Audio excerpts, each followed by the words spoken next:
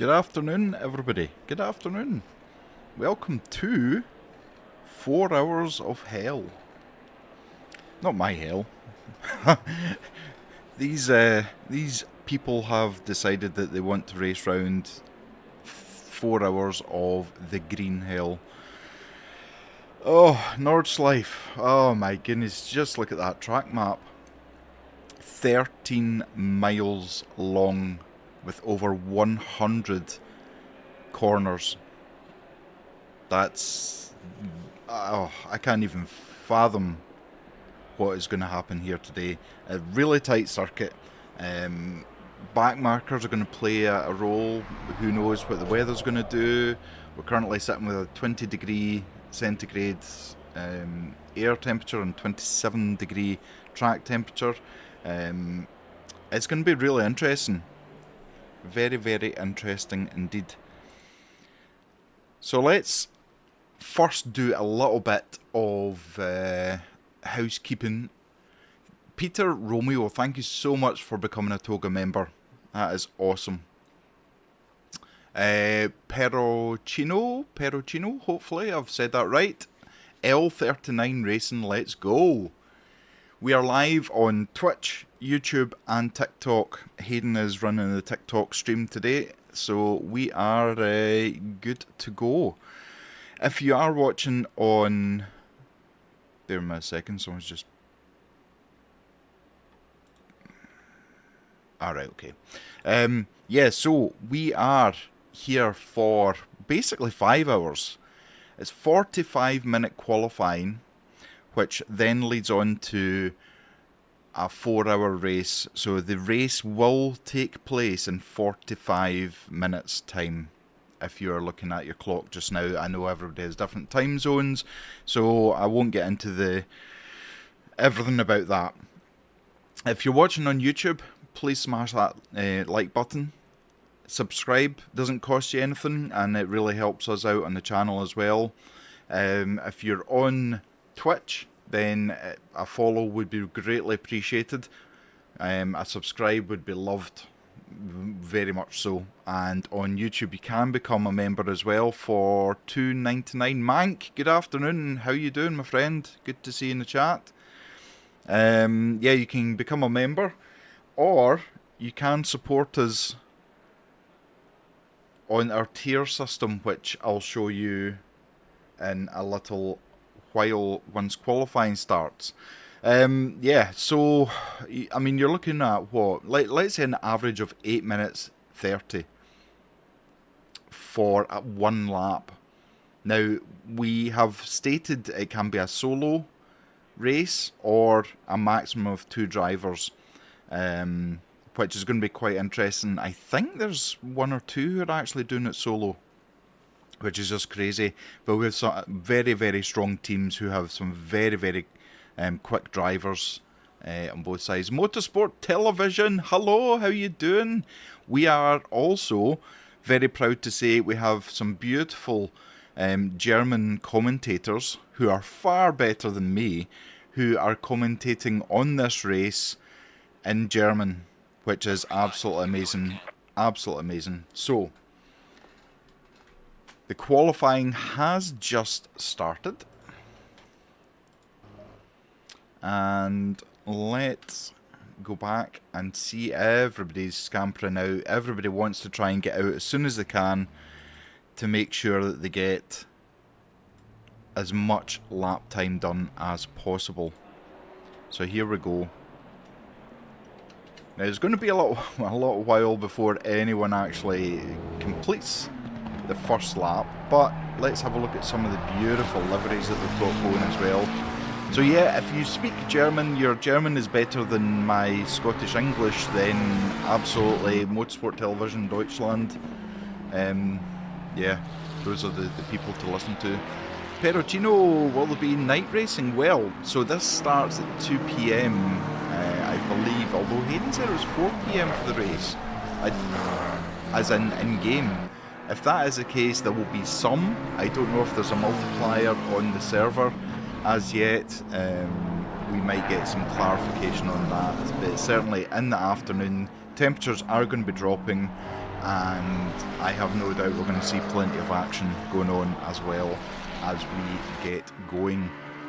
So we're just having a look at Van Brugge just now, just as he is throwing that beautiful yellow and black McLaren around this track. And you can see how narrow the track is. You know, this is the GP part of the track, and it's takes it beautiful. A lot of these drivers are very, very accomplished drivers, which is amazing. If you want to see another great championship, we have a rookie season championship starting very, very soon. In fact, starting on Tuesday. It's so popular that we actually have had to split the championship into 2 splits each week. That's how popular it is. I think we've got about over 70 drivers signed up. So there'll be 50 in one and however many in the other, and then there'll be a whole there's 6 races within the championship, but after the 4th race, the top 25 in both splits will be put into their own split, bottom 25 will be put into their own split, and the last 2 races will basically be racing possibly people maybe nearer their own skill set for the championship. And obviously we always do the last round's double points, so everything to play for. It's always been so successful for us at Toga, we absolutely love it. But this is a one-off event that we have running today, and it's really exciting to see this. There's been so much hype about this all the way through, even for the past I think Shrine Donkervolk's having a bit of a lag or something, something going on there. But yeah, absolutely, this is, like I say, so hyped. And there we have the newest member of our commentary team, Mr. Barry Hargan, in Police Scotland, which is quite ironic, Bentley. So Barry has joined us, and you will hear him this week coming up, commentating. I think it was on the last race that we did as well, so absolutely hats off to him. He's doing this in the Bentley. It's not exactly the best car to try and move around a track. Let me very quickly just show you the tier system that we've got within Toga itself. So you have from £1 a month a tier 1, which basically gives you're able to select which car number. You've got a 2 times multiplier in giveaways, and you get a badge as well. Hello Lindsay, how you doing? Good to see you in the chat.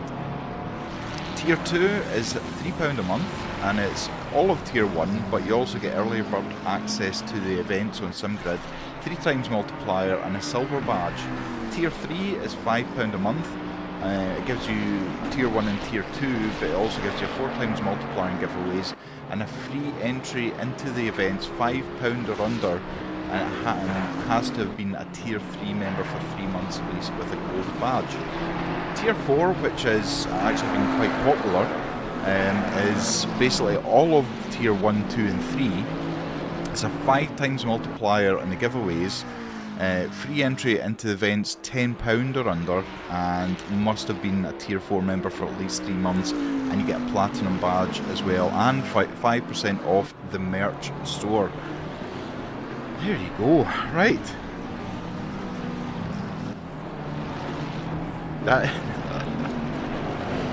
I'm just laughing at Harry's livery.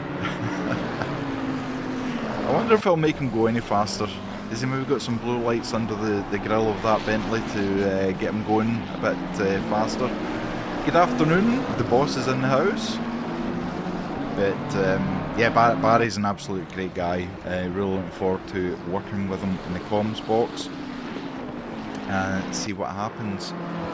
We obviously have our very own Peter Romeo, who is teaming up with Davide Mandolisi today. Now they two are very, very strong. They've been competitors in the rookie seasons and in various championships after that fact. And and they are very, very, very strong at what they do, which is going fast. I've raced against them, and it just brings you to tears when you see they can jump onto a server and put in a lap that's 2 or 3 seconds ahead of, certainly for myself, 2 or 3 seconds ahead. But yeah, this is going to be interesting. You can see everybody's pretty much out on track now, and they're just trying to get their lap done. So let's see how they get on. Shh, the boss is in. Good afternoon, everyone. Either that Zeta's got a hell of a cold. How are you, boss man? I'm doing good. I'm just doing good. I'm just popping in just to say good luck to everybody in the chat. I can't believe I literally opened YouTube chat earlier and it was like 8 people waiting and like 8 likes on the video. And I'm like, what are they watching? It was like Mac put a video up or something. But yeah, no, I appreciate everybody that's watching today. If you could share it amongst all your friends, family, whatever, that would be absolutely insane. I think this could be quite an interesting event for us today. This is the first time running a Nordschleife event. Easy for you to say.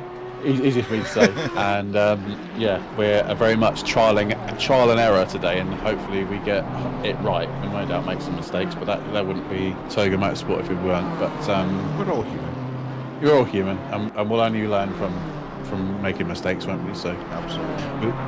We aren't all perfect, are we? So no, that's what I'm telling my wife. But anyway, yes. So I'll be around. I might dip in and out. I'm doing stewarding as well with the guys because I said I'd help out with some stewarding today as well as commentary. So I'm doing multiple things today. Yeah, spinning plates and juggling balls. Yeah, exactly. Keep an eye on the server not crashing with like X amount of people joining, and doing stewarding and all sorts. And the driver briefing had 85 people in it. Did it? Yeah. Didn't even look. Wow, it just blew my mind when I seen that. I was like, oh, what? So yeah. I didn't even notice. I just started waffling on with the PowerPoint presentation. But yeah, no, I just want to say, Mac, thank you very much for doing comments today, and obviously when Zeta appears as well. Always a pleasure. And hopefully you'll have some very interesting, engaging conversations today with people. Absolutely. And I hope you've learned all the corner names off by heart. Obviously, I know this track inside out. Every inch of it. I think. Oh God. No, I was just going to say, if I can't remember Brands Hatch's name, then I'm going to struggle with this. I think Zeta might be all right. I think Zeta might carry a little bit in today's race. Yeah, absolutely. No doubt she'll know what they are. No doubt she'll know. She will. She's a pro. Yeah. But aim for today. 100 likes on this video. What do you reckon, Mac? Wow. That's.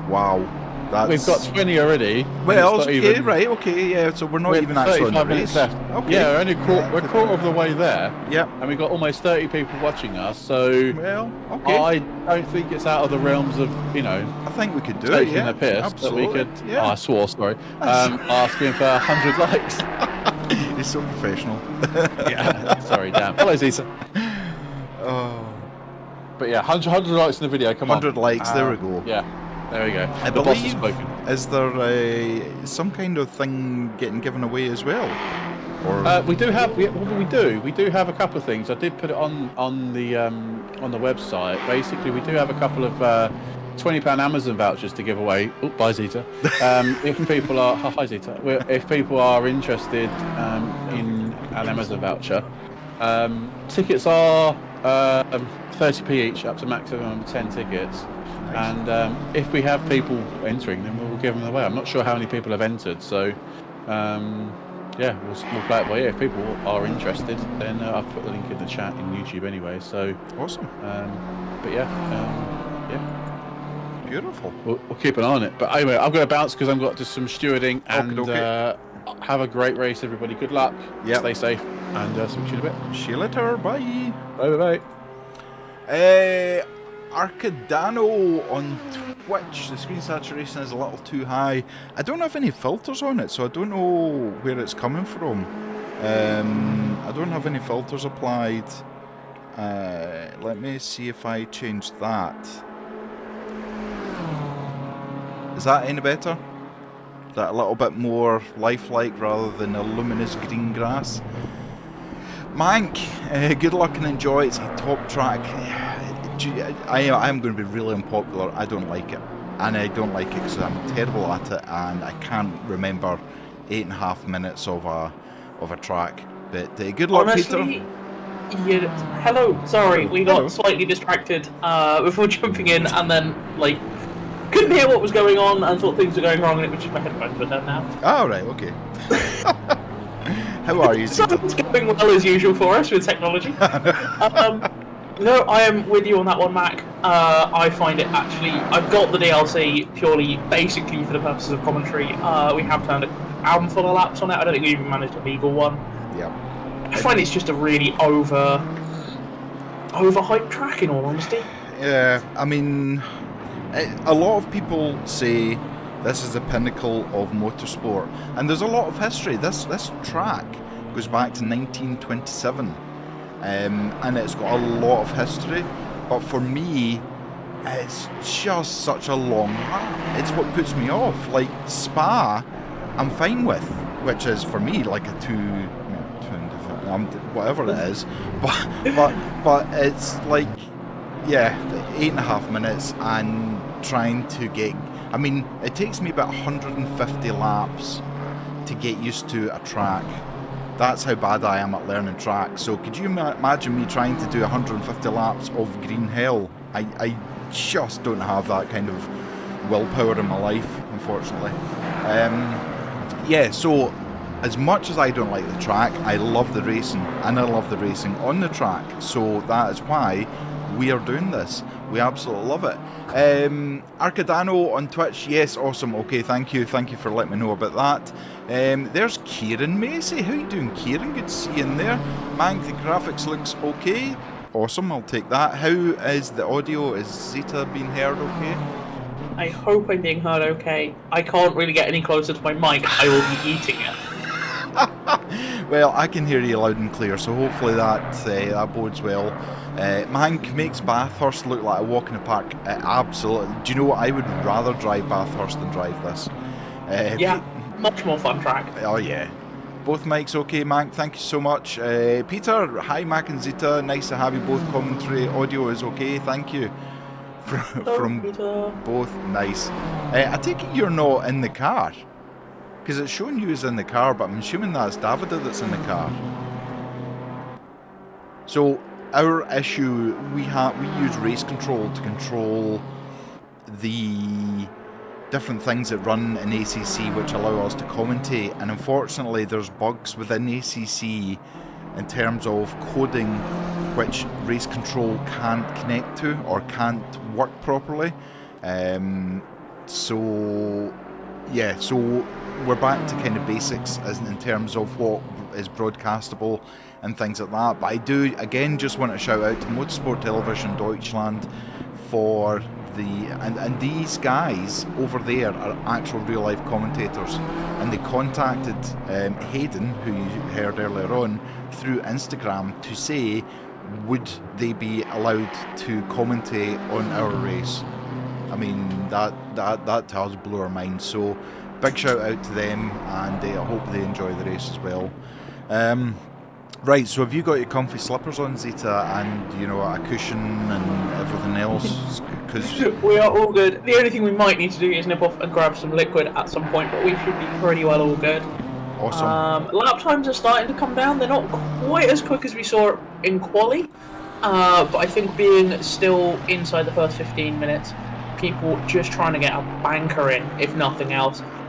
Seeing a lot of blue blobs on the map compared to grey ones, and the odd yellow ones. So, excuse me. So, yeah, I think a lot of people are trying to get a banker lap in, just to make sure they've got something, and then we'll see the times over the next 20 minutes or so start to come. Yeah, absolutely. And I think this was what frustrates me as well. Could you imagine being on your last qualifying lap, trying to set a good lap, and you nullify your lap time? Like, yeah, it's infuriating. Misery, absolute misery. Good news, it looks like the yellow flag situation seems to have vaguely fixed itself on Well, that's good. Yeah, it's race control. However, it doesn't seem to be giving me any yellow flags instead of everybody. So. Oh, right, okay, right. Well, I suppose they maybe just switched it off altogether. I don't know, but at least it's telling me a bit more about what's going on and not that everybody is in trouble, which is wonderful. But no, as I say, it should be a good race. It should be good fun. I think, yeah, from a personal point of view, I think the track is somewhat overhyped. Yeah. It is. Don't get me wrong. As far as just going and being able to pay 20, I think it's 25, 30 euros and just go and do a lap. I would happily do that. I would happily pay to drive on it for real life. But I mean, I would be driving like, driving Miss Daisy, because I don't know the track. Don't know it when it's your own car. It's a case of you don't know it. And also, that's something to know, actually, if you do end up going and doing a lap here. Yeah. If you get it wrong and you hit the barrier, you get charged for recovering your car and the repairs to the damage to the barrier, and then whatever damage you've done to your car. Oh man. Tony's shoulders. So all these things on YouTube that you might see of people getting it wrong, they're being fined a lot of money. Yeah, they're basically writing a check. So Tony's shoulders completely agree. Have no interest in driving the track and only have the DLC for commentary. Yeah, Tony, absolutely. Ryan likes poop. Okay. Do you have a pit wall link? I don't think we do. No, unfortunately. So at the moment, Rollins has been relegated by 2 seconds. And I mean, that was a quick time by Rollins in the Aston, but the Lamborghini has absolutely blown him out of the water with a 8-minute and 11-second lap. That is mind-blowing. That's not hanging about. That is not hanging about. And he's fastest in every sector as well. It's not even as if... Zelch is now just... Wow! Zelch has just thrown their name into the hat as well, with the McLaren with an 8-minute and 10. So Kroos, although very, very fast, is now 3/10 off of the P1 slot for qualifying. One of the other things, as what's your first name? Anton goes second by 0.033. That is nuts for a gap like that on a track this long. Yeah, absolutely. Like, that's 300ths of a second. And at the moment, I would say the only consistency that I see in terms of car manufacturer is a Ferrari. Everything else, we've got McLaren, Lamborghini, we've got Aston Martin, we've got BMW. We've got three Ferraris in the top. Is that Richter? Ferrari's in the top 10. Yeah, sorry. 3 BMWs in the top 10. A Lambo, 2 McLarens, and an Aston. And a Partridge. Oh, your top 10. Yep. Manufacturers. That's as the top 10 is currently shuffling around as the seconds tick down. I think something else that's also worth noting is to do 2 flying laps at this track. You're going to be carrying about 40 litres of fuel. Yeah. Because it's so long, you are burning what you would normally burn in a 10-minute short qualifying session. Yeah. Just to do a lap. So the times probably will tumble. You'll see a lap go down, and then you'll see these 8-minute 10 laps go down. Yep. Because what's happened is they've literally halved the fuel weight in the car by doing a lap. And we're seeing at the moment Kroos in P3 is 1.1 seconds up on his fastest time. Not quite enough to pop him into P2 at the moment, but I mean, that is a big improvement for them. Manx, you love the track, just not very good at it. That's probably why I don't like it. I'm not very good at it. The BMW feels very easy here. Well, Peter Romeo, who's in the chat, who's a huge and a vastly fast driver in Aston Martin, said it basically does either kill you or just destroys your lap. So the Aston isn't as drivable as a lot of the other ones, which is quite unusual. As Peter says, Mando's up into P10, just slotted down into P11 now, but a great lap there from Davide Mandolisi, who is a very fast driver. Snacks and drinks ready, yeah, Mank. I've got two bottles of liquid beside me. Unfortunately, it doesn't have a percentage sign on it, so that means it's not quite as good as what I was hoping. Yeah, there are actually some people doing solo. Sorry, Usama, I didn't see you there. You're doing 4 hours solo. You'll keep the. Can you imagine Zeta doing 4 hours? It's going to be a hell of a thing. Our very own Barry Hagen is currently in 39th with an 8:28.2. He's also soloing this one as well, because I'm not quite sure how unhinged you have to be to do that, but apparently he is. Yeah, I mean, some people would say need to be unhinged to commentate, so maybe he's doubly unhinged then. That's true. Yeah, he's willing to commentate and also willing to do this. Absolutely. How to make yourself feel sane in half a second. Kieran, that was your plan before you threw the towel in. I don't blame you. I wouldn't even have started, so you did a lot better than me, but you're quite a quick driver. Is it just you're not 100% sure of the track, or were you just not able to get whatever car you were driving to get set up? Sorry, BRT, I absolutely missed your first message. Good luck all, and as always, thank you, Toga, for yet another great event. It's always a pleasure. I don't know, is it Christian that is in command of the BRT YouTube today?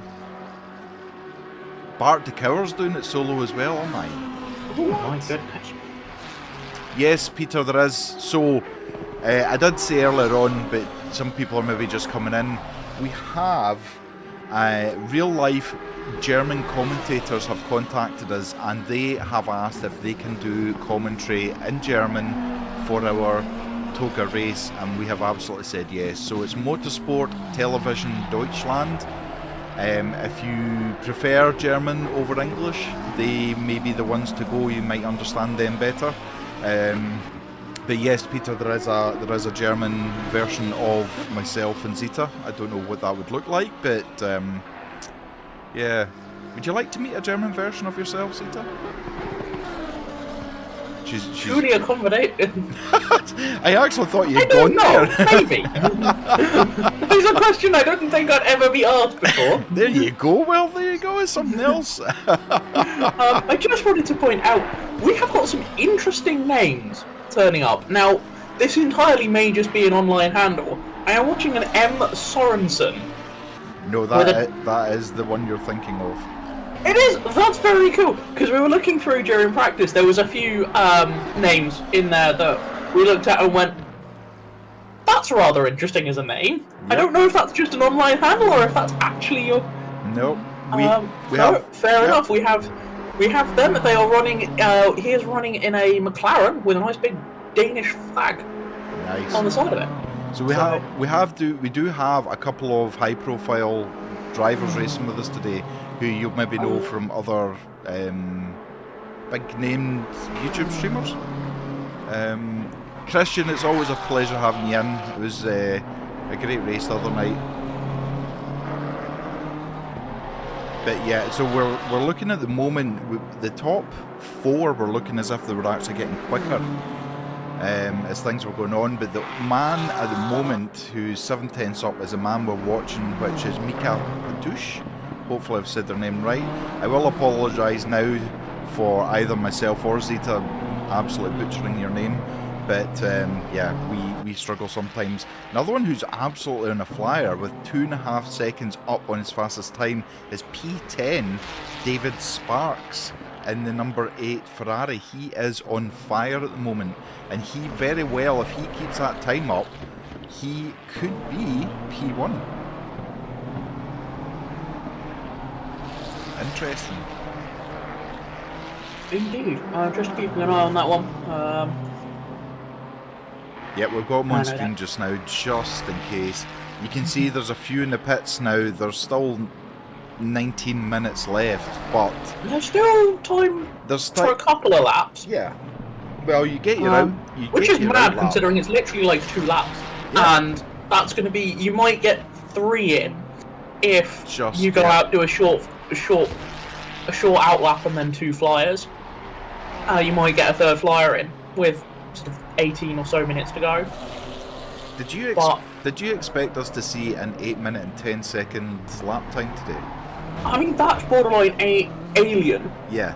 Because absolutely. I'm fairly sure the lap record is an M4. No, it's actually an M6. It's the previous gen M6, and it's an 809. It's a mid 809, I seem to remember. So basically, they're about a second and a half off the outright IRL lap record around here. That is just... Do you know, that blows my mind, even just thinking about that. And what's even more insane is that is a racing lap record. That was part of the VLN round. Yep. That lap was set. So, that is a lap in traffic against having to deal with, I think, over 100 cars on track. Wow. Not just all GT3s like we have today. It's the VLN, so basically if you can fit slicks and a roll cage to it, there's a category for it. Yeah. Go look up the list of categories, it's spectacular. The same goes for the for the Nürburgring 24 as well, which is the layout we're using today. Slight difference with the way the first lap goes. The Formula 1 lap section of the lap is versus the N24. Just to house the number of teams they have turn up for this, they actually use the Mercedes arena at the start of the lap, where you double back on yourself. Yep. That actually becomes part of the paddock. And that's why you have the little cut through. Yeah. I'm just looking, the top 10, 8 of them are better than the fastest times. We're looking at Mika Patush at the moment, because he is 1.5 seconds up on his fastest time, which would put him into P1, pushing into almost 809 territory. Sparks down in P11 has kind of lost a little bit of time. He's 1.8 seconds now, but this is looking like it's going to be This is going to be a fight for the end, although Sparks has just picked up a bit of traffic. Yeah, that's... just picked up a bit of traffic of BMW on track, so has let them past, but I think that may have... I don't know. Maybe they've lost a couple of tenths in that, but then early on the lap, they're up the top of the course. I would They're through the carousel, so they're up at the top of the course, coming down about halfway between the two carousels at the moment, so yeah. Not doing too badly. Is still a second and a half up, so only a couple of tenths. If you can get a good run onto the Zottinger Halle, that long straight, you're going to be on for a pretty good one. Oh, R27's just gone and I think put it in the wall right at the end of the lap, before that that long straight. Spark, it looks like they're back up and moving again. But Sparks is just about to come through there. So has picked that time back up. He's now 1.8 up. Pavlo has just thrown in his name, 3/10 faster than Zelch. Now Zelch is at 3/10, 8:10.5 now. So I'm still looking at Patush, because Patush is he's not going to be enough now. He was looking as if he could pip this. Now he could end up second or third.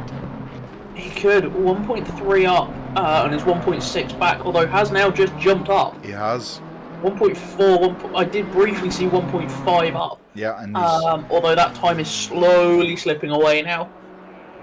P3 for Patush. What a lap he put in there. Wow. Sparks is still 1.6 up. This is gonna jump him a good chunk of places. And Constantine in P10 is also one. Oh no! Drops it into the chicanes at the end of the lap. Zeta. That was commentator's curse. First one. My Alright, I'll claim the first one of the day. We'll get over and done with during quali. Constantine in P10 is 1.4 seconds. Now that would put him in maybe top 5 position at the moment. But he is absolutely pushing that BMW, but that is heartbreaking. And again, it goes down to why this is called Green Hell. Nearly the end of the lap, and just... Actually, the last string of corners. Yep.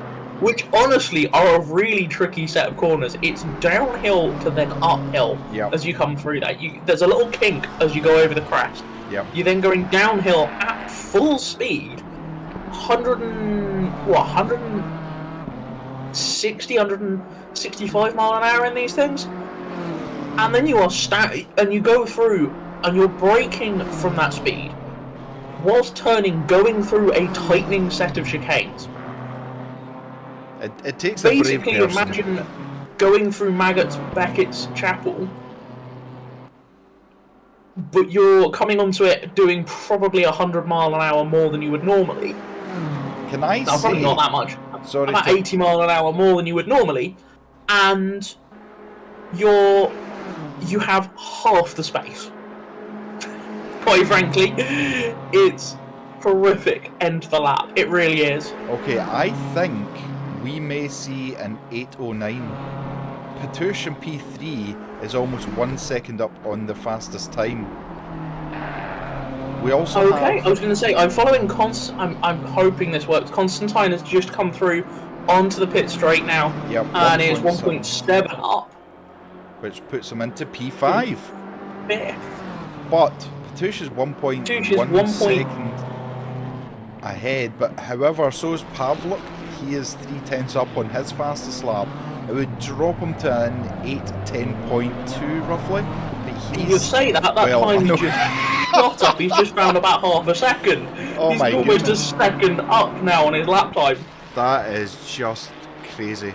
It really is. The only person that can challenge him is Patouche in P3 at the moment, who is 0.8 up. But if Pavlik keeps this lap going, he's going to smash everyone else out the water. It's interesting though, because Pavlik is not quickest in sector 2 or 3, which I find quite interesting. So the first sector is where he's gained the time. Zelch is back out, and he's 0.5 up. The problem we have is these numbers are jumping not from like hundredths of a second; they're literally tenths of a second they're jumping. I just want to highlight a driver that's currently doing very, very well on their flyer. Some further down the grid, they've just come onto the dotting hour. Vareka, 2.6 seconds up. Wow, impressive. Currently in 30th. However, that's probably going to potentially put them into somewhere into the top 20. Can we just talk about Steiner at the moment? Steiner, P7, 1.8 seconds behind the leader, is 3.7 seconds up. What? What are we watching here? Have these guys got wings or something that we don't know about, and they're just like the entire top 10, 9 of them are between 0.5 and 1.2 seconds faster than their time. Now I don't know, I mean the track has hit up slightly, but oh my goodness, I mean this is 10 minutes to go. If they can get round, they can get another lap in, but at the moment... I think this is... we've got the map open because we're not streaming, we've got the timing board and the map up, and just looking at that, everybody's pretty reasonably well spread out. There's not many big clusters of cars. Yep. So, a Steiner really wrong. Oh, sorry. And that is game over for Steiner. If he's quick back to the pits, he can get one more in, yep. but I'd be bad. surprised if they go for it. That was my bad. Absolutely my bad, that one. So David Sparks, again, 2 seconds up on his time. It's not going to be enough to put him into the top 3, but we'd put him into maybe 5th position if he can keep that up. Pavlik still increasing. Konstantin, 1.5 seconds. Konstantin could be the person to watch here, because they are on fire. Absolutely thrashing that BMW for everything it has. 1.6 seconds now. That would put them 0.5 faster than P1. However, P1 is also increasing their time by 0.3, 0.4. Oh my goodness, this is like nobody can call this, and we can't call this until everybody gets over the start finish line. This isn't going to be over till it's over. No, exactly. This is going to come down to who can hold their last lap together. Yep. who's going to be the last one to cross the line. And I mean, That's what it's going to come down to. If you're the last one to cross the line and you're up, you're probably going to go first. and the Out of this curbs, top 10. the curbs want to kill you in this track. They're not smooth. They're not lowered. They're raised. So if you just put your wheel half an inch wrong on a curb, it's game over, as we've already seen by 2 or 3 cars already. But I'm just amazed at how competitive this grid is. I mean, Davide Mandolisi, who is a quick driver, is a P18 at the moment. I mean, the flip side to that, we were just having a scroll down through what was going on. Admittedly, the top 64 are all within the same minute. Right. After 64th, however, through to 78th, nobody has set a lap time. And that just goes to show, doesn't it? It really does. One or two of them have been out. A lot of them haven't actually bothered to go out by the looks of things, which, quite honestly, I can't say I blame you. 70 odd cars going into turn 1. I'm gonna actually hedge my bets and say I'd almost be willing to start from the pit lane with how tight turn 1 is. Or just let I'd everybody be go. almost willing to start from the pit lane, just because it's a 4-hour race. Anything can happen, and it probably will. So I can't say I blame them for doing that. No, absolutely no. Just because of the number of cars we've got out here. 8:10.3 is now the time to beat, so that's half a second up on Zilic. Yep. Patouche is currently down. The only one out up is Carney.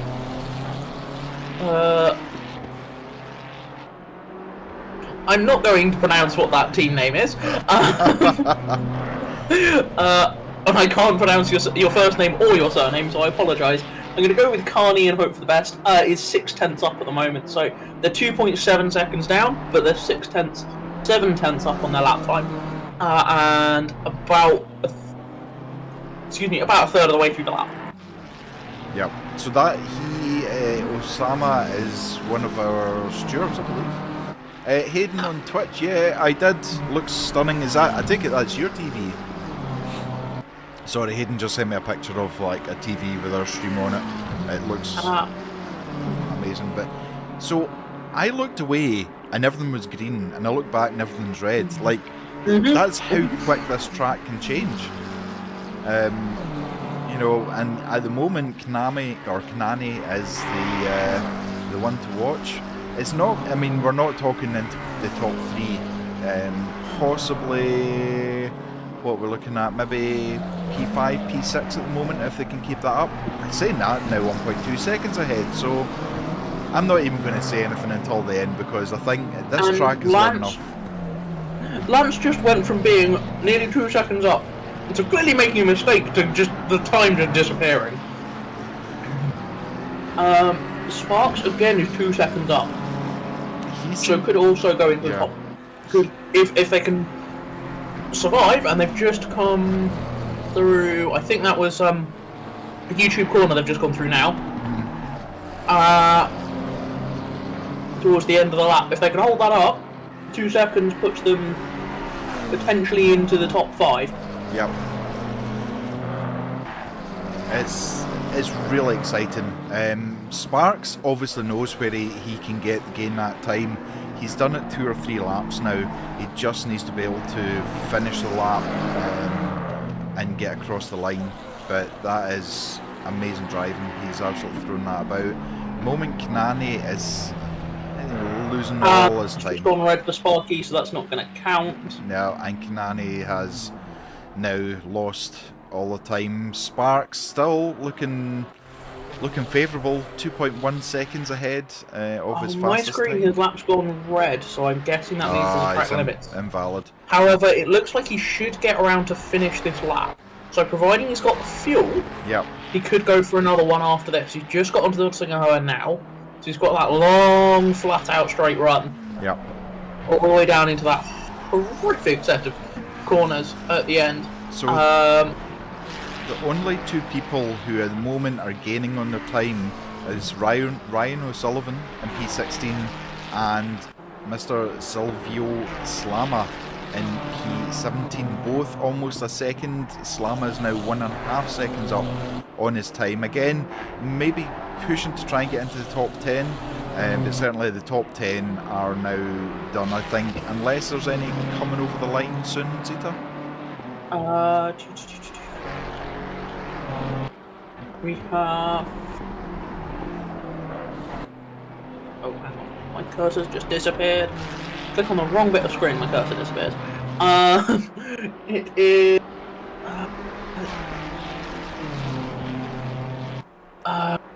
Car 8 Sparks, 6th place, has just crossed the line. Wow. So that was legal in the end. Yep. Who's gone up to 6th and is already almost a second up. So this really isn't done. No, there's who have we got? Zilic is out, has just started another lap. Although might just be doing a Joker run round. I'm not 100% sure. Some of the times look a bit funky. They're red on my screen, But they're not. But they're up on time. Yeah. I think we just need to assume they're not invalid laps at the moment.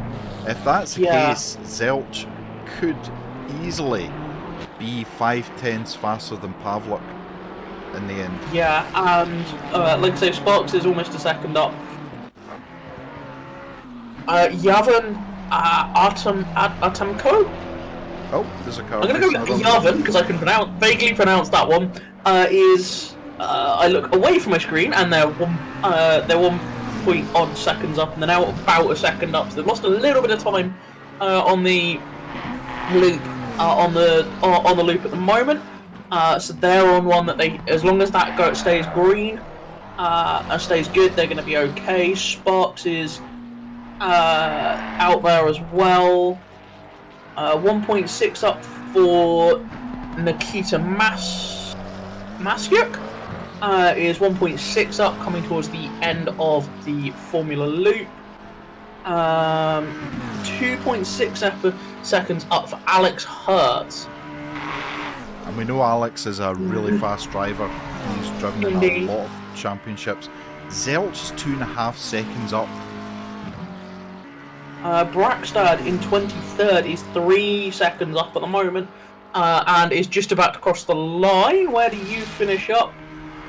Almost 3 seconds, jumps up to 19th for now. Great for Samuel. Awesome driver, and he's in the Porsche. He is. The Porsche in Green Hell, I mean, that just sounds like the worst kind of hell you could get, and he's, 2.5 seconds up again. Already nearly 3 seconds, so I genuinely think we are going to see an 8:09 time on the board. Yeah, I think Coors has parked it. They haven't put any more laps down, but they are on 8:11.2, so that's not half bad. They're 8.25 tenths down on the leader, who is 3 and a bit tenths up. Where are you? You're about halfway-ish around the lap.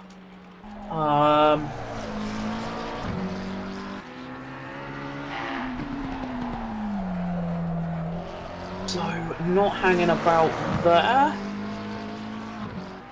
Kyle on YouTube, let's go K1 Esports. What number are they, Kyle?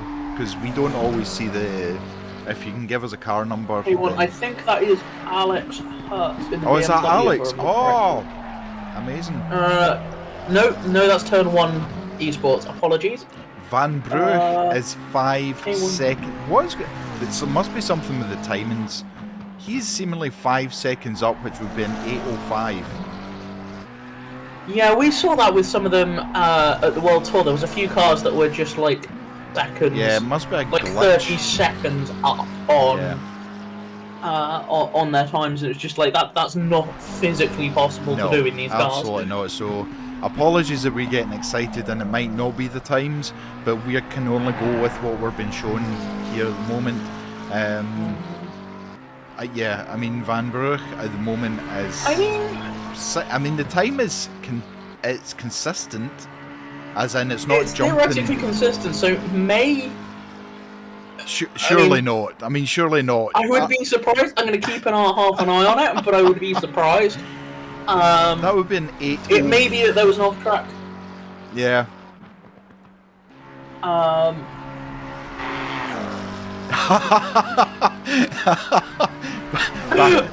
Barry, thank you very much. The unhinged comments about me aren't wrong, man. Bottled it in a Scottish Bentley. I tell you, Barry, you've done well. You really have, considering you're doing this on your own. Oh my goodness. I cannot even imagine. Mank, sorry, I've missed all of your messages. It is a huge grid. There's been so much hype for this race. It is genuinely, apart from our charity race, I think this is the most hyped a single event we've put on has had. Now, if the timing screens are right, we're going to see an 8:02. Yeah, I've just had a quick look. Sparks is 1.8 seconds up, and is just coming out of the carousel now. Which, even if that is with a time like that, that would put them first reasonably comfortably by a few tenths. Yep, absolutely. Van Brewer has lost a few tenths coming out of the carousel. Yep. But it's quite easy to pull that back.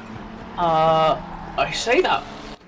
Nikita Massa, 2.2 seconds up. Your point, you could potentially get into the top 5 with a time like that with 2.3 seconds now up on your fastest lap. So it looks that's entirely plausible to put yourself well up into the top 5. Petouche 1.5 seconds up, and it's only 6 tenths behind. That would be 9 tenths of a difference between him and second place.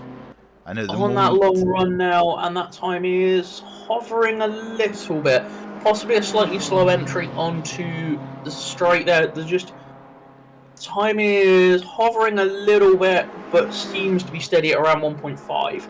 Kaylee on Twitch, there you go. There is Mr. Petouche, who is possibly going to be P1 on the starting grid. Davida, good luck to you, my friend. Good luck to you and Peter. It's going to be it's literally, we still can't call this. We cannot say who is going to be, even in the top 3. We can't call it because the times we've got Petouche, Constantin, and Sparks. Clear by 0.7 seconds. Petouche 209.667. I think, if I remember correctly, that pretty much matches the IRL fastest lap in previous generation BMW. He is only quicker in the last sector. So, and he's only quicker by 0.0 by about 6 tenths. So pretty much all of that time was made up in that last sector. I say that there's about 5 or 6 sectors on this track, and we can only see 3 of them. So yeah, Kaylee, absolutely, he's absolutely done you proud. Honestly, what an absolute lap he's put in. We're looking at Constantin and Sparks at the moment. Sparks 1.2 seconds up, would take him to maybe P4.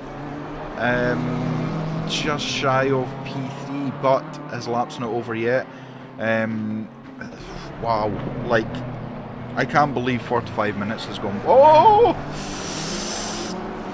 there's a McLaren going all kinds of wrong ways round there in front of him. He managed to save it. What a save! That was an impressive save.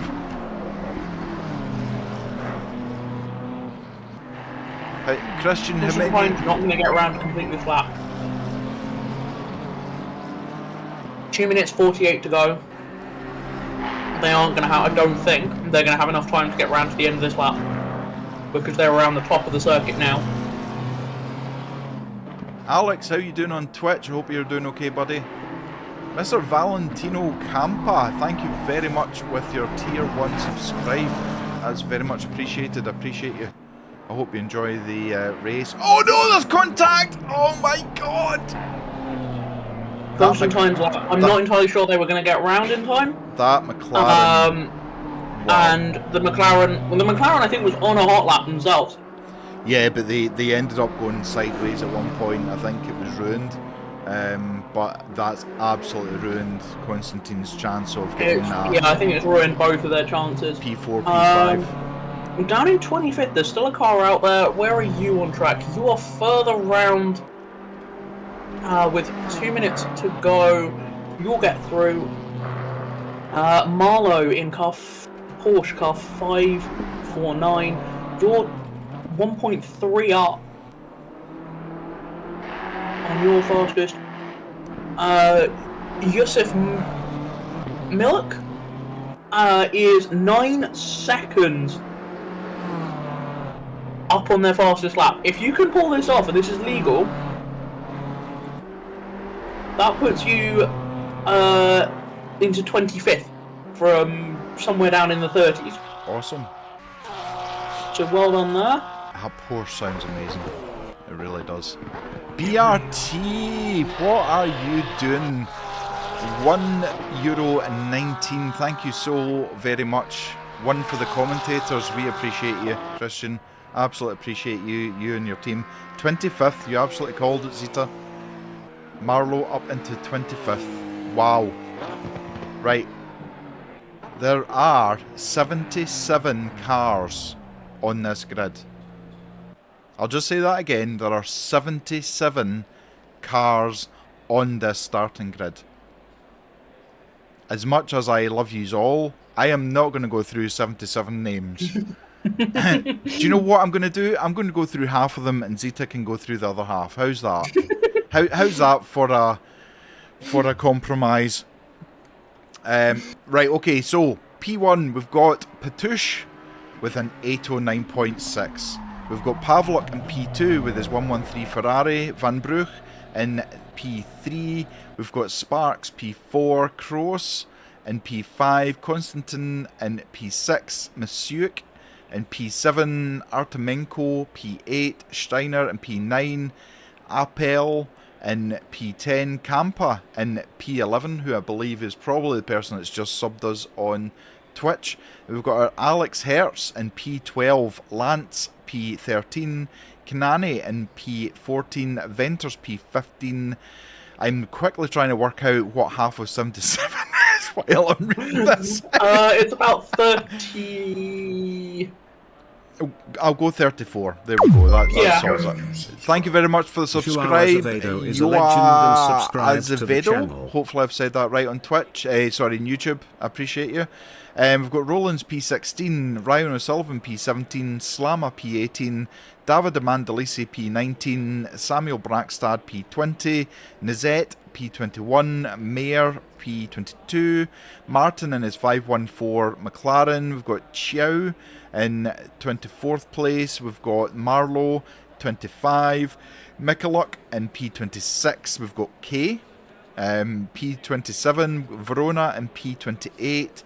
We've got Kellenberger in P29, Papstel P30, we've got Junior in P31, we've got Steiner P32, we've got Nawanaforo in P33, Randall in P34.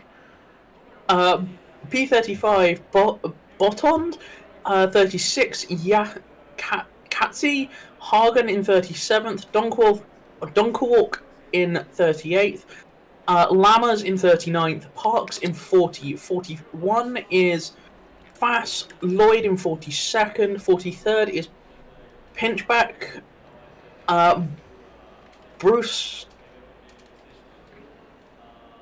I'm sorry, I'm really struggling with your name there, Basus in 44th, Linsa in 45, Balacero in 46th, Fernandez in 47th, Koshera in 48th, Popper in 49th, Petrov in 50th, Silverin in 51st, Zimmerman in 52nd, 53rd is Sorensen, Hobson in 54th, Surin in 55th, Goosens in 56th, Grace in 57th, Danzig in 58th, Michin in 59th, Kempf in 60th, 61st is Bendrick, 62nd is Ganley, DeLang is 63rd, Baxter in 64th, Motor in 65th, 66th is Cubbage, Jones in 67th, DeCauer in 68th. 69th is Montez. De Campo in 70th. 71st is Mr. Howells. Sorensen in 72nd. Bassus in 73rd. KIR in 74th. Engler in 75th. Martin in 76th. 77th is Turatsev. 78th is Olsen. I've got 84 here. What? I've got 84 on my long screen here. Poor Zeta got absolutely shafted with that one then. No, I've got 76. Sabo in 79th. 80th is Popo. David in 81st. Schneider in 82nd.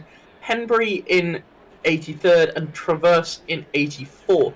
So, have a rest after that, but some of them looks like they. I think some of them are disconnected because from 76th down, which is not the same on both screens. Yep. Wonderful, because I was going off of my ACC screen because that would stay the same between if it changed over between race and what have you, but hasn't as yet. Yeah, Valentino Campa, 2-second improvement and then an invalid. Oh man, Alex, your edge of losing your voice. Oh man, you rest up, Alex. Enrico Contarin on YouTube, thank you so much for subscribing. That's very much appreciated. I am very quickly. I don't know what's going on. The server hasn't reset to race yet.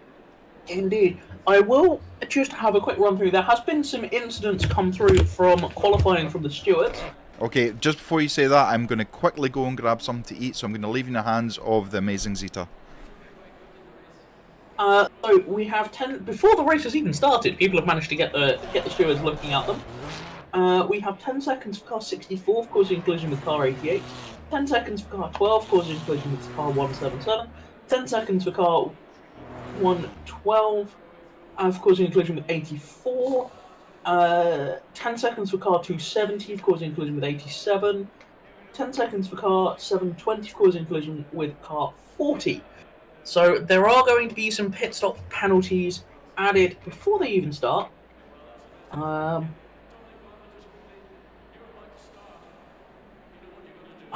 don't know. If you're in Discord, ping.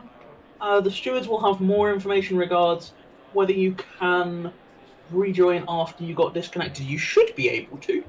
If you were in the server already and you have the details, then that shouldn't be an issue. As there is somebody doing disc donuts in the pit lane whilst we're waiting for everything to reset. Yes, probably best open a ticket in the Discord channel and then go from there and see if you can do anything. If you can query reconnecting there. So yeah, huge grid. Apologies, there is a mild amount of stalling going on whilst we wait for everything to reset. I'm hoping everything's going to be okay and it's all saved and it's all worked. I'm just looking through there. It looked like there was a number of names that kind of double up for Amazon. Yeah, there's a few names that have doubled up. So that's a little bit odd. Obviously, you're welcome to drive multiple cars in the race. You're going to be extremely busy. I would say that's probably worse than trying to doing it solo, is driving multiple cars. Just because then you've got multiple setups and what have you, as a whole bunch of people just doing donuts in the pit lane.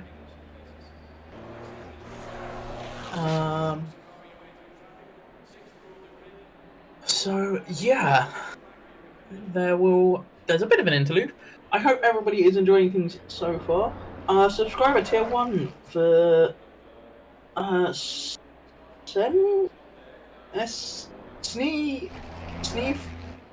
SNE4KZ. I apologise for butchering your handle there. Thank you very much for subscribing. It's always greatly appreciated.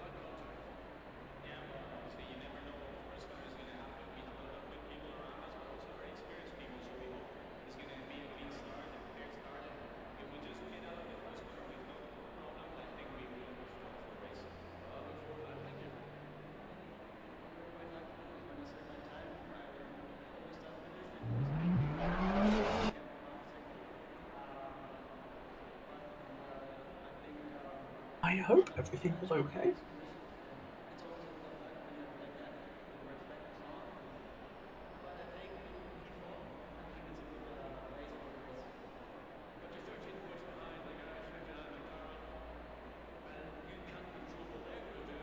Server?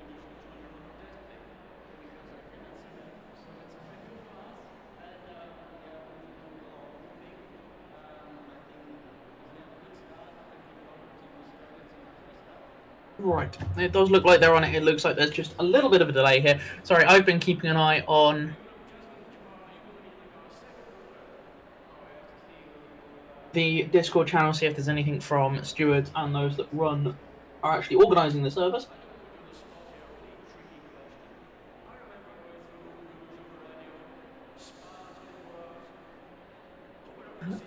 So we are just getting through.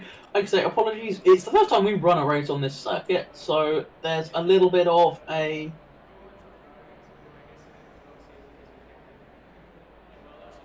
We've got a new subscriber. New programmer is a legend and subscribed so yeah, to as the soon as channel. this all forwards, it will jump forward shortly. Everybody probably just needs to... Everybody needs to just hang on whilst they organise everything that's going on.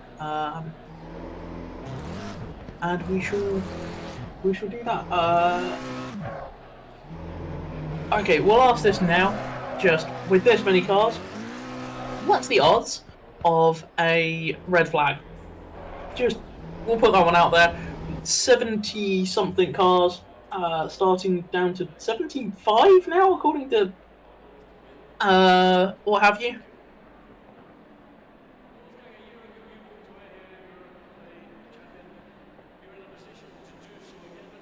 Markers in the pits. Well, almost everybody. There is somebody just taking the opportunity to do some laps whilst we're waiting. They won't count or anything. Like I said, the session's over. It will just cycle through when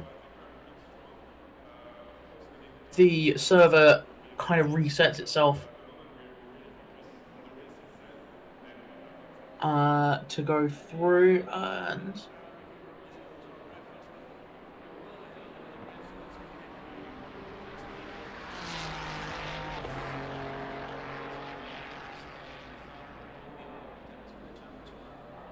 I think this might be something to do with the number of people who haven't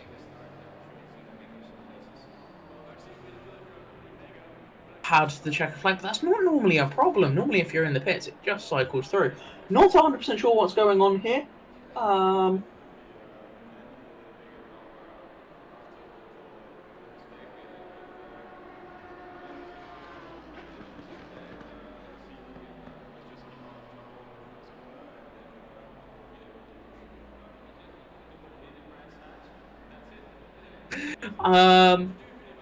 Not 100% sure what's going on. I do apologise for just being stuck here and slightly stalling for time. Like I say, chat, what do you reckon a red...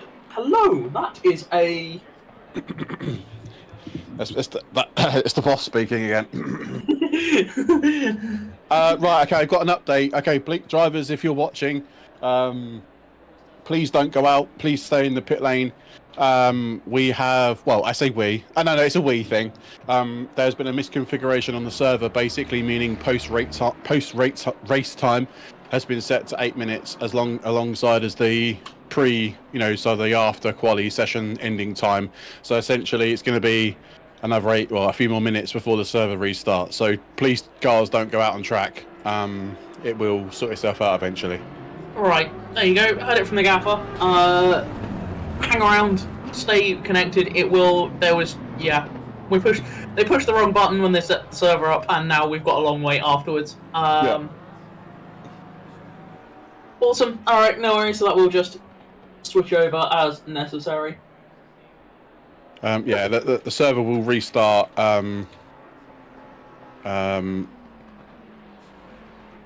Please return to garage because it will restart in a sec.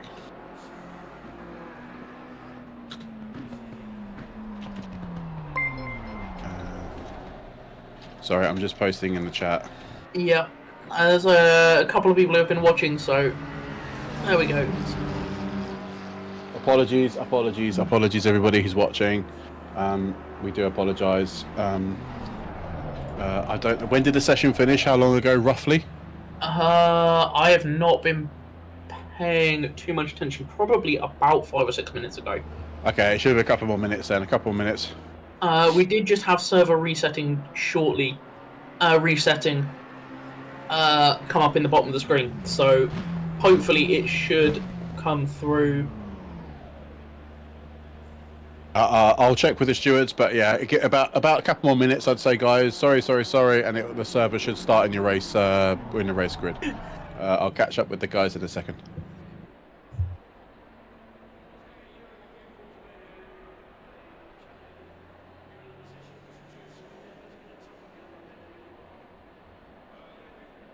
Yes, do hang on for a couple of minutes. Easy done when you're dealing with a brand new track, and it's as long as this one. Obviously, at the end of the race, there will be enough time for hopefully everybody to cross the line before the server clicks over at the end of the race as well. Irrespective of where you are in relation to the leader, so when the leader finishes, you will have enough time to complete your lap if you are literally the car in front.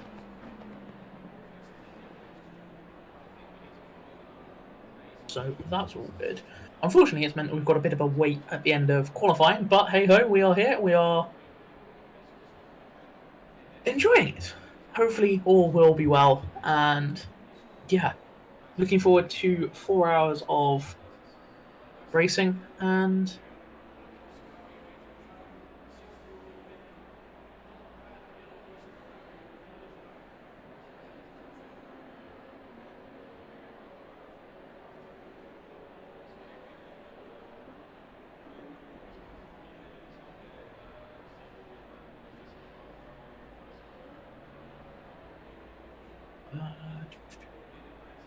so yes, hopefully this will be an enjoyable session for everybody involved.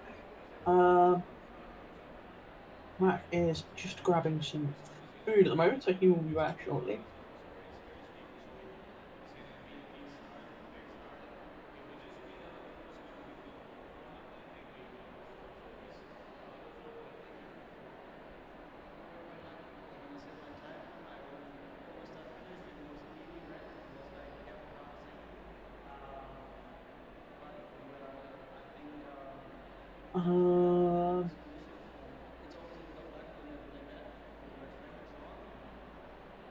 Yes, please bear with us a few minutes. We will hopefully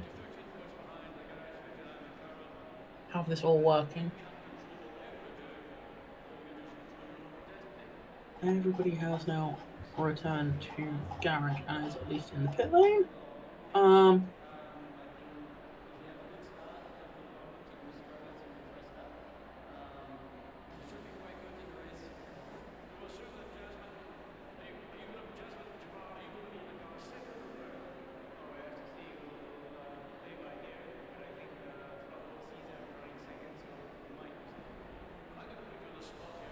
It's always interesting when you have got this many people in the pit lane, because there's cars that morph through each other because they've got the same pit box.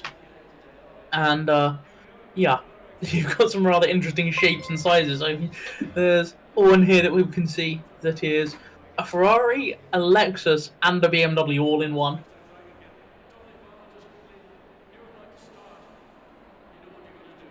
I am not 100% sure what is going on. I do wholly apologise.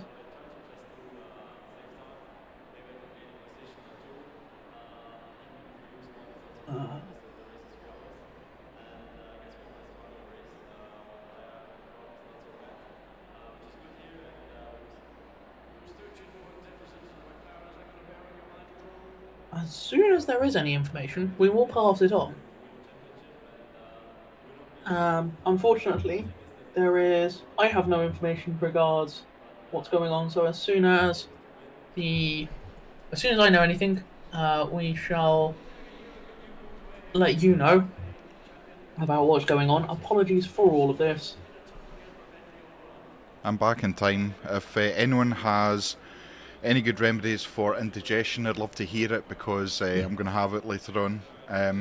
Oh no, what did you just inhale? I inhaled half of a mince pie, like a beef mince, mashed potatoes and beans, so I am, rip. As Zita said, this is an issue that has happened in many different communities. It seems to be some kind of server issue. Indeed. With the Nordschleife. There is a message from Hayden by the looks of things. We need to restart the server. Please give us 10 minutes. We will start the grid from the grid based on quali times. The server has got stuck. Wonderful. Technology. You don't get sudden mechanical problems, but you do get random disconnects and other issues. So exactly. Yeah. Exactly. I don't know if you've shouted these out. Apologies if you have. Kaylee, yes, you should be able to rejoin the server, but I think Barry over on YouTube says he can't rejoin. It's maybe because it's stuck. Thank you so much that may be the issue. To Sneaks for the tier 1 12-month subscribe. Thanks so much for your 12-month support. It's very much appreciated. Dertim, thank you so much for the follow, and Gnoshin, thank you very much for the follow as well. Yeah, it's out of our hands basically. It's all the tactics by to make us rest arms. To make sure you're even more tired than what you are already, Davida. Yeah, it's something that's out with our control. Hayden will be doing absolutely everything he can to make sure it gets resolved. Yeah, so, you know, it is what it is. Unfortunately, we need to deal with these things the best way we can, and we'll keep you entertained. I don't know how we're going to keep you entertained. I don't know, have you got a good song, Zita, that you like to sing, or a good joke that's repeatable on YouTube and Twitch? that's the mild issue. Years of playing in very blue-collar environments. There we go, everything has reset. There we go, so we are actually ready. Woo! Technology eventually works. It does, right. For a change. Those that did disconnect, do try to reconnect and jump in. You should go into your grid position that you qualified. Yes, your appropriate grid positions for that one. So that should be okay. Yeah, Max. No, that was a really short. It was a minute basically. Yeah. So yeah, it's happened to Jardier twice. Yeah, as I say, it's a Kunos thing. It's not a Toga thing. It's not a Zeta or me thing. Good luck to Bart. I hope he does well, or also known as Brian number 2 Christian. Good luck to everybody, especially good luck to those that are soloing this. That's you monster. heroes. I don't know what level of unhinged you are, but very well done. Cars are rolling off now. There's a short formation lap. Obviously, there is a large number of people who are looking like they're starting from the pits. I'm guessing that's from not setting lap times. Is that not from maybe people connecting again that haven't clicked drive? Oh, quite possibly. So they're all going to be behind everybody. That's very possible. So, everybody out there, is a short stint just to get the tyres up to temperature. As we can see, Parks is arcing it by the looks of it.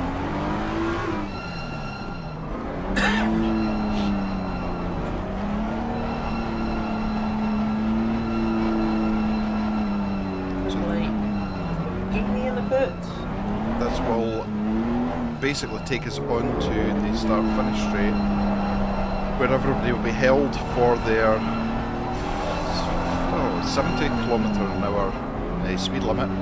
So everybody should be in their correct position. We'll just have a quick look at Helicam. Everyone's looking pretty good at the moment. Back down, and we're on board with Patush. We're waiting for the green lights to go, and we will be racing. Green light. We're green. We are racing. It's green, and there's still people coming out of the last chicane onto the pit straight. So, just jumped in to see one of the BRT cars get an absolutely cracking jump on a couple of people there. Although being chased down by 2 Lexuses, which in a straight line is a terrifying thought. As the two of them connect, that's a lot of stalled up cars at the start. I didn't see all of that. That was all ahead of what I was looking at. Sorry, Van Broek in P3 has just been given a drive-through. That'll be for speeding at the start of the race. So P3 has got a drive-through. He's got 3 laps to do it in, but he has a drive-through to deal with. I'm just having a quick look. About a third of the way through the grid, it looked like first corner carnage. So haven't seen anything on the server regarding red flag. Nope. But there was quite a large kerfuffle at the first corner. Just jumping back to one of the cars that I saw in the middle of that to see what happened. There was a few cars that we saw further back getting checked up. Everybody gets checked up. Cars going absolutely everywhere. Inside, outside, and then I think it all just continues through these first two, effectively 2 hairpins. Yeah, it just ends up a lot of cars into a very small space, basically. Oh no, there's contact from Cruz. Cruz goes off the track.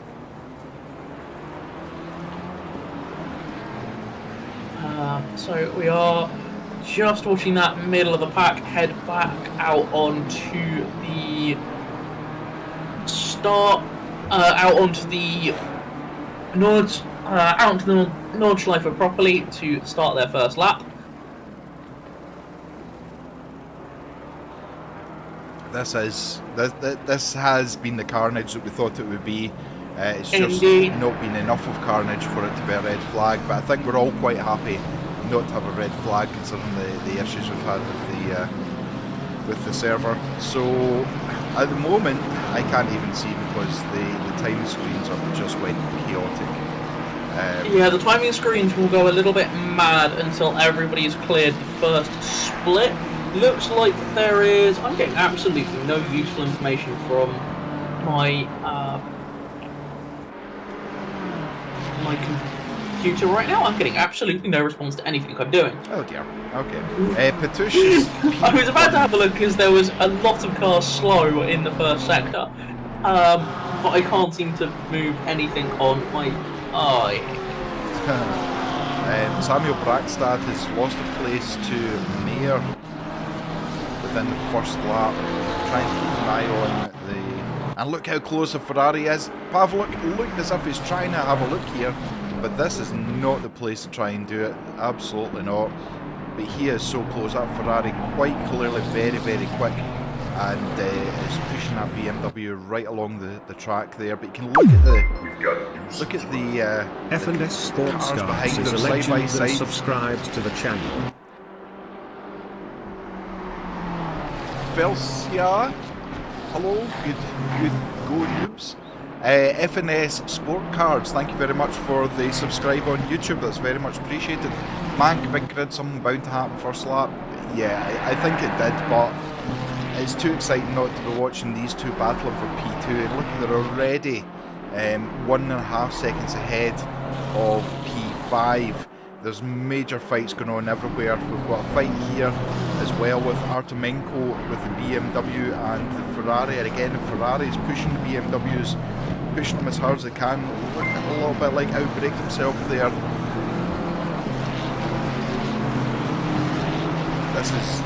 This track is so bumpy. Like, I genuinely don't know how you would be able to try to focus to get past the car when you're trying to control your car as good as you can.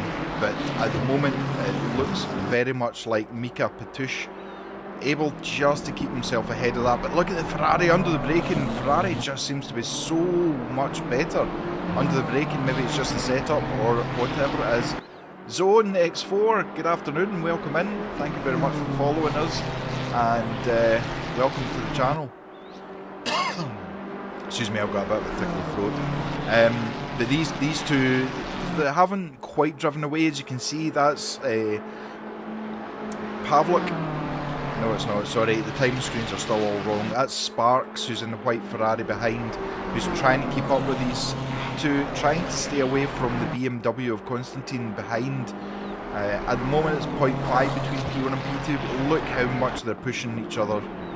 It just takes one of them to make a mistake and then game over. Indeed. You're back. Further Hello. back. Hello? Hello, on you go.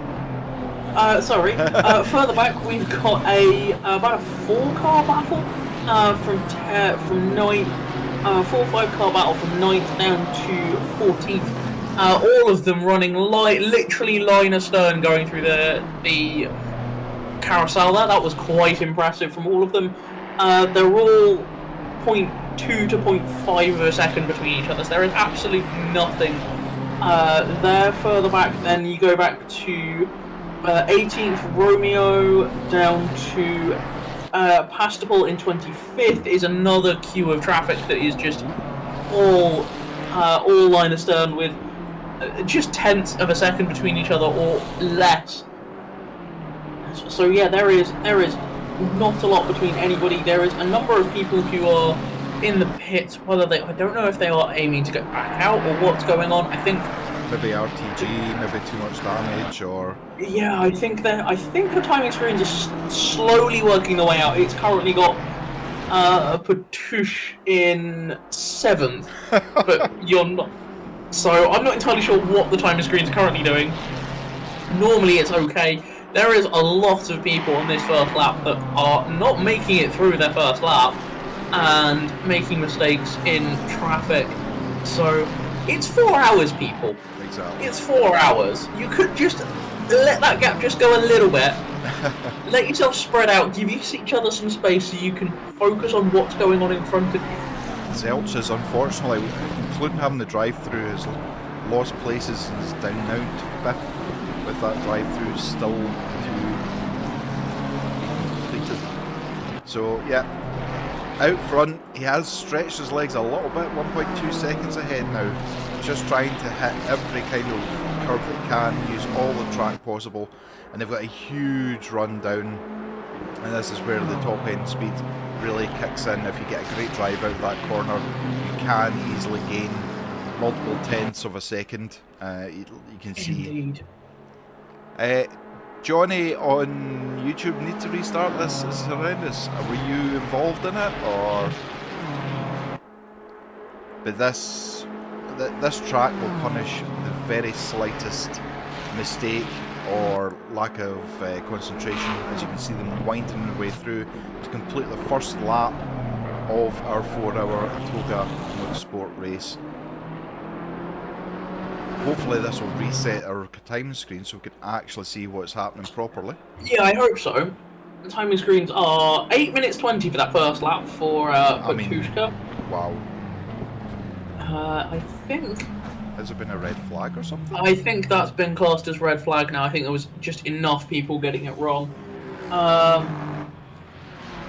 It's a very late red flag. None's come up on the chat. It has... Oh, no. No, that's not that. I think... It looks like...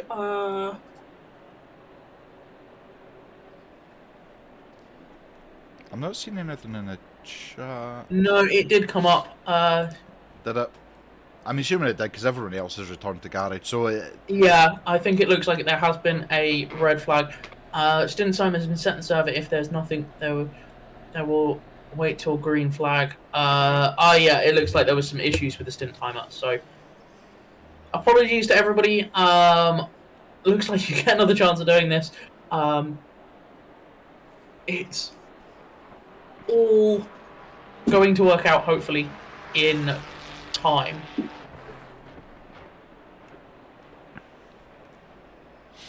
probably stunt timer related. Yeah, absolutely. Yeah, by the looks of things, that is. So again, another glitch, which isn't unfortunately within the realms of us. Yeah, I think it's whatever it does. We as has been well documented from Kunos themselves, they didn't get a huge amount of information about when SRO took this event on, meaning this track was added to the situation. I'm not going to voice my personal opinions on on that. I'm going to remain professional and impartial on that one. As to what they could have done instead, but yeah, not necessarily the best situation. But as I say, it's all here. It's mostly working. As I say, we all do this voluntary. So as the same with all of our the entire team here. Everything we do is voluntary. We do it for fun. So please be kind. We don't always get it right. You get another chance at your first laps, the first lap, first corners. Hopefully you can have a little bit more of a clean situation and get through there a little bit cleaner and make sure everything's okay. Yes, Kaylee, on Twitch, it's a red flag. There's been an issue with the timer stints on the server by the looks of it. I think I wouldn't be surprised if the number of people that were still in the pit may have caused an issue with that. But yeah. So we'll gloss over all of that. Refion, or I don't know if it's maybe Resin, maybe, on YouTube, the red flag, you will all start in your qualifying position again. Yeah, just looking at the chat in game messages, they're going to restart. They set this order manually, so this is maybe a little while before we get going because they're going to set everything manually, and then they're going to go and restart everything and set the stint timers that way. Unfortunately, we need to deal with these bugs. Everything is out of our control. As Zeta said, it's been acknowledged by the game developers, and we've seen it on the likes of Jardair streams and things like that, these issues happening. So, yeah, we just need to deal with it, get on with it, and just hope we can get through the 4 hours. Indeed. It's one of those things. So, I mean, at the end of the day, it's better to have these issues now at the start of the race, because I guarantee you all of the drivers and everybody watching would be somewhat more annoyed if this was 10 minutes from the end of the race. Could you imagine? Could you imagine? So, yeah, also, the other side to this is if we can work out all the kinks now, we don't end up faffing around with all of this in the upcoming 24-hour race that we have in about a month or so's time. Yeah. Sorry to hear that, Alex. Yeah, I mean,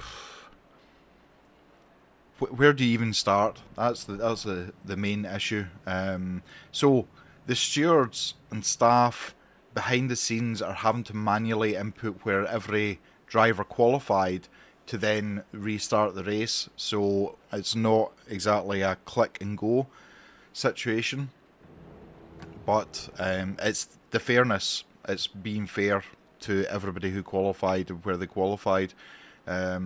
Which means Zelch will lose their drive-through, so they can start again and hopefully this time keep it under the speed limit for the start. Indeed, it'll either be speed limit or it will be out of position. The two things you can get a drive-through for on the start. That's right. So, sorry, yes, you absolutely can. It'll be for one of those two things. There's track limits. I mean, track limits here, about the only place you can vaguely abuse those is on the Formula Loop. If you start throwing the car across track limits out on the North Loop, you will have a very, very big problem because much like a lot of tracks, actually, funny enough, the small tracks here in the UK and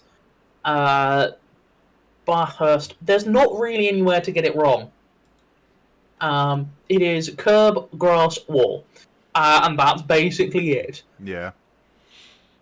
It's very unforgiving. Absolutely unforgiving. Yeah, you're in a good number of places. You're lucky if it's a car's width worth of grass before the wall. Yep. So, which I think to some degree, track limits are self-policing. Well, they are, yeah. Either the barriers will keep you within the track limit, or they'll destroy your car. Yeah, pretty much. There's nothing in between, really. But yeah, so we'll get this reset and we'll get the race underway again, and hopefully we can get the 4 hours done. So this week we have Monday night. Ollie is going to be streaming the Formula Racing League race with the GT2s, which is race 3. We have Rookie Season 8, Split 1 on Tuesday, Rookie Season 8, Split 2 on Wednesday. And actually, I need to look at the calendar because I don't actually know what other races there are. We've got quite a lot of races. We've got loads this week. We've got that one. I've got quite a busy week because I'm racing on Monday, racing on Wednesday, and I think I'm down to commentate on Tuesday. So nice, yes. It's and then we've got the World Tour on Friday. Yep. And then we need nothing on Saturday. Basically, Sunday. May, as we hit May, we've got. I think I've said this at the end of the World Tour event. We've got 15 out of 31 days. There is an event on for us. Yeah, absolutely. It's either 3 or 4 races per week, depending on how you look at it. It's no, that's not including because it's not on the calendar. It's the Monday nights. So that's going to bump it up. Yeah, that's right. To about 18 out of 31 days. Yep. So 4 or 5 races per week that you've got in May with Toga. Christian, you'll do the Rookie Season Split 1. Oh, man, I look forward to that. It's going to be epic. The Rookie Season, as I said at the start of the stream, has it's been one of the most popular series that we've had, and we've now had to split it into 2 nights. Now, so we're going to have 50 in Split 1, and I think we've got 30 odd in Split 2 as well. It's 70 or 80 that we've got, so in Split 2 is going to be about 30. After the 4th race, we then take the top 25 from Split 1 and Split 2, put them into their own split, and then we'll put the lower of the 25 in both splits into their own split, so it's more of a drivers racing against similar skill sets for the last 2 races, and then obviously the last race is double points as well, and it's always went down to the wire with Rookie Season, always. We've seen the likes of Peter Romeo and David Mandalise racing each other. We've seen, loads of different other people who they progress through rookies and into other championships now as well. Indeed, David is saying I better keep I'll better keep my evenings free again. Also, Pseudo Racing on Twitch, thank you. Technical difficulties. Somebody's used to watching stuff in Oz. Technical difficulties. Kangaroos on track. I will say we were catching up with some of the racing from Phillip Island. Slightly disappointed by the lack of seagulls. Anybody that follows motorcycles will know the absolute carnage. Absolute carnage. When you're watching people, somewhat unfortunately, and you suddenly realise why they have so much body armour and leathers getting taken out by a seagull at like 100 miles an hour on a motorbike. I was watching some of the Silverstone 500 today as well. Absolutely outstanding racing. It really was. And I don't know how many of you follow Jimmy Broadbent, but last year Jimmy was in the Praga car and championship with Gordy Much. Gordy Much is now in the McLaren GT4 and came in 3rd today, but 1st in Pro-Am. So nice. An absolute stonking race. It really was. And as ever, UK weather, it was raining for most of it. I was going to say, we're about half an hour south of Silverstone, and it's not been great weather here. It's dried up and looking quite nice now. Yeah. But yeah, it's not been a particularly pleasant morning or early afternoon here. So with everything starting at about 12:30, it was still pretty wet and pretty miserable here. So absolutely. Yeah, David, I did indeed. I don't know if he's in the full championship. I think he is, but he was driving the Lotus today. Amazing to see Lotus back into the GT4 championship. Their last foray into it was the Evora GTE, which unfortunately was a little bit of a dud program. That car still lives on, actually. It races in, I want to say, something to do with Britcar. All right, okay, yep. It still lives on. It's a bit of an odd one. It's run by a university team, so it's had a few upgrades and what have you, and runs around with other GT3 machinery and such likes. So yeah, they will. It still lives on, but yeah, nice to see actually quite a serious entry from It them is. again. So there was a GT3, I think it was a BMW behind the Lotus, and actually Lotus was pulling away from it in corners and exit of corners. It was a Lamborghini, actually, sorry. So it just shows how competitive that car is. I'm sure there were. I mean, it shows just the speed of the cars that we've got to now.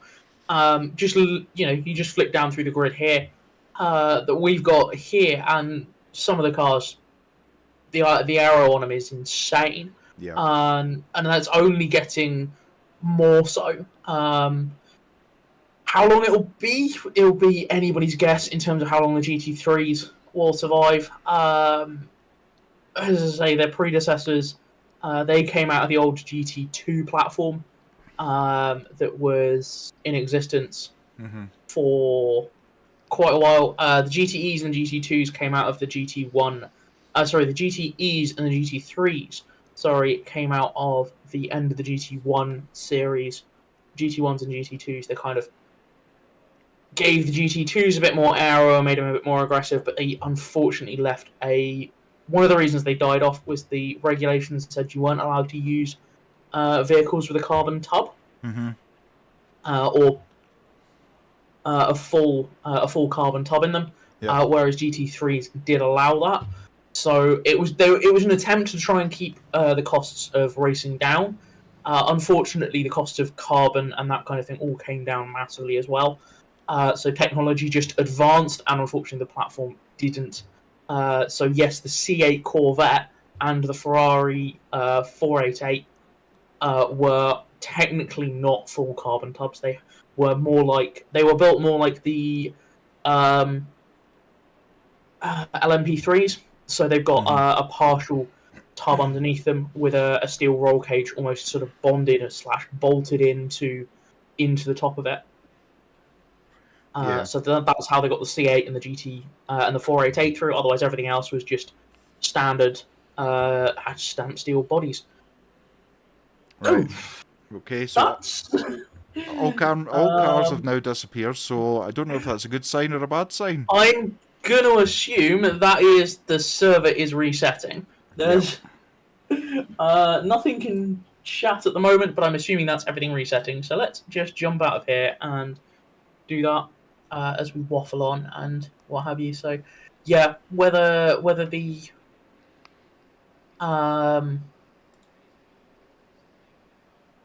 how long it will be with the GT3s as to how long they go for will be anybody's guess. But we will see what happens. It looks like everything has reset. Everybody is jumping back in now.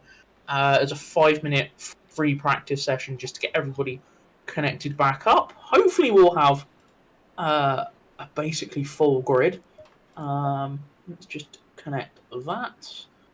And we shall see what happens.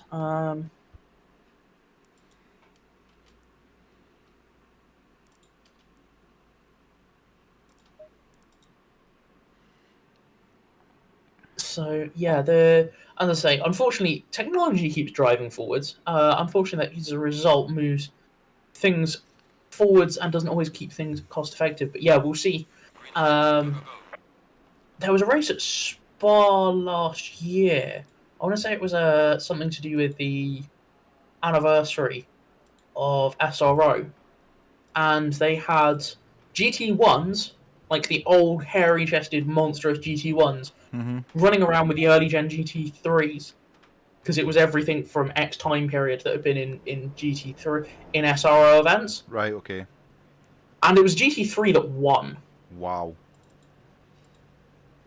To put it in context, like they were against like full the Mon spec low drag DBR9s, and it was still I can't remember his name. It's one of the Yanks, one of the guys from the US in a first gen Audi R8. Obviously, yeah, those things basically in comparison will be running no restrictors. Yep. To keep up to have a half chance in a straight line, but yeah. to put it in context as to how quick these cars are, they were quicker over a race difference. Which is scary when you think about it. It's very scary. And we're seeing now. I'm trying to think what's his face's lap was in the 962. That's the out. It was something like a 7.5 minute lap, I think it was around here. Wow. In the 962. Admittedly, I think that's without the Formula One loop attached. I would have to double check. But yeah, that's how quick these cars are. Is that's the kind of lap times that you're seeing now, and we all know how fast that old legendary 962 was.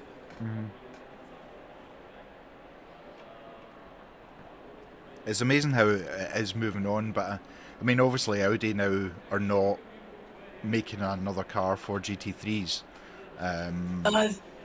There's interesting rumours going on. Oh. There's interesting rumours going on regarding that, because I think they obviously got a huge amount of backlash. Obviously WRT, who have been pretty much a V's factory, the works Audi team for GT3 since it started, they were due obviously to run their hypercar program in the World Endurance Championship, and in I think they were also due to run it in IMSA as well. Immediately walked away from it as soon as they dropped it. That's why they're in the BMWs. Right, okay. Because they just went, if you're not going to support us after all these years, you promised X, Y, Z and walked away from them. That's quite a harsh stance to take. Yeah, I mean, to be fair, they've put, I dread to think how many millions into Audi's development of that car over the years. So they weren't going to stand for just being what have you, and I think their pulling out of customer racing has cost them a lot more money than they expected. Yeah. Because obviously, at the end of the day, this is customer racing. You buy these cars, you know, the amateur drivers that own these cars, and often own the teams that run them, are what keep the sport going. Yep. And as soon as you basically stomp on them and tell them they're not needed anymore, they're gonna respond with their checkbook. They're gonna go somewhere else. So Audi, as a result, have, I think, taken an enormous financial hit. Yeah. And I think VAG Group as a whole, there we go, have taken an enormous hit financially. Yeah. With the drop of the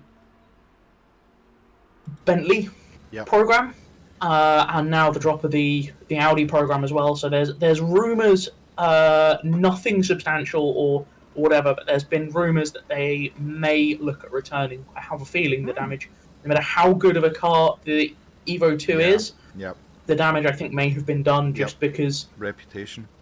Yeah. With everything, they basically just want to plough all the money into Formula One and not develop anything else, and I think that cost them too much financially. I think it's silly. I think what they're doing is putting all their eggs into one basket. Oh, completely. I mean, the 2026 regulations haven't actually been finalised yet. No. Like, they genuinely haven't been finalised yet. We're still waiting to hear what those cars are actually going to look like, what the powertrain is going to be going to look like, because at this point the powertrain is going to be what determines the size of the vehicle. Yeah. They're looking to remove the MGU-H, I think it is, the kinetic recovery off the turbo. Right. Okay. Which saves a huge amount of cost and a huge amount of effort. Yeah. Because technically it's a great idea. It was just never going to end up in a road car. So they're going back to essentially the first generation of hybrids, just more up to date, with it just being off the brakes. Yeah. So, but none of that's been finalised. The idea is that it's going to shrink the cars down a good chunk, because in full race trim with a full tank of fuel, those things are close to a ton. That's a lot. It really is. Yeah. That's really, really heavy. They are bigger than the 6.3 hypercar. Mhm. They are long. They're about the same width, but they are significantly longer Yeah. than a hypercar at the moment. And we know the hypercars are big because you can put them next to a GT3 and they look, apart from their height, pretty damn big. Yeah. So, yeah. There's a lot going on behind the scenes with a lot of things, and then obviously the news. Rumours regarding Adrian Newey's existence in Formula One. Honestly, he's 65. I wouldn't put it past him just retiring. Yeah. Well, let's face it, he's never The done it. amount he's got in the bank, I would. Well, I know. I was about to say he's never done it for the money. He's always, he's been with what is it, He's Arrows? left teams because there's and- he's left teams because there's been too much politics, and he just wants to get on and be Yeah. creative. Absolutely. I commend the man for that. Exactly. I mean, he can command a huge price for doing that. Yeah. As we are underway by the looks of things, or we should be. Nobody has moved yet. No. Times. There we go. There we go. Now we're underway. Yeah, Mank, I know exactly what you mean. The Bentley is nice round here. It absolutely is. So, we're going to be racing again. Very short. We're going to keep an eye on somewhere in the middle of the pack here. We have 70-something cars. 72 cars have reconnected. So I'm going to jump somewhere into the 45th. We're going to follow 45th and see what happens. Yeah. Because I presume you're following the front of the grid, and am. we'll see what carnage ensues. So, Tush just heating his brakes and his tyres up. Because there has been people that have left, there's gaps. So people will have to move position, but the game tells them to move position if they need to. And we'll be keeping an eye. Pavlik had a great start last time. Let's just see if he can do the same again.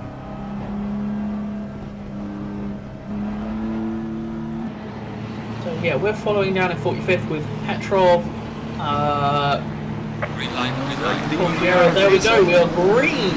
Great start from P3 Van Broek, and he's 3 wide with his contact between P2 and P3.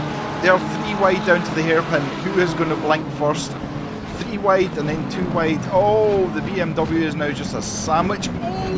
And there's now The car's checking up. There's people exiting various different directions, trying not to run into the back of each other. There's a Bentley pointing the wrong direction. There is absolute carnage. There's a Ferrari in the middle of the track pointing the wrong way, and a whole bunch of cars have run into that mess. There's cars falling back down the order like a stone. There is cars jumping tons of places as a result. It looks like everybody has got underway now, so those that did opt to start from the pit lane have been released. So everybody is now underway, and we're cruising through the first sector. So Latush has lost P1 and is now P3. And we now have Van Broek, who was in P3, is in P1. So the only person not to lose out really is Pavlik, who is currently trying to hunt down that McLaren. And going 3 wide into a hairpin, followed by another hairpin that's got a huge horrible barrier at it, it's not advised, but brave Fortuner's, was it? Fortune favours the brave. Oh no, there's contact! There's contact. Pavlik has absolutely spun out. Sorry, we've got contact in further back as well. BMW just runs into the back of something else. I didn't entirely see what it was. Spins them around. I think it was a McLaren.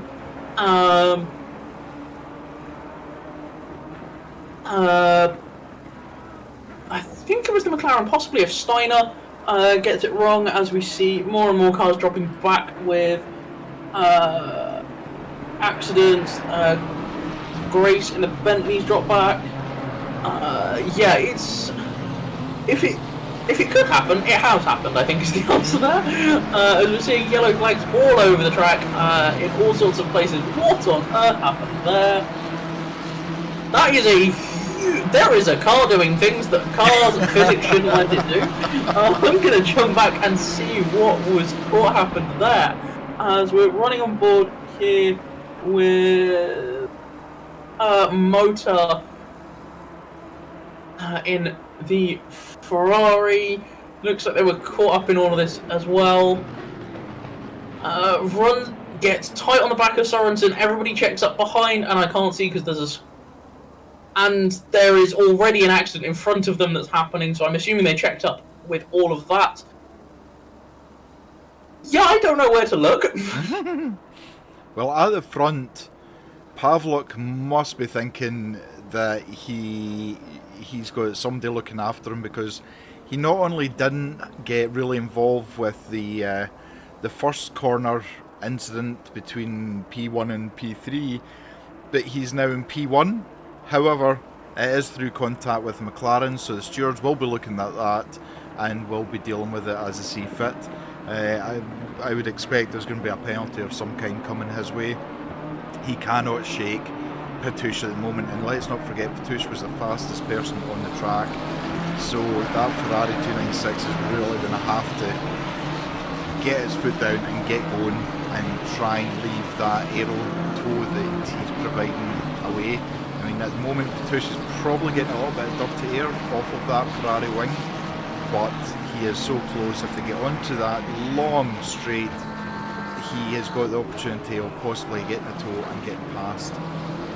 Indeed, there is a couple of places where it would be doable to overtake me. There's some faster sections that do open up, so if you're willing and can trust the car that you're against, you can make some passes elsewhere. But yeah, the easiest place is probably get a good run onto the Dottinghammer, that nice long straight down the back,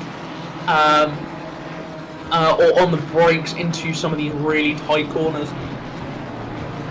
If you're close enough, you can just give it a bit of a nudge and send it that way. Number car 720 has got a 10-second penalty. 720, that is a holdover, 10 seconds causing a collision with car 40 during qualifying. I think lots of the cars that have penalties, I don't think have rejoined. Because I'm not, oh no, car 112, that was another one. Penalties, oh no, they're further down the track. But yes, okay, my bad, no, most of them have rejoined. Apologies for that one, I just haven't looked far enough down the list. Car 296 is running really, really slowly. I'm not quite sure what's going on with that car. That looks very second-hand. Honestly, mate, I think you're better off RTG. returning to garage. You are leaving... something's wonky enough in the steering that it's leaving a massive black line off the left-hand side of the car. I think do what a number of your compatriots have done and just take the penalty for returning to garage. Patush all over the curbs. He was at one point under heavy pressure from Sparks and the white Ferrari. He's managed to get a little bit of a gap now. He's kind of in the middle, but he seems to be catching Pavlik again and hopefully gaining to try and get that advantage down the straight. Canary, sorry that that happened to you. You should have started whatever position you qualified in. Davida, we got unlucky and got involved in a crash, rejoining last with damage. Oh man. Yeah. Hey, 3 hours 50 minutes. I say that I see. Names are failing me. Hagen in the Bentley get a little bit tangled up and end up punting a barrier slightly, coming into in the run into the carousel. Didn't entirely see who they were tangled up with, but it was somewhere around the Cower and the Lexus. As Lexus tries to chop the nose off the Cower and spins across the front. Oh dear. Oh dear. I can't keep up with the number of yellow flags on this at the moment. There is so much going on. As I say, you've all got 4 hours. We said this beforehand, you've got 4 hours. Just back it off slightly. Exactly. You're not going to win the race in the first lap or the first corner.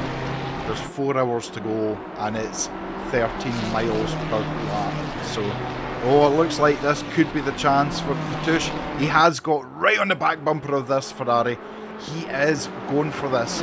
Can he? He's side by side now. Long straight. And Sparks just watching as this unfolds. Both still side by side. No one giving up yet. What? Who's gonna blink first? Who is it? It's going to be who has to, whether the Pavlik has to back out going around this corner. No, managed to both hold it. Who's getting the last of the late breakers? It's the BMW that's got the line into that. Managed to hang on to that well and truly. Very well done. Very heads-up driving from both drivers to know exactly where they are, and neither of them and actually for Pavlik to just back out of that one and let that one happen. Absolutely. Great racing from these drivers. Respect being shown from both. And you can see Patush going very, very defensive as he comes into the first corner. Making sure he's not going to get taken the same as he did in the first lap. He needs to shake that 296. The 296 looks so much better under braking. It just seems to close the gap. It looks better through the tighter sections of the track. It's got us. It looks like it's slightly. It's a bit more of a pointy car compared to the BMW, so it can just get turned in a little bit better, a little bit easier in comparison than the BMW. Whereas the BMW, as you can see, just had that grunt and go in a straight line, so it was able to pull away and pull that gap against the Ferrari in a straight line. But this track has over 100 corners on it. If you're good through the corners, you've got a half decent chance of being reasonably quick over a lap. Absolutely. Oh, Stephen, I'm sorry to hear that. It sounded insane. I've been following the leaders, but Zita's been commentating on the mayhem and chaos that has ensued behind. Dick Van Manen is a legend and subscribed to the channel. Dick Van Manen, thank you very much for subscribing. But sorry to hear that. There's nothing. In fact, I would say Sparks is now putting Pavlik under pressure now, and that Lamborghini of Kroos behind is not giving up either. So it's a four-way battle for P1. He says a slight gap to P5, if I get this right. Time screens have just reset. But this shows you how close these cars are in terms of performance. As Zita said, it looks like the Ferrari has got the edge when it comes to the narrow twist turns that goes on, and BMW has that out and out grunt and power, but there's nothing between them, and the drivers have proved how quick they are. You know, the first lap was an 8:19.3. That is still really quick for a first lap of a race. Indeed. Just Kroos in that Lamborghini had an absolutely massive scare before just having to suddenly chase the car across the road. They've lost a little bit of time now. They're about just over a second back, but yeah, how they kept that on the black stuff, let alone out of a barrier, is impressive. Pavlik looked like he was going for the inside. I think that was more just a distraction technique, but he is right on the bumper of that BMW. Look how close this is. Is he going to have him make a move before the straight? I mean, a very, very brave person if he does, but he does have to push, and at the end of the day, Patush must just be looking in his mirrors, watching what on earth is going on. Mark Hurley is Mark a legend Hurley, and thank you so much for to the channel. subscribe on YouTube even. You're in the pits, Barry, with 2 minutes of damage. Oh, you got pinballed in T1. Oh, that's a shame. Yeah, unfortunately not everybody is gentle to start with, you know. Cold tyres, cold brakes, hairpin turn for T1. And this... Sorry, I'm going to No, that's alright, we're just looking at a battle for a little further back with Hobson and... Kleinberger, Hobson and what's your first name? Yosef in BMW, and BMW and McLaren, respectively, they're all hovering around that second marker, and the Campo in the Lexus right on the bumper of Kempf in the BMW ahead, all over the back of that BMW. So that Lexus, fantastic in a straight line, and by the looks of things, they've got that thing set up to hang on to the corners as Kempf gets a big wiggle after hitting the curbs. And that is the Campo through up the inside, hangs onto it, and is clear. Well done. Both of you well done for not collecting each other in all of that as well. Patush, I don't know if he was hoping for a straightforward race, but he must be able to see every mark and stroke on that Ferrari badge. They are so close, you would think this is the first lap. It's not. Felcia has a pretty tight battle up front. It absolutely is, considering the track and considering everything else. Yeah, I mean, look, Sparks is absolutely caught up again with Pavlik. He just seems to be quicker in this section of the track, and again he's filling the mirrors of the Ferrari with another Ferrari, just trying to put him off, just trying to distract him, make a mistake, miss your braking point, and then you've got that place. Just Puna, is this Maverick commentating? I don't know who Maverick is. I immediately first went to Top Gun and I thought, no, definitely not. But these two... I'm not the only one. We're just watching the battle here with... It's down in 35th. It is Fernandez on Sorensen. Both in McLarens, both actually hovering right around, just close enough to be enough in the mirrors to possibly be a bit of an issue. It looks like Sorensen has had some issues. That car already looking somewhat second-hand, comparatively. Carry on. Pavlik on the grass with his right-hand tyres there. That is really... Will that affect his confidence or not? Back to you, Zita. That's okay. Just skimming back through, De Campo is on the march. Is made up the gap of a couple of seconds already to Way in another BMW. So that Lexus on the march as they go past a very sad-looking 720 as well. So of Martin, L. Martin. I'm not sure who that is, but yes, has just gone through there. So both of these, and they're catching up onto the back of Youssef and Hobson battle for 19th and 20th. So what was a 2-car battle has now very quickly become a 4-car battle, with what looks like potentially the fastest car at the back of this, as puts a move up the inside. I'm not quite sure where they are, somewhere over the top of the circuit, between the two carousels, goes up the inside of the BMW of Way, and is now chasing down the BMW as of Youssef, that bright pink and green machine, who is chasing down Hobson in that 88 McLaren. But Youssef now very much having to look in his mirrors, which is giving Hobson a chance to get away, although everybody closes up on the brakes into that corner as they are coming round into the second of the carousels. Is this going to be an attempt? Surely no, they all file into line. I thought that was going to be the Lexus going for a move around the outside of the second carousel there. So it's now pretty much going to be a drag race. Who can get the good run off this corner? That Lexus is quick in a straight line, and it's going to be being given an absolutely massive tow by that BMW. And sure enough, BMW, they're 3 wide going down the Nottingham. Who's got the grunt? Who's got the straight line speed? The BMW and the McLaren look pretty evenly matched, but that Lexus is just driving away from them. It's amazing how... I think that's about 4 or 5 places that De Campo has made up, or more, in that one, third of a lap that we've been following them. So, very well done there. Albion on YouTube, yeah, that's why we've got 2 commentators, so we can commentate on things we can't obviously show at the same time. Oh no! Oh, that wasn't good. That wasn't good. Poor BMW.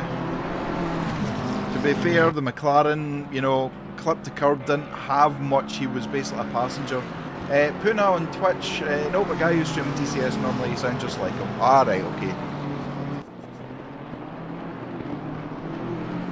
that was a bit of a send that from the McLaren, but he's made it stick. At the moment, he's made it stick. BMW having to go very, very wide to avoid flash of the lights to say he wasn't particularly happy about that move. But yeah, you're absolutely right, Zita. I mean, there's just battles going all over the place. Got this battle with Kampa and Brakstad, who, I mean, we know Samuel's a very, very good racer. Felsia was ambitious. It certainly was ambitious. It was sent from a different postcode, I think.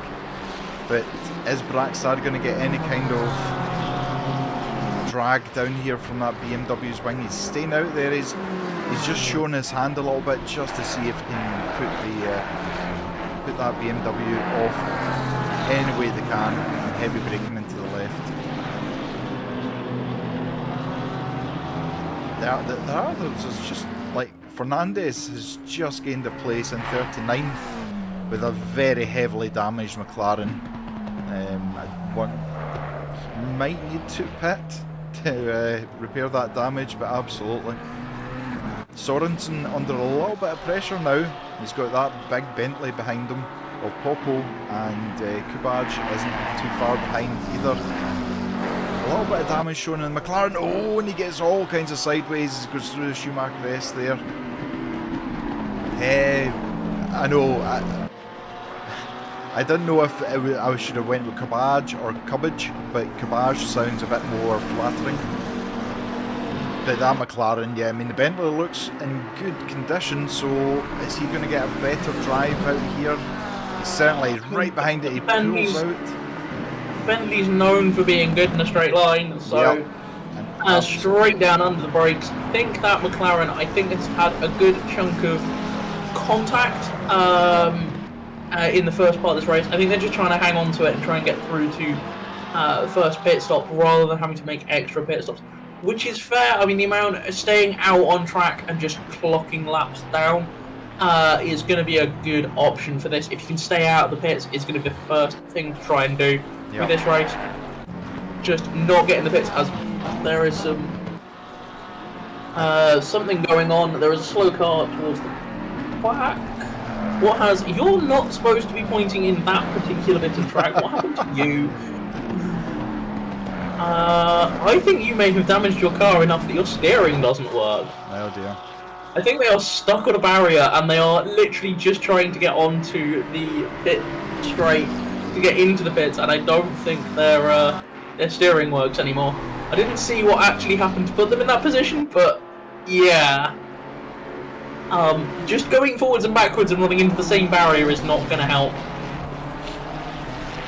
Popo in that Bentley is absolutely powering past cars left, right and centre. He's absolutely on a charge. Felsia, Danzig, oh, noobs are us, oh man. Lots of love to use from our Toga family. Bruno, the back of the pack is only carnage. That's unfortunately to be expected. So it was. Bruno, I hope you weren't caught up in it all. This battle we've got here for 25th place, Belisario and Cosciera. Hopefully I said that right. I was just about to start commentating on the same battle. Oh, were you? Right, I'll let you commentate on that and then I'll... Oh no, carry on. I was literally just flicked over everything at the same time. I spotted it on the timing screens. But no, that Ferrari all over the back of the BMW. The BMW looks like it's had a bit of a hit on the front end and has picked up some damage. So, yeah, we'll see how this one goes. I think the BMW may be a little bit of the cork in the bottle, although looks whilst looks like a handful, looked quick.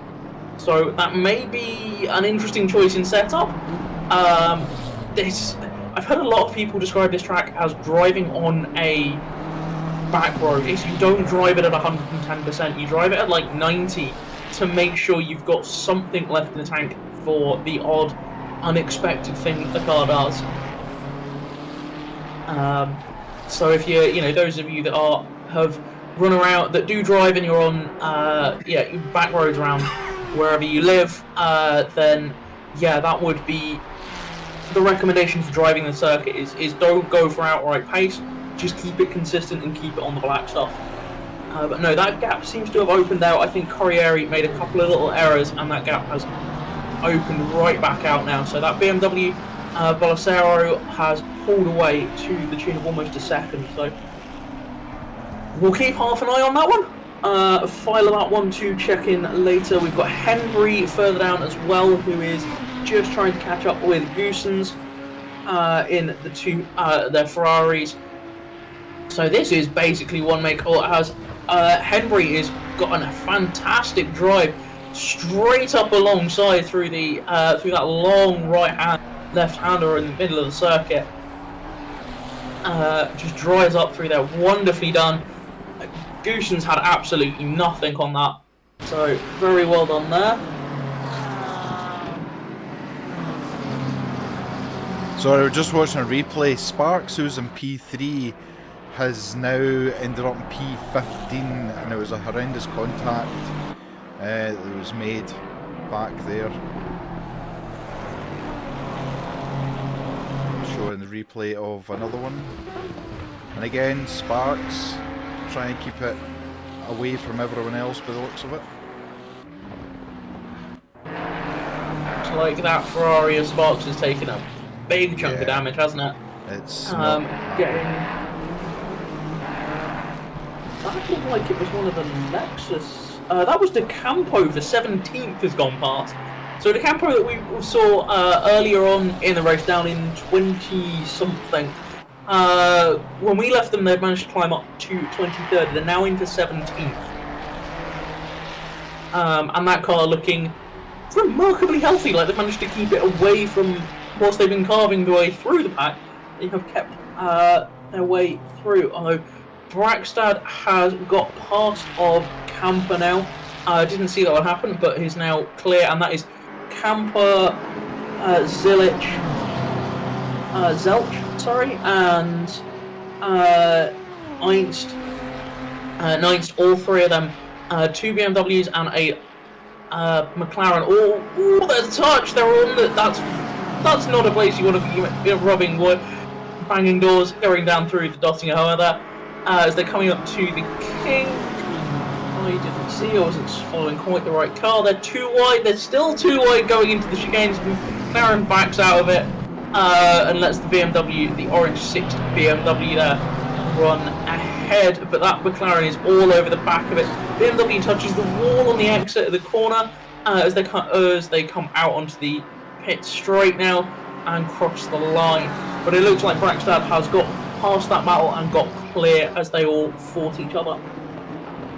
Hello Chase, how you doing, buddy? Hope you're doing okay.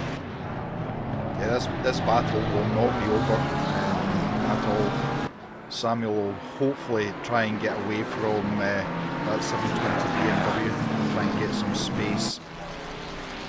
But at the moment, just doesn't look. He's got a bit of damage on the Porsche as well, so that's not going to help him.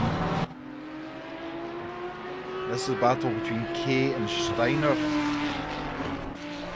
Audi versus the 296. You're doing great, Ches. That's great. Yeah, I'm doing fine. Zita's doing fine, I think. Trying to keep up on everything. My brain hurts already. I know. As they are going too wide, BMW of Way and Hobson in the McLaren there. This battle's not done as they've got Kemp in behind there, so that battle that we saw De Campo rattle through nice and quickly is still not over. These three cars all battling each other, going through the going through the F1 loop, now down towards the hairpin at the bottom of the circuit. And it looks like as Kempf goes for a run, as Hobson runs wide, Kempf goes for a bit of a move, tries to hold that one, can't hold it going into the S's going up the hill there. Can Hobson do, Kempf do anything going into this next section, or is it going to be all done? Hobson runs a little bit wide, but holds on to the place. Kempf rattle the curb there, coming out onto the back straight there as they start to come out into the last chicane before they go out onto the Nords properly. All happily running line astern. Big slide from BMW. Well done for keeping that one in check. as we have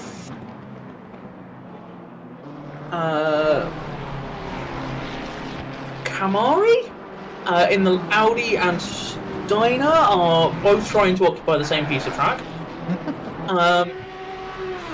Going out, where are they on track? They are out onto coming to the end of the first sector on the Nordsch. They have just opened up a little bit. The Ferrari there just falling away slightly to the Audi.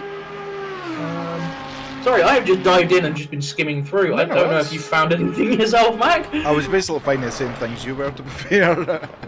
We've got Slama and Lance, the two Ferraris, fighting for P6 at the moment, and they are 4.5 seconds behind Artemenko, who's in P5. It looks like Patush is down into P3 at the moment. There's Pavluk in P1 with the Ferrari, Kroos in the Lamborghini in P2, and Patush in P3. So this battle is going to rage on. Both these cars equally matched. It's down to setup and down to driver at the end of the day of how this is going to go. Hello. Bonjour, it's me again. Hello. I just come in here, if you don't mind, and just apologise to all the drivers this evening. You have the microphone. We have had a few technical problems that we had to deal with first and foremost, so we apologise for that profusely. It's our first Nordschleife event, and we didn't expect certain things to go as they were. Obviously the driver stint time bug was very, very strange. I'm not sure what happened there. But obviously it took us quite a long time to get the server announcement, the red flag / server announcement out there. So I just want to apologise for the delay in, I know some drivers had already completed. No, it's absolutely fine. It's one of these things, but someone else was saying that Jardier experienced similar situations 2 or 3 times in his stream as well. Yeah, it's just annoying. It really wasn't intentional. Yeah. Obviously, people, I know people don't necessarily think of these things, and I totally get it. Obviously, we had, potentially 99 or 92 cars signed up for this race today, and obviously most servers aren't necessarily quite that large in terms of grid size. So having all those cars out on track at any stage potentially could have opened up some can of worms, but hopefully we seem to be okay. I know we seem to have lost a few people. We've had a few harsh comments in the chat about not racing in this community again. Look, we won't sit here and tell people what to do. If people don't want to race here anymore, that's their prerogative and their opinion. We can only apologise for certain issues that have happened today. I don't want to point all fingers at drivers because it wasn't all their fault. Could certain drivers dealt with situations better in terms of on-track situations? Yes. Could we have done better? Yes. But hopefully we're now moved on. Apologies for the delay in the start time as well. I know we're going to be pushed back ever so slightly, so hopefully everyone can still stick around for the end part of the race. But yeah, that was just me checking in and saying so. Yeah, no problem at all. These things happen. It's always a learning curve. Everything's a learning curve, but we learn from it. We apologise and we do better. That's it at the end of the day. So it is. I mean, the battles are just immense. Like, there's things we can't keep up with, the amount of things that are going on with the battles. Indeed, I just wanted to point a driver out here. We've seen the Campo absolutely flying through the field. Yes. Just flick through the screens. He is currently up 56 places on where they started. Oh, wow. Yeah, so again, we had to manually set the driver grid positions after the restart because we didn't want drivers to have to do a qualification round again. Yeah. So we obviously done that really quickly to try and get the server started back again, as ASAP. Yeah. So if any driver didn't get their qualifying position in the race start, if that makes sense, then we apologise for that, but we really tried to get it done and regenerated as fast as possible, just to bring people up to speed. So when the qualifying results are published, that's fine, but to reset the entry list, you have to manually go through each driver and assign them the correct number, as in type it in. So we have to go through 92 cars and set their grid position. Human error, there's bound to be some that we've got wrong, and if we have, then again, we apologise for that. It wasn't intentional. Yep. So yeah, that's the end of my. I appreciate everyone that's here, by the way. There's so many people across both platforms, so thank you very much, everyone. We appreciate you all. Appreciate the support. We just watched a Ferrari try to change shape into something else through a barrier. Looked very painful. So, talking of barrier, how is Barry getting on his livery? His Scottish police livery? Don't ask. Oh. Yeah, I was going to say, I'm scrolling down and I'm struggling to find. Oh. Yeah. Is currently not really got anybody around them? No, he's currently in 53rd place. Yeah. Yeah, okay. So we have some information about our driver De Campo. He's an alien from the Veloce Esports Academy. He also didn't qualify, so he's not surprised that he's doing so good. Oh, No. so he did. Okay, because I was worried that I got those people wrong. So they didn't qualify on purpose. I think it sounds like there was a number of people who opted not to go out and qualify and start from the back or start from the pit lane. I think Well, it would have been safer starting right at the very back and holding your brakes until everyone's about 2 sectors ahead of you, just so you can avoid the carnage. Agreed. 100% agree. Also, yeah, if people, we did post potentially about having some German commentary for this race today. Unfortunately, and I haven't had a chance to catch up with you, Matt, yet. I had to put out last minute due to illness. So again, that's a bit of a kick in there. For today. But look, we're racing now. Everything seems to be okay. Fingers crossed. Commentators' The cars. racing is fantastic. I've just seen Popo go up the inside of Petrov into the chicanes at the end of the Dottinger Halle, and is now right on the tail of Balassero, and looks like they're going to just drag past them down the pit straight as well. So, Amazing. yeah, the racing is as spectacular as you'd normally expect to see from one of the races here. Unfortunately, we have a few technical issues at the start. Yeah, exactly. And also, wow, how many subscribers have we had? Thank you so much for the people on YouTube, by the way. That is absolutely insane. I think we've had like 10, 15 subs since the race has gone live, so we really do appreciate it. And Twitch as We well. had one like half an hour after the World's race finished. I ended up leaving OBS on, and then I just got a random noise come out of my computer, and it was that. Brilliant. Yeah. Right, I need to leave you because I'm going to get my stewarding hat on for a little bit, and then I'll be back in the comms box later on. Okay. Send all the stewards love, and I hope they're not pulling their hair out too much at the carnage that has happened the last half an hour. I'm not saying anything. Enjoy the race, guys. See you in a bit. See ya. Oh, that's always ominous. Yeah. I can only imagine what. We've got, Sorry, there goes Zita. Yosef, Hobson, and Corriere are all running nose to tail, flat out on.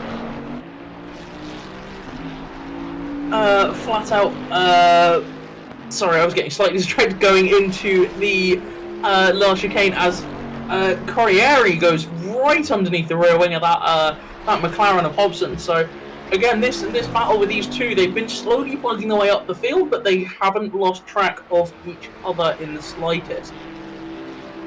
Whew. I know it's all about taking a breath when you can, because there's just so many things going on. Fortunately, I've got the map open as well, and like the number of dots on a track is just insane. But fortunately, the gaps are kind of starting to string out. You're all starting to have your own little gaps and your own little spaces. I say that Kempf has a stop-go 30 for whatever issue that was. That may, down in 22nd, that maybe have been a trip through the pit lane and ended up with a bit of a speeding issue. Yep. So, apologies, my partner just wandered in with warm cookies, so if you bear with us nice. just a moment, I'm going to Carry on with your warm cookies. You have your warm cookies. So this is a three-way battle: Michalak, Hobson, and Cresciera for P18. You can see the BMW is damaged, but it's managing to hold off. Look at McLaren! Oh, Ferrari all over the place. Oh, now I don't know if there was contact, but he's letting him pass. I'm assuming the Ferrari just lost too much. Or maybe not, I thought there was a flash of lights there. But it definitely looked like he may have lost control of being able to stop in time. I don't know if there was maybe a touch or not, but place is given back to Hobson anyway. And that's actually then brought Campa into position as well. And Campa is absolutely flying with that BMW. Right on the back of the 296, just waiting to take that position by the looks of it.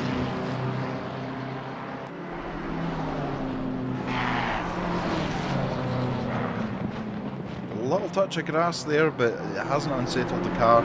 It's allowed him to keep going.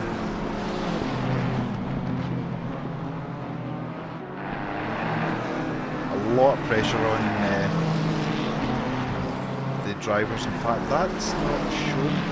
Oh, that's not a back marker, is it? No, that's not a back marker. I'm just getting confused. Old age. P60, oh my goodness, that is a little bit of oversteer on the power, just as he's getting out there. Again though, these two fighting in front of him is playing into his hands.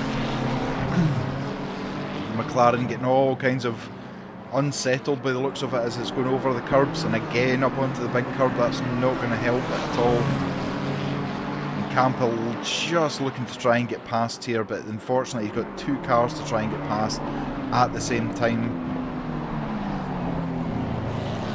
It looks like, yep, so that's a position change. Cresciera manages to get past the McLaren of Hobson. Now Hobson has to try and get that position back, but he has to be very, very wary of that BMW in his mirrors also. Jump in. Just picked up on Zelch having a bit of a big moment there. Comes up on the back of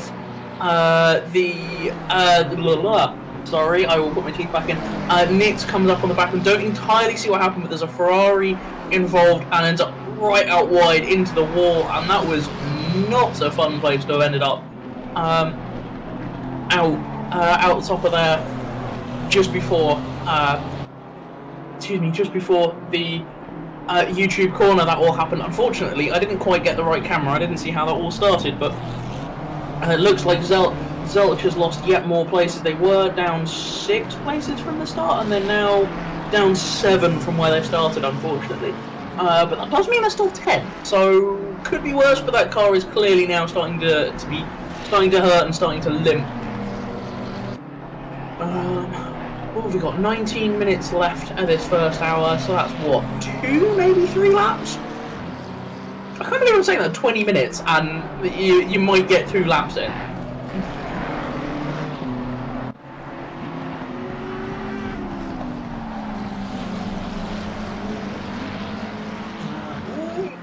That was a big slide, that's put you way back.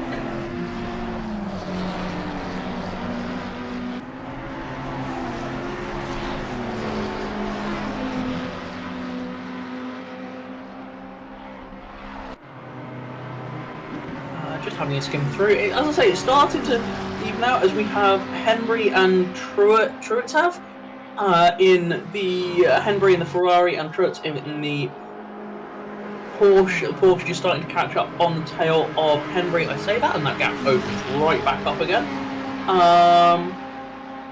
Everybody has seemed to have stretched out a little bit in terms of gaps. I said at Campa.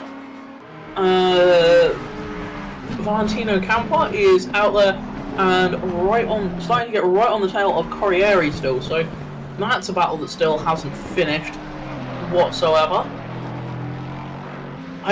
Apologies if I'm getting confused and lost between cars. There is so many and so much going on all the time. Haven't had anything more from the stewards, but I think it may be a little while. As I say, the first half hour was live stewarded.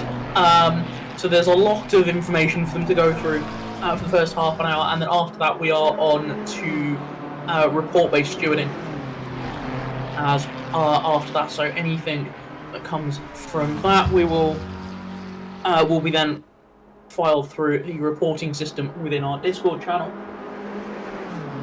So, we're just watching this battle between Campa and Coshiera at the moment, and heavily under pressure.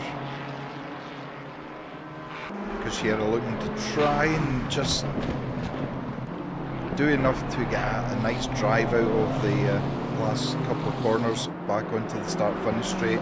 Just doesn't look like he's managed to hit enough there. 8/10 between them, but it doesn't look that much when you see it from this angle.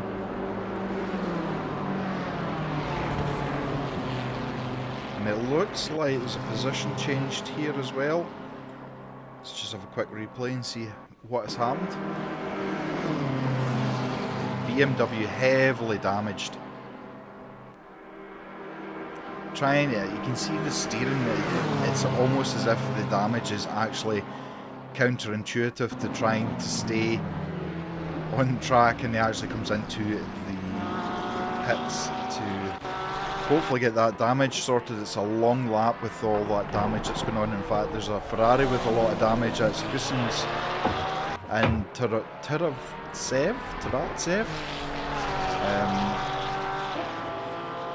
Yeah, I think that Porsche might just have enough to get past the Ferrari, especially with that damage.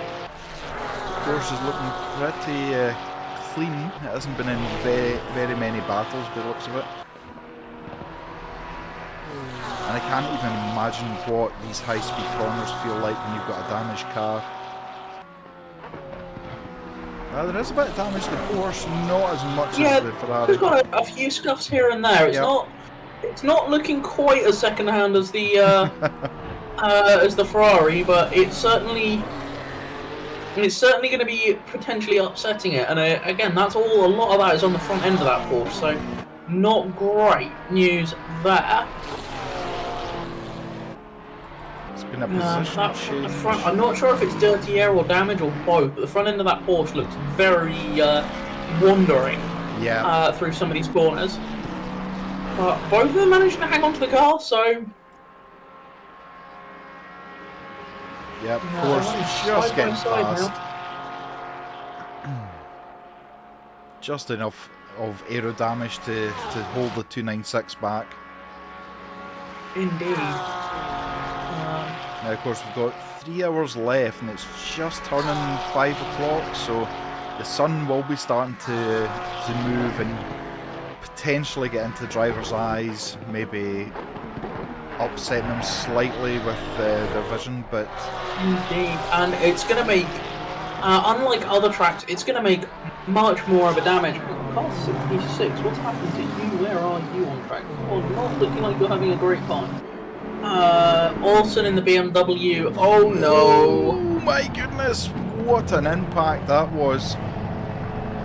Just at the end of the straight, heavily damaged Aston versus heavily damaged BMW, and the Aston just goes straight into the barrier. He manages to save it from collecting the BMW, so well done to that driver. That was well done. Olsen drops it on their own, got the rear tyre onto the grass, lit it up, and passenger at that point bounced off a couple of different barriers. That car does not look happy to drive, and by the looks of things, they have parked it to return to garage. Yep. As we see, Appel in the Ferrari, actually on the back of Hagen. These two are both looking kind of okay. I say that, no, the back of that Bentley looks rather unhappy. I'm fairly sure your rear bumper shouldn't be bouncing around like that. Noob Saras, how you doing? Good to see you in the chat. So we actually are following the fight here that we've got between Kurt and Lang, who are just ahead of Danzig, who's in 45th place at the moment. We have, Ewing, that one, and then the Lange. Hope you're all doing well. Hope the team's doing well. Indeed. Alex, Solverin. that's 102. From chat, where is 102? 102, 102, 102. I have a look and see. I'm skimming through. Slammer. Desperately skimming through the line of car 102 Slammer. 6th place. Turn 1 to 962. Getting a little bit uncomfortable. He's 5 seconds behind Artemenko in P5, 1.5 ahead of Lance in P7 at the moment.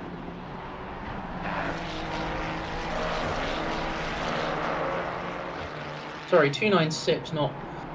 I can't put words. My brain is starting to get addled already. I try to think what state I'm going to be in by the time we get to the end of this next 3 hours. Going back to the point I was going to make earlier, my brain really can't keep up with everything that's going on. With such a long lap, the places where the sun's going to be starting to get into your eyes, you're going to come around it another lap, and that's going to have changed a lot as the sun comes down, particularly as it really starts to get close to the horizon.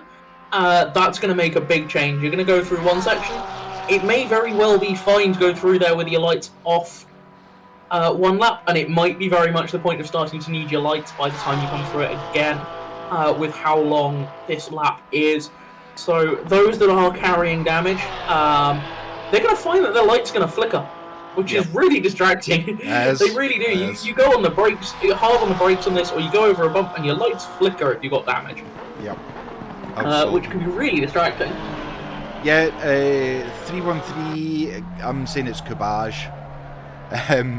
Is P24 at the moment. A bit of a lonely race for them, but still hanging in there. I mean, P24 sounds horrendous. However, how many cars have we still got in the 62? 62, although I've got 54 registered behind, 54th registered in the pits behind 62, so I don't know what's going on there.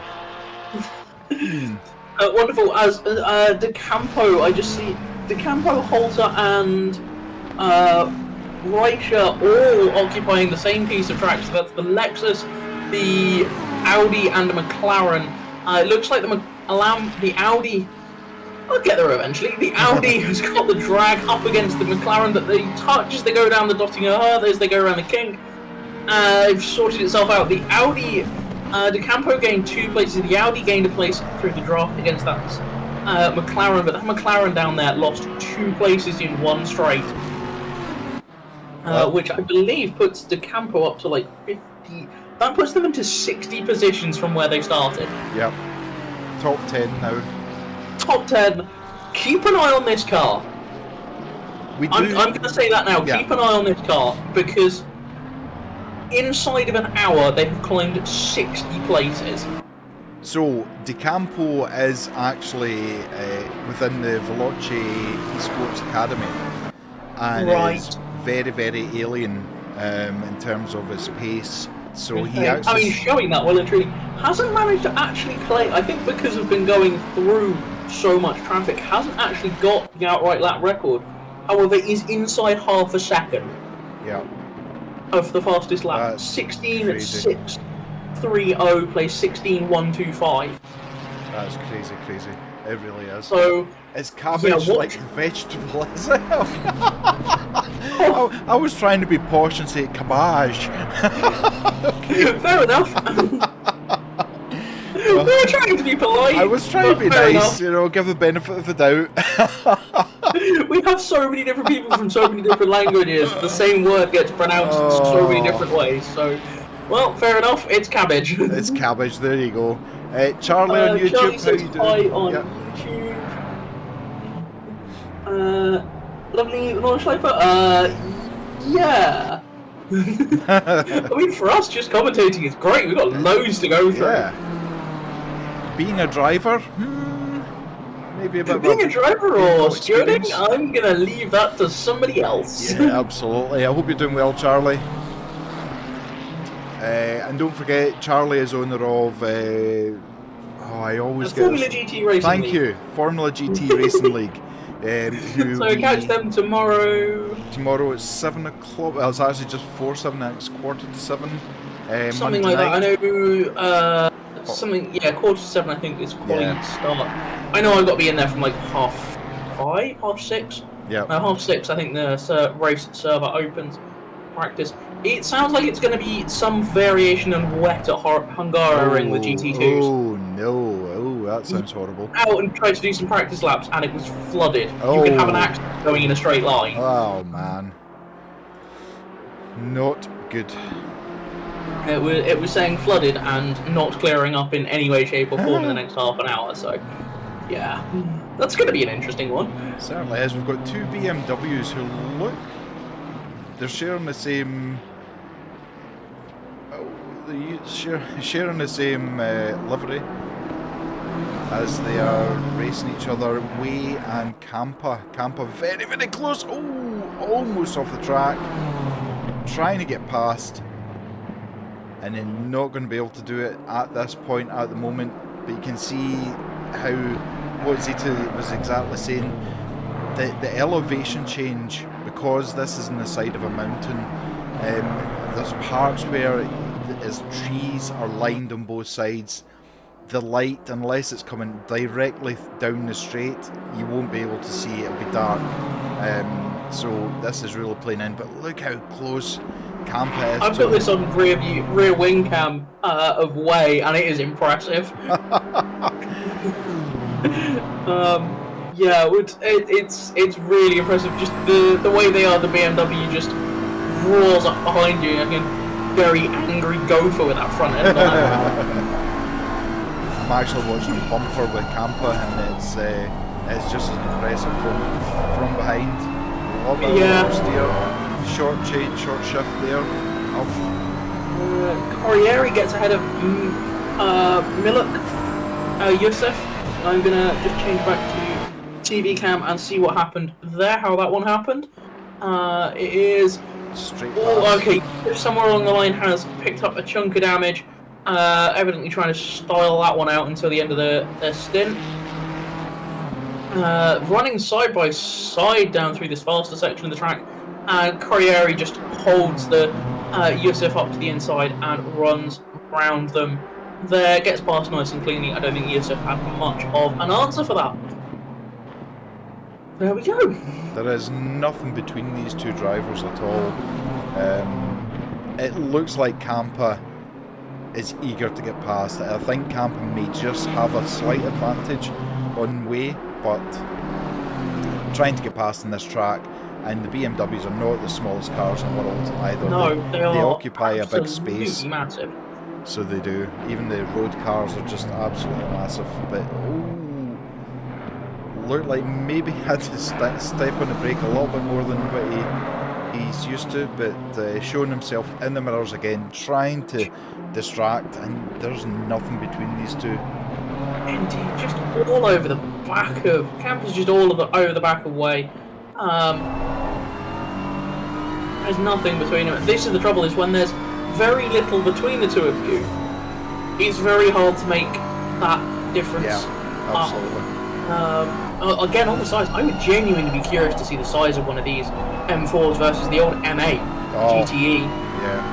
Because that was a big car, but I'm not sure there's that much size difference now between the M4 GT3 and that M8. No, I don't think that there thing's is. beautiful as well. It looks fantastic. Even the M6, I really like the M6. Yeah, it's genuinely a nice car. It was a nice car. I would say it's one of the last of the old school GT3s. Oh, that looked like contact. There's touch. There's flashings of lights. There's all kinds of everybody's words. keeping it on track for now. There was all kinds of words being whispered there, and I think some of the insides of both these cars are about as blue as the livery, or possibly more so.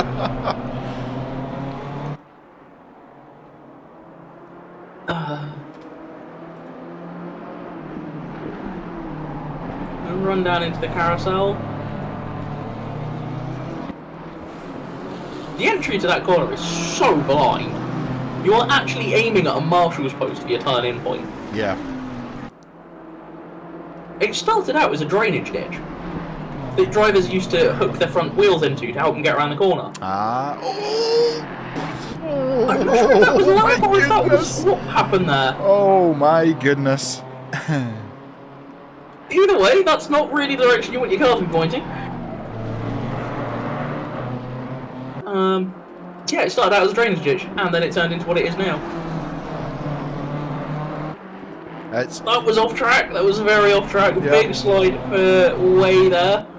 I really should learn all these courses. Maybe by the end of this, I might know. I know exactly. 4 hours. You've got enough time.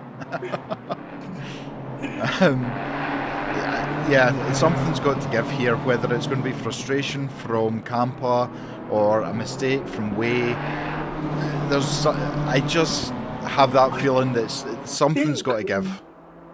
I want to say it looks maybe like Way has got a little bit of a scuff on that front bumper on either side, so maybe there's a little bit of damage, but it's not a lot if it is anything at all. So yeah, both these cars are I can't take flying. my eyes What off is for not this. keeping an eye on other places? Whoa, there was a whole mess of cars jumping around. My timing screen's doing some funny things as I scroll down. Oh dear. We have. Whoa! I've also just seen Discord wake up with an absolutely massive list of penalties. So Okay. anybody that's just pitted, you may have made a mistake. No dear. Do you want to run this? Or do you want to run? Give me a second because they're just side by side. He's going down the straight here. Let's have a look and see. It looks like he's got past him. Campa has taken that. Got a better drive. He has got ahead, but has he got ahead enough? Yeah, he looks like he's got enough. He's going to be able to nip back in ahead of the BMW of Way. Yeah, he's got plenty now. To get Plenty of past. great gap Yep. there. No, on you go. Right, this is going to take a minute. Fasten your seatbelts, this is going to be a wild one. Brace. 30 seconds for car 113 causing collision with car 87 on Yep, lap 1. so that 20 was- seconds for car 721, causing a massive pile up on lap 1. 20 seconds for car 4 causing a pile up on lap 1. 5 seconds for car 64 for causing a collision with car 21 on lap 1. 30 seconds for car for car 89, a god-awful rejoin. 15 seconds for car 21 for causing a collision with car 34 on lap 1. 15 seconds for car 444 for causing a collision with car 270 on lap 1. 5 seconds for car 112 for causing a collision with car 4 on lap 1. 10 seconds for car 112 for forcing car 444 off track. Lap 1, 5 seconds for car 30 for punt to pass on car 549, lap 1. 15 seconds for car 112 for a collision with car 89 on lap 1. 10 seconds for car 88 for causing a collision with car 224 on lap 2. 15 seconds for car 113 for causing a collision with car 46 on lap 3. I'm just going to go and have a quick look and see what state car 112's in, because that sounds like they picked up a lot of penalties in that. I actually thought you were going to say you were going for a lie down because you deserve it after reading all that out. So 45-second penalty for Pavlik, who had contact with the McLaren on the very first lap. So that is going to hurt him for 45 seconds. It's going to take them P8, P9 maybe. Something around that, yeah. It's going to hurt them. Let's put it that way. But Patush, who was or is still in P3, has got the absolute limit of the BMW. He's right on the back bumper of Kroos, and they're actually side by side now. As who's going to give up first? Yep. So Kroos has slowed down just enough that Patush has got past. So Patush up into P2 now after having a bit of a nightmare first lap. Hello, Hayden Sweet. But yeah, and he's actually powering away from the Lambo, so that's interesting. I mean, he's got the fastest lap now. The fastest lap is an 8:14.59. Wow, come on. That's just I'm not just right. scrolling down to see where the Campo is Oh, I didn't know it was your birthday tomorrow, Mac. Happy birthday. Thank you. Funnily enough, can we wish Hayden a happy birthday tomorrow as well, please? Yes, we do share the same day for birthdays. Indeed, happy birthday. So I hope yeah. you're both doing something nice. I don't know whether it's together, but I hope it's something nice. Well, no, he's not taking me out for dinner or anything like that, unfortunately, as much as I try and drop hints, but I'm sure his family, his beautiful family, will make sure he's got a lovely day. I'm going to go out for lunch with my mother, and then I'm streaming at night, so yeah, it's as you get older, it doesn't quite feel the same as when you were young, but you know, a day is a day at the end of the day. But happy birthday for Hayden for tomorrow. Hope it's a great day. Thanks so much, man. Mike and Dario. You're before her. I hasten to add that we're not the same age. Hayden is much older than I am.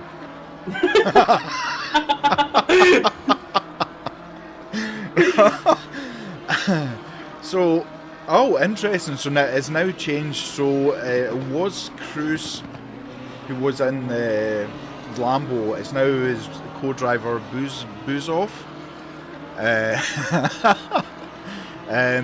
So obviously, I wonder if Patouche has pitted earlier and maybe had. I mean, the pit lane's not big here, and it's a long lap. So I don't know. Do you think an undercut or overcut works when it's such a short pit lane? It's going to sound odd, but with how squishy the cars are to be able to get around this track, I think it has an effect on how quickly you can get your tyres up to temperature. Yep. Because for the majority of the lap, you actually want the car to be quite mobile on its suspension. Yeah. But for that first part of the lap, you really don't. So you're fighting a car that's on squishy tyres, that's on squishy suspension, and the car does feel weird and a bit ponderous. I don't know how else to describe it. It just feels a bit ponderous and a bit wobbly. Going out on the running around on the on the Formula loop, as Buzov, I don't know if they have managed to keep it on the track and on off track. They hit the curve really hard there. So if you struggle to get the tyres up to temperature, which I'm not gonna lie, we use that Lambo a lot, and it can take quite a bit to get the front up to temperature. Mm-hmm. So that could potentially be what's hampering Buzov here, is just not getting the heat into those front tyres.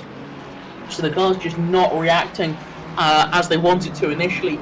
It may very well be that it's going to take a lap or so for that car to come up to temperature and pressure and be happy before they're able to really start to pile on the pressure back on Patushka there.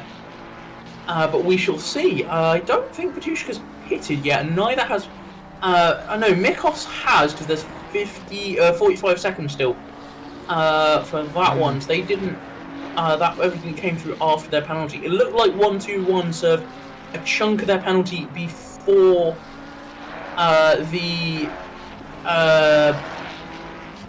before it had all been added. So they don't have... I think they've got 30 seconds the next pit stop, so that's not too bad. Yep. After I'm not sure how many seconds they managed to accrue in total. Can we also talk about De Campo again, who's now in P7? I was trying to find where they'd managed to end up. Admittedly, there's clearly with some pit stops in there as well, but... you're going to be close on stint times. Who's where? Oh no, De Campo has pitted. Oh. 6 minutes into a stint and is evidently doing a double. And is now 6 minutes 47 into their new stint and is up 63 places. Yeah, you're an alien, mate. Absolutely. You're actually an alien. Yep. I wouldn't be surprised if he's doing this solo. 4 hours of a race would be something... Yeah, I mean, if you're used to doing 24, 8, 6, 12, 24-hour races, you know, a 4-hour stint might not be that uncommon, especially for some of these really quick drivers. They'll do, like, a 4-hour stint overnight because it works for their time zone. Sorry. I would recommend, if anybody in the UK is wanting people to team up with, find somebody who is stateside and then do 24-hour races with them, because they can do the night shift and you can do the day shift. Yep. Ethan, do you mean you've been disconnected from the race server? Oh, there's a McLaren off as well.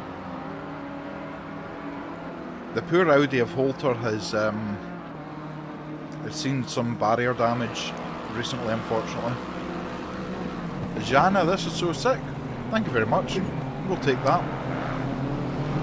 20 seconds for Verhulst in the 720 BMW. Vanbrugh on Kamari. Kamari? No, it's not. No, I think that's... Sorry, I'm getting excited about back markers. Glad it's you for a change. It's normally me. Lamborghini. Audi. I'm not quite sure where Holter is on track, but they were both occupying the same thing, and I was like, hang on, what is going on there? But no, Holter is a lap down. Popo coming under pressure now from Zimmerman in the 73 BMW. Ethan, you have no access to the race chats on Discord. Have you went onto the roles and ticked the under the Discord server? If you go left hand side, go to the reaction roles. Should give you access, I think. If not, you'll need to 60 to 6. Yeah, but he's an alien. He's on the same level as Jardier, maybe even faster than Jardier. I don't know. But he's in the Veloci esports team who have got Jardier, George Boothby, Samir in Veloci as well. I can't remember. Those are the types of drivers that he's with. So, oh, you got them back. Awesome, Ethan. That's good to know. We have Henry and Wood trying to occupy the same bit of track. It looks like Henry has got the drive on Wood.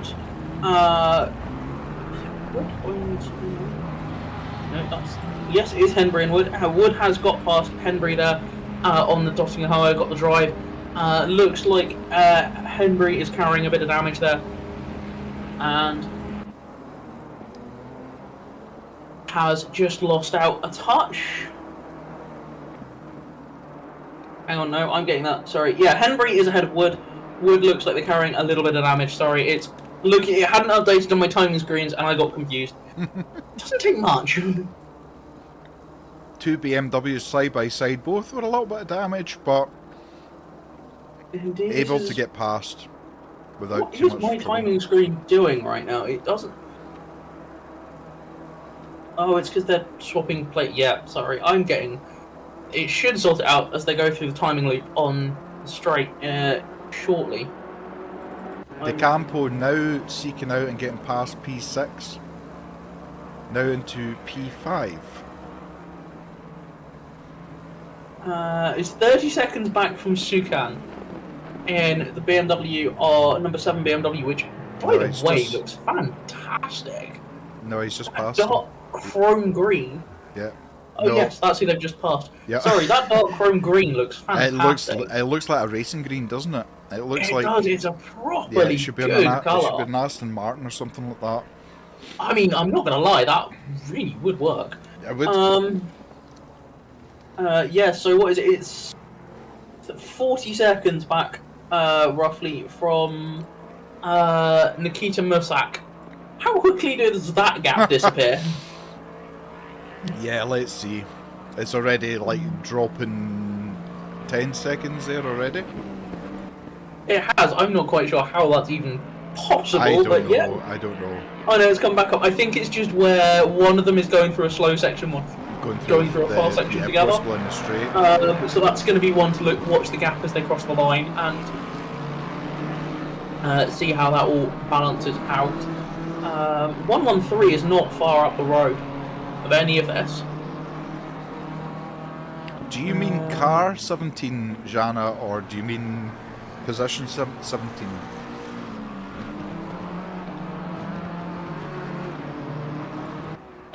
Samuel Brackstad looking for P8 now. Ferrari going wide.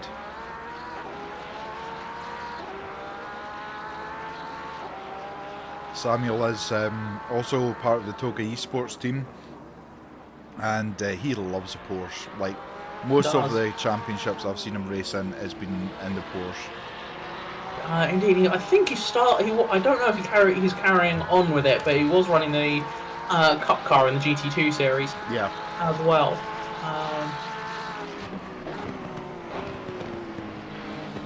Which looked like it was a handful. Let's put it that way. With a wet start and no traction control at a wet Valencia.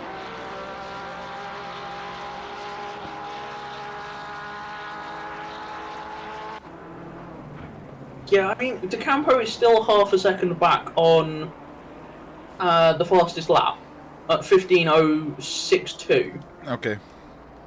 Versus 14.590. So there's not a huge gap in terms of time. From what I can see, doesn't have any of the fastest laps, but that gap is now down to 32 seconds. As we see Brackstad having a bit of a wild ride on grass there. Holds it together and is still very much in striking distance on Price. Having said that,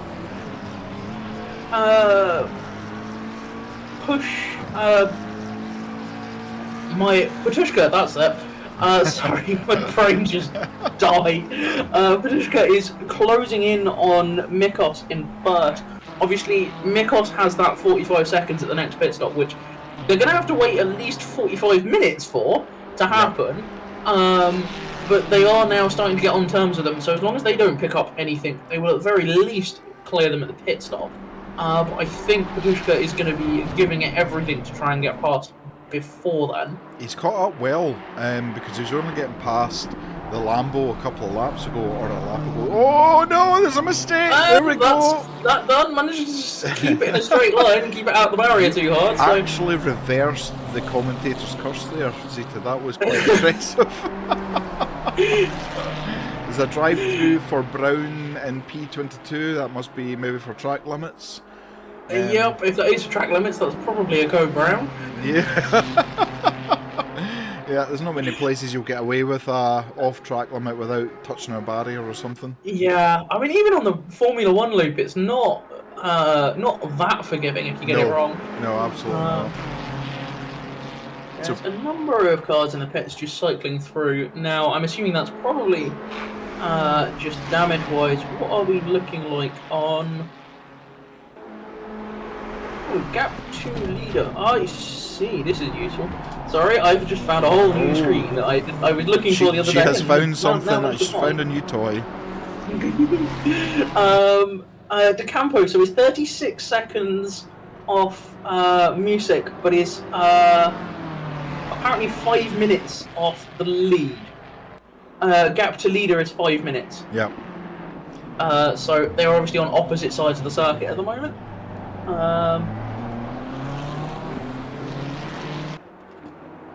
And Mikos, after that mistake, hasn't dropped back from Patushka at all. No. Still around the half a second mark back, so the two of them are evidently very evenly matched on speed, but do... So yeah, this will be... That gap may not disappear, as Brackstad is still trying to stay on terms of the price. Drop back a little bit now, but nothing too major. As Fernandez on Balacero, that battle's hotting up. That's right well into under half a second. Balacero running wide there. I think maybe just letting Fernandez go, as I see the front of that BMW has quite a bit of damage. So that's... Pick and choose your battles. Ollie, they ended up getting caught up in carnage, basically, with a lot of damage. So they're just... it's a bit of a practice run for them now. But again, as you say, Mikos right on the back bumper of this BMW. And again, we've saw that the 296 just seems to be so much better on the brakes than it is on the straight. If I go to the right car now. See the grunt of the BMW engine is enough to keep it ahead, but not when it comes to the tight braking. And there you can see again the Ferrari just catching up with the back of it. It's just the power's not there for it to keep up. And the thing is, I mean, the BMW, you would think the BMW would be better on the curbs because of its height and its higher centre of gravity, but you know, the Ferrari just looks like it's matching it for everything under the sun. It just comes down to the power. As we go back to Sakun with Steiner, who is hot on his tail at the moment, looking to try and capitalise. That is a beautiful coloured BMW. It really is, number 7 BMW. But McLaren not quite ready to pounce yet. Maybe another section of the lap and it will be. Everything else has kind of calmed down now. Like, that was an hour and 20 minutes of utter non-stop. That was an hour and 20 minutes of utter carnage. It was. Like, I feel as if we can take a breath now and actually think about what we're saying. Yeah, my brain's just gone, and you can relax now, and I'm going to stop working. It's just opened the door and left us. I'm out here. I've had Pretty enough. much. Pretty much. I have to say, At which point, since things have mostly quieted down, I'm going to take this opportunity to go grab a drink. you do And that. we'll be You back earned in a it. second. You earned it, so you have. Sakun, so at the moment, 5/10 separates these two. Now, is a McLaren superior in any part of the track to others? We're about to find out. I do have to say this track looks amazing. It just makes everything so picturesque. But yeah, I mean, the McLaren is closing up. A little bit better on the corner exit there, but we know that BMW is not an easy car to get past. I mean, just look at the size of it. But he is very close here. Ooh, a little move to the right there. Last second.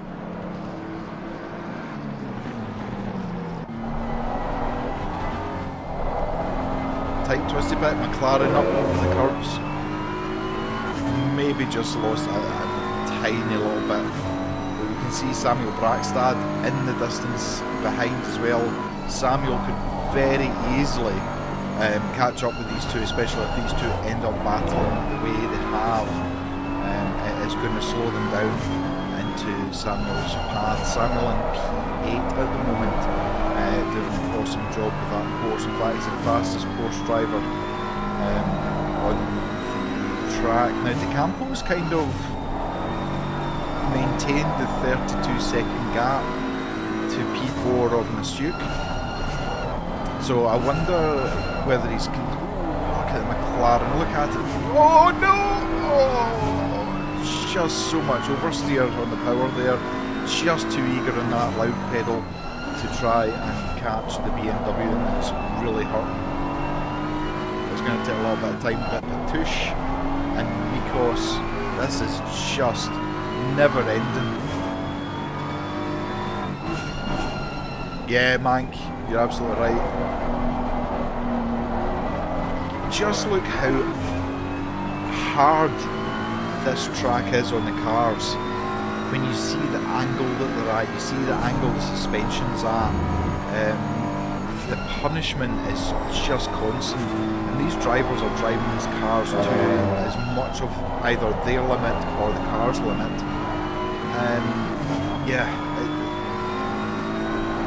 You see in the GT racing 24 hours of this. You know, we're only doing 4 hours today. I cannot imagine. That started. That was on the limit of being really on the edge and actually being out of control there.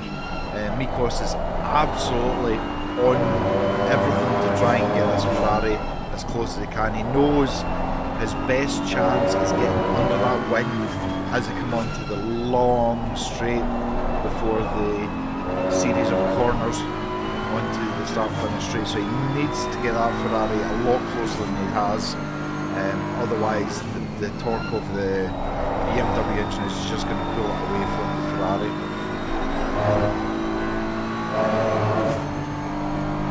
Yeah, and it's not close enough yet. You can actually see there's a bit of a gap that's now formed. And don't forget they can't change. Oh no! What a heavy impact there from Mikos. That was so painful to watch. It was so painful to watch, but we are going to watch it again just to see what happened. He just got a little bit of oversteer going into the corner, and he's then hit the curb, and the curb has been so high it's actually then fired the car right across the track. So yeah, absolutely, Mank, there's going to be aero damage, and you can see the damage that there is to the car. I mean, it wasn't a front impact, it was a side impact, but that is still going to cause so much problems. Let's see. Yeah, you can see the angle of steering wheels at. He's going straight. He's going straight, and he's got what, a 50-55 degree turn on the steering wheel.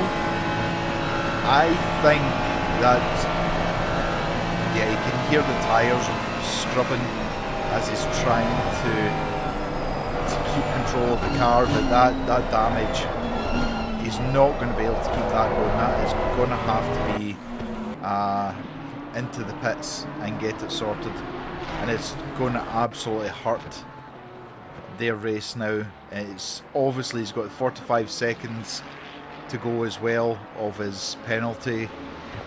Yeah, it promotes everybody else. De Campo will automatically get promoted to P4. Masiuk is into P3. Buzov, it doesn't affect him, or Patush. Patush is 15 seconds ahead of Buzov at the moment. That is how much he's just driven away from the Lamborghini. We're having a look at Chris Brown from the Flyboys and Ryan O'Sullivan, who's in the white Ferrari. That McLaren behind him is a back marker, so we won't pay too much attention to that, but it looks like Ryan's got a little bit of damage on the front end of that Ferrari, which may come into play. You certainly see the McLaren seems to be quicker. Oh, what an impact! What an absolute impact!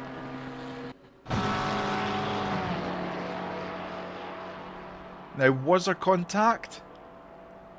Just as it changes, I think there was maybe contact there. That is horrendous. Oh my goodness! And Ryan has automatically RTG'd. Wow. That was painful to watch. It really was. Now, we've got the... Unfortunately, it's not given us the replay time to actually go back and have an even better look at it. Feel really sorry for Ryan. That was... I don't know. I have no explanation. I'm going to let the stewards deal with that. We did have 77 cars start. We're now down to 60. It appears to be a few disconnects, and I don't know if people have become upset and disconnected, rage quit. I don't know. Jana Zimmerman, you are great. Ah, I've got a Zimmerman fan. Nice. I don't know who that was. Just joined there. Hello. Hello, it's me, Cheese. Hello, Cheese. How are you? Yeah, I'm not too bad, thank you. I'm not too bad. Just got home from a 6-hour rehearsal. Got some Mackies on the way home. Nice. So, Can't be I'm energised and ready to go. Beautiful, beautiful. We just saw Ryan O'Sullivan getting absolutely catapulted into one barrier and straight into the other one. Oh, very painful. Very painful. It looked like to be a back marker as well. It was catching him. So, as I say, I'll let the stewards handle and decide that. But there's still a few battles going on round about the track. It's been a chaotic race to say the least. Like, I can't even say if it's a good chaotic or a bad chaotic. My brain hasn't processed it yet. We've spent an hour and a half. Well, I was just in the voice chat with Davide and Peter. Yeah. And they were telling me that they were obviously caught up in what happened. Yeah. In the first lap after the server restart. Yeah. and they were telling me they were something like 67th after they fixed their damage, and now they're running P35 or something. Mental. It's insane. Yeah, absolutely. In fact, Alright, for the level of carnage that we've got going on. they're level 30. They're level 33. Well, I suppose it could be level 33. They're P33 now. So they're doing absolutely amazing. We have an alien in amongst us as well. Yeah, Matteo the Campo. Yeah. So he has went from 60th to P4. Yep. You've seen that lap time as well. 8:11.6. That, let me just say that again. 8 minutes, 11 seconds, 0.687. What? In the Lexus as well.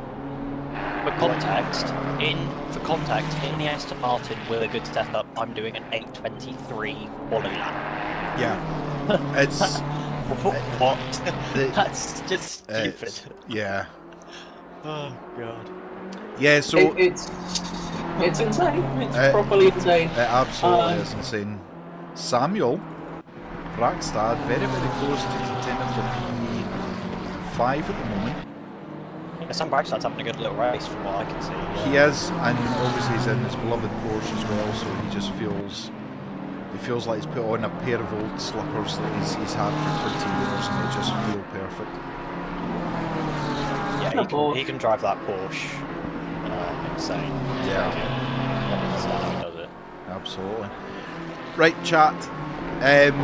Hayden wants 100 likes on YouTube before the end of the race. I don't know if we'll get it, but you know, I'm just putting it out there.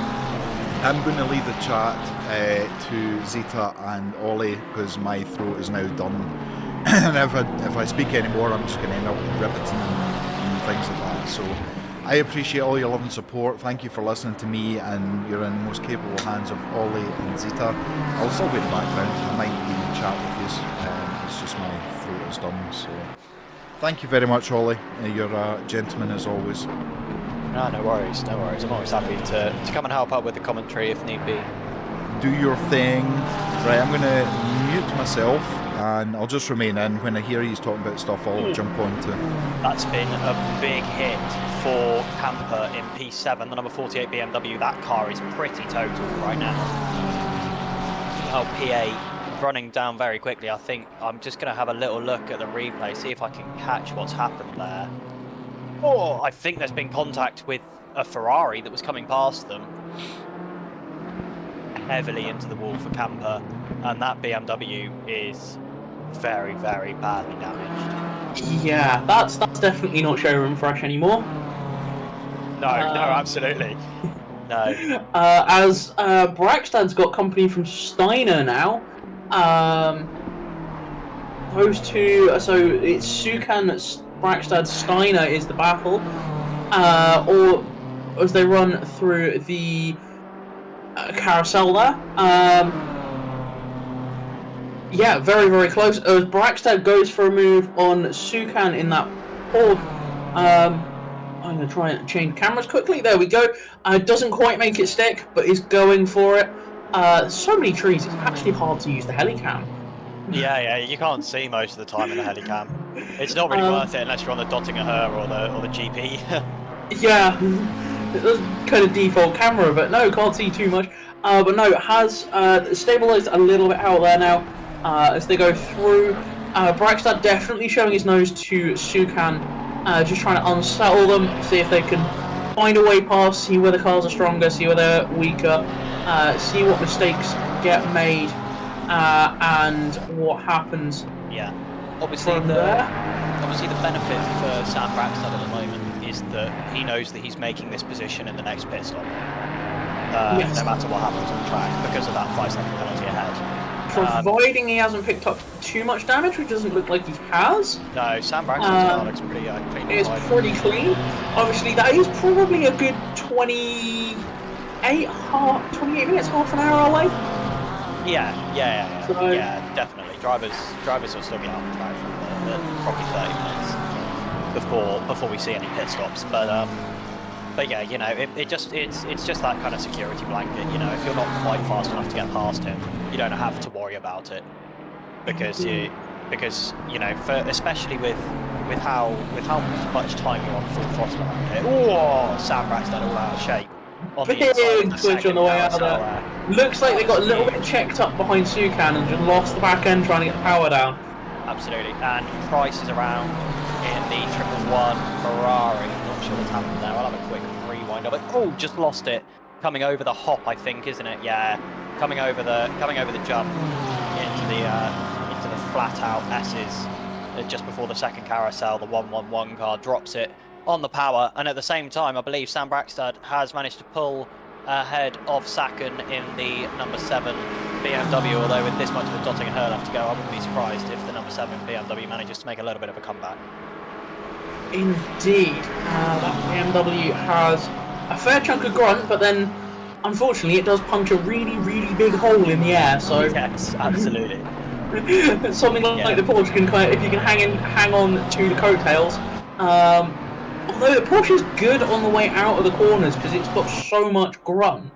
Yeah, absolutely. It's rear engine, so it's got the power on the way out of the corner under acceleration. Sam has just dropped. Sam Braxton has just dropped him. It's a second already, you know. But that is starting to put. Oh no, this is back marker of Figgins is now in the mix there as well. Yeah. I'm not quite sure what position they're in. But that Ferrari is also looking a little bit dinged up. As well as Apple is going past Pateron. What's your first name? Victor. I can pronounce that. Going past Victor there, nicely done out on the dotting her. Just gets the drive, gets the run round them, and is looking like starting to pull away a little bit as well.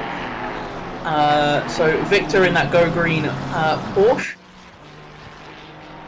definitely getting. Oh, that's possibly a disconnect or a return to garage. Oh no, it's just Stein Dogvolk, I think, possibly had a bit of lag there. It randomly jumped him. Yeah, there's been he's jumping quite a lot. Yeah. There's quite. It happens quite a bit at the moment. You kind of have to just let it do its thing for a minute as Dogvolk until they cross the start-finish line again. It's going to be all a bit weird. Yeah, I don't think it's going to be entirely happy. Oh, so Steiner, having been caught up behind Sam Braxton and then Saku, has now been passed by Julien Vanbrugh for Team Spin in the fake Toga racing car, which is just outrageous, really. I can't believe he ripped this off like that. But now, right onto the back of the number 7 BMW goes Julien Vanbrugh. Okay, Camper is in the pits. Julien Vanbrugh.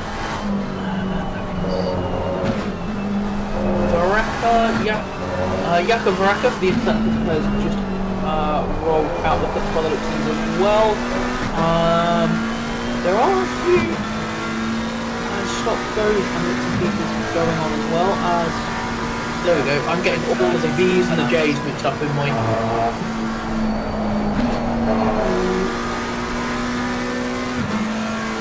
Not a P3, the number 3 car, sorry.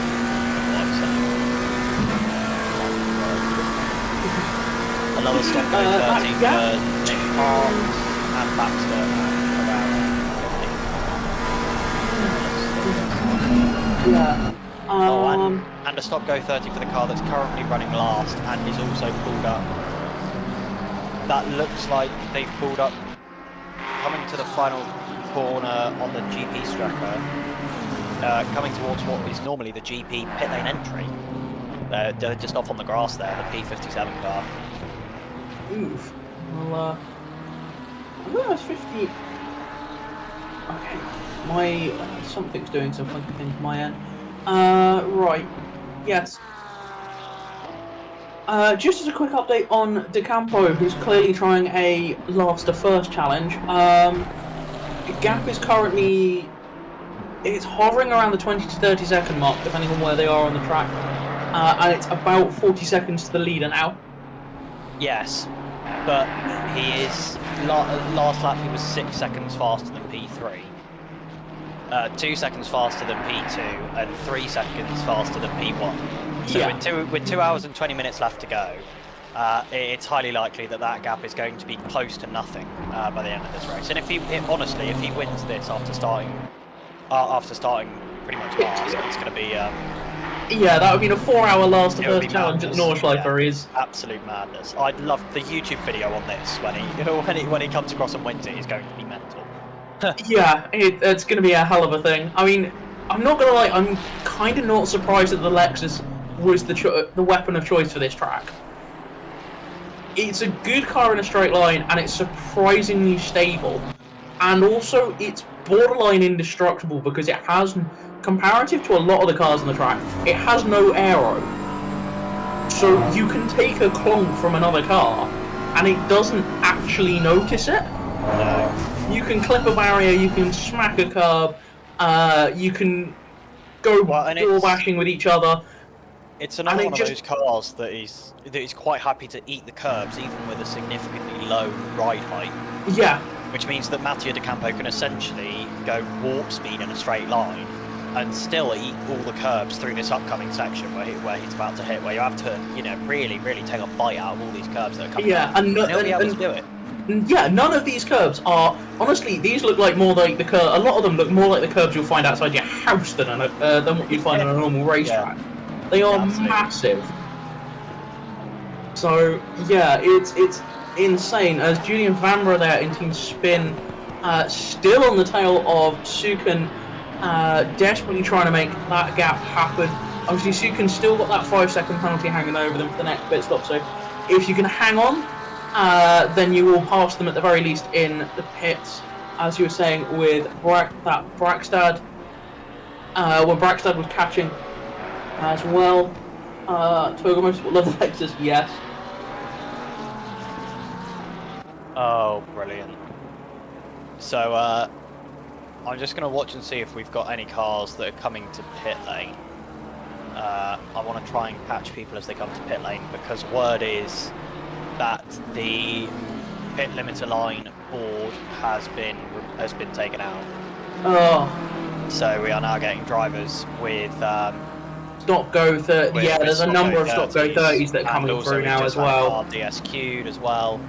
For speeding in the pit lane. We're now down to 56 cars rather than DSQ'd for speeding in the pit lane, which is that's just really really disheartening, and it's something that we've talked about so much recently. I feel like it's been like a repeat incident in Toga recently, where we've had drivers taking out the pit limiter board, and it's just, why would you do it? Because we're going to DSQ you, and if you do it more than once, you're going to get banned from the server. Like, it's not what we're here for. It is a purely selfish thing to do. You are only disadvantaging the other people on track.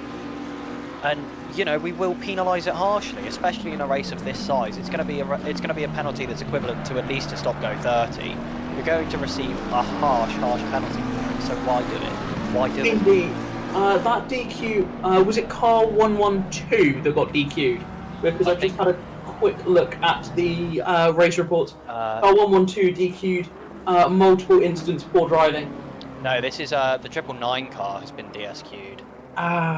Hoffman that's now just dropping down through the field. Yeah, Hoffman and Hoffman was, I believe, possibly driving at the time, but yeah, they are. We've got Michael Kallenberger in it at the moment. Oh no, so they've got a stop go 30. Yeah, they've got a stop go 30. Have they been DSQ'd, then un-DSQ'd? I think they may have been un-DSQ'd for the cause of that issue.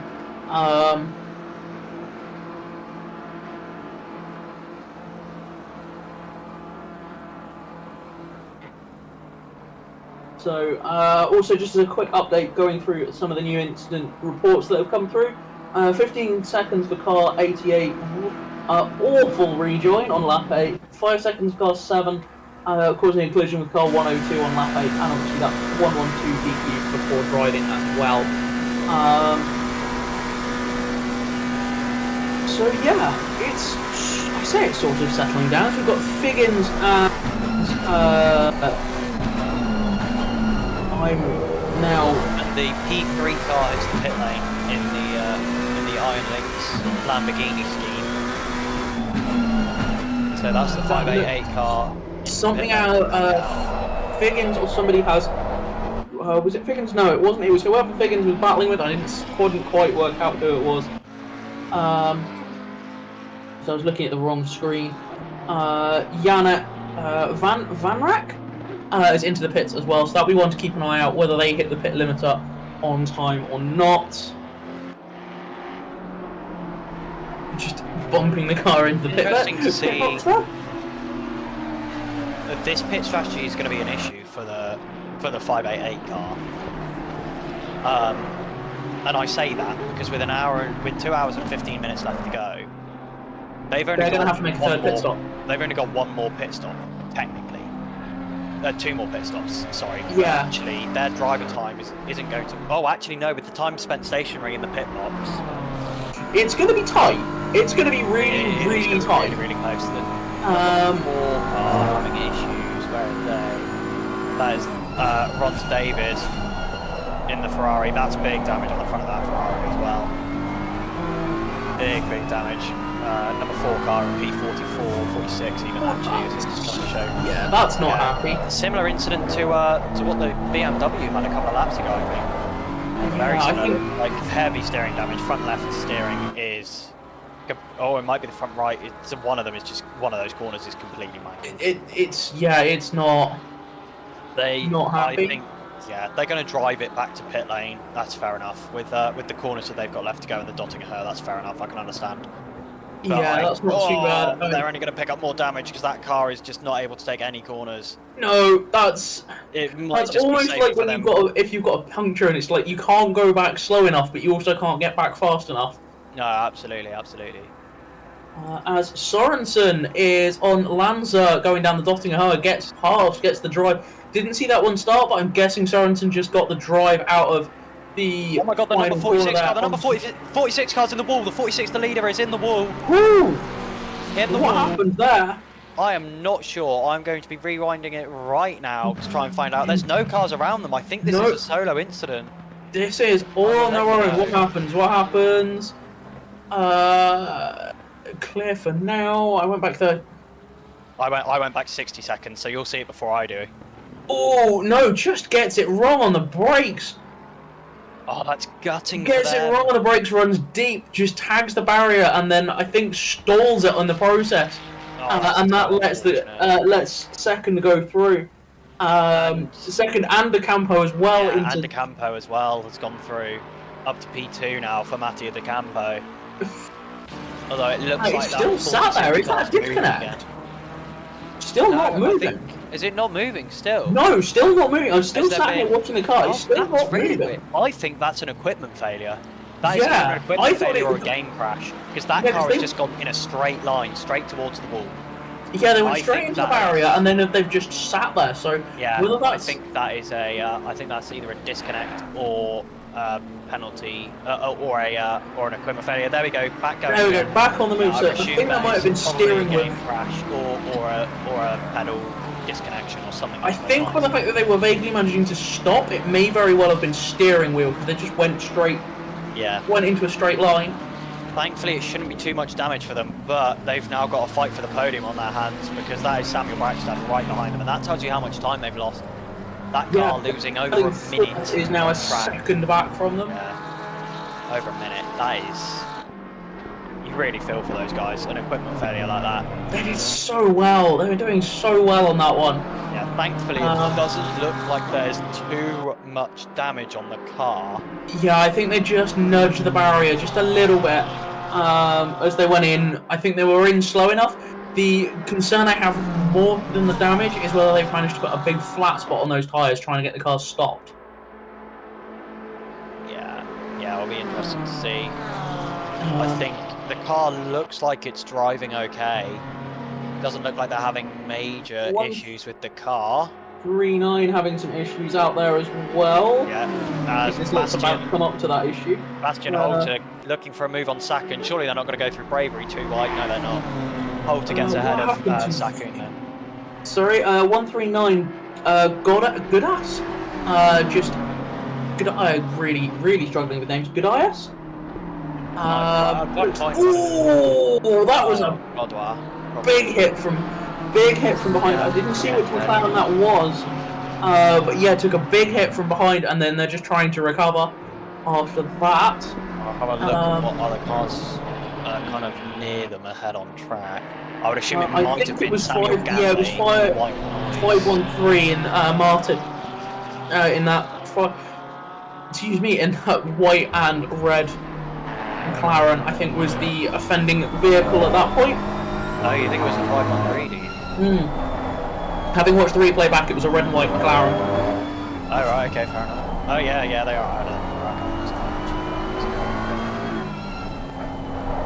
So that will be one that I'm sure will get sent to the Steward.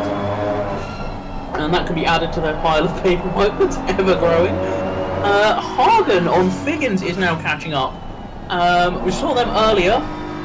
That is one of our solo drivers. Recently joined our commentary team. Looks like they've managed to get the car fixed. The rear bumper was dangling around, not connected to anything important for a bit. So that car looking somewhat healthier, although a little bit covered in. So, just doing some maths here. Mattia De Campo has on average been about 4.5 seconds a lap faster than P1 so far this race. Last time out, he was 21.7 seconds behind P1 over the line. So if my maths is right, he's going to catch P1 in about 5 laps, which will be after the next pit window. And God, just not being let through there, Matthew De Campo. Don't know what Godwar was doing there. Probably not able to steer. Actually, that's fair enough. That's one of the ones that hit the barrier. Yeah, I suddenly realised who it was. That was a car that was. He couldn't steer. That's a car that's just hoping to get back to the pits in one piece. Move coming. Sam Braxton getting ahead of Patush. There again, Patush with that really unfortunate, looks like some sort of equipment failure, and there is a little bit of damage on that front right corner for the BMW. There is a bit of damage. It's not looking completely fresh, but I don't think there's many cars in this race that are looking completely fresh at this point in time. Really. And Patush tucks right in behind Sam Braxton, trying to get any sort of advantage back that he can, but it looks like Sam Braxton is going to hold that position at least for now. There's the wall on the way out of there as well, with that BMW pushing as hard as they can, but yeah, that wasn't really what you wanted to do there. So just adding to insult to injury there, clunking the wall on the exit. Now has some damage down that right-hand side of the car. Interestingly, the number 113 Wall racing car, which had that 45 seconds worth of penalties, now making their way back through the field a little bit. Last time out, they were fastest on track. Okay. By 2 seconds, I think, to anyone else. Indeed. 16 seconds across is the gap to first at the moment, although it's climbing a little bit. Yeah, I think last time over the line it was about 23 seconds due to Mattia De Campo being held up by lap traffic. Yeah. So it's about 23 seconds, extended a little bit due to that lap traffic incident that Matthew De Campo had. So yeah, it'll be interesting to see. Look up. It really does in the hands of Matthew De Campo. It just, everything is smooth. He's really got he knows the curbs he can run, he knows the curbs he can't touch. And he's just using everything he can wherever he can, as car 888 is having some problems. In last place as well. Oh. Thankfully there's no one behind him, so that's not a pretty place to reverse. No, that was also very... I honestly... I'm going to put this out there, the way they got stuck on that curb might actually have caused a slow zone at that point, because of how the amount of wheel spin before that thing moved. Yeah, it would be brilliant for Francis to have something like slow zones in the game. Yeah, somebody you get it wrong and you get beached on a curb. For the Code 60, that would be great. But no, it's anything we're ever going to see, and it would involve so much messing around with the side to be able to implement it and put it in the right place. Because it would be so it wouldn't be difficult to too get. bad if you put it in with you could potentially make it an automated thing with as part of the yellow flag system. Yeah, but I guess so. If yellow flags, it's the amount of coding and back end that you'll have to do to make that work. And then you've got to make a new heads up that tells drivers that they're coming up to a slow zone. It's the 888 car, massive contact coming through Tiergarten right at the end. Oh. Got in the grass, coming off the end of the Dottinger Her, and that thing is now dinged up. That is nasty, nasty. Looks like suspension failure on at least one of the corners of that car, and I'm assuming they'll be straight into the pit lane. Indeed, they are. Yeah. Let's hope they can spot the line and the ball. The board is still there for us, but I don't think it's there for anyone else. No, I've got it on the side of the track. It's fallen over at the side for me. No, I'm assuming it might be because I joined after it, been knocked out. But I'm still able to see it. Yeah, no, for me it's just sat at the side of the track, the side of the road there in the grass, laying on its side. Just skimming through, seeing what we have got going on. Fernandez and Swangler? I am really sorry if your name, if that's been entirely mispronounced. Fernandez really going for it, trying to catch up. I would assume it's probably Swansea. So that would make sense. Donkervolk off! Donkervolk off right ahead of them. Stein Donkervolk. Oh my god, almost takes out Fernandez. Well, I saw that start. I'm glad you caught that one. That car is not looking happy. Christ, it looks so like close. Swanza has kind of checked out. It looks like Fernandez had to check up well and truly on that one. Oh my days, I don't think you understand how close.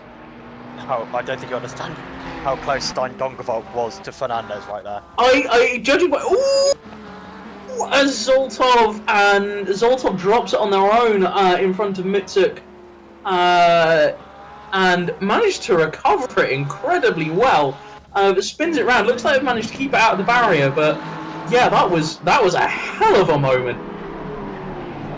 Coming through into the start of that section with the second of the carousels in it. Yeah, so Stein Donkervolk now somehow has no damage. I'm assuming that's because he's not close enough for the damage to load in, because he definitely hit the wall very hard. So I'm not quite sure how he wouldn't have any damage. Oh, there we go, he's dropped off anyways. It's so difficult to commentate when he's lagging in and out like that. As we have Hart and Linza.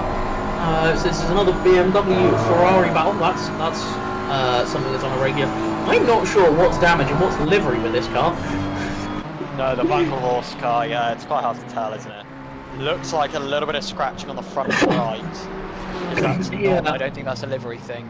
Because it's not on the front left corner, I don't think. Either way, is catching the Ferrari quite nicely. It's definitely got damage. The Ferrari is definitely damaged, quite badly.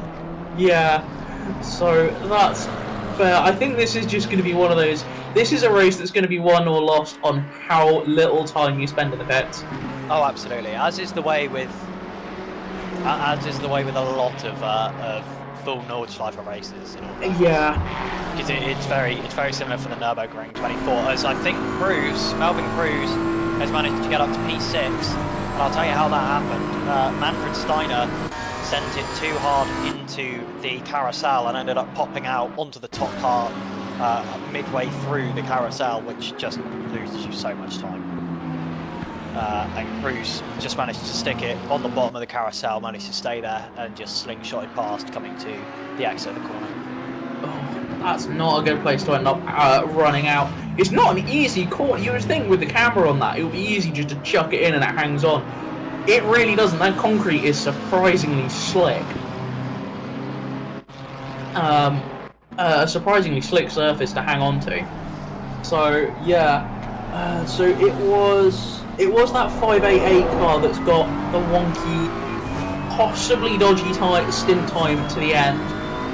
What are they on stint-wise now? 14 minutes into a stint, and then so they've got about 50 minutes left of this stint, which will put them at an hour and Oh. An hour and 20 minutes. It's going to be too much. Yeah, unless they've got a long pit stop, that's too much. They're an hour and 11 or so into that. Yeah, unless they have damage to fix in the pit road.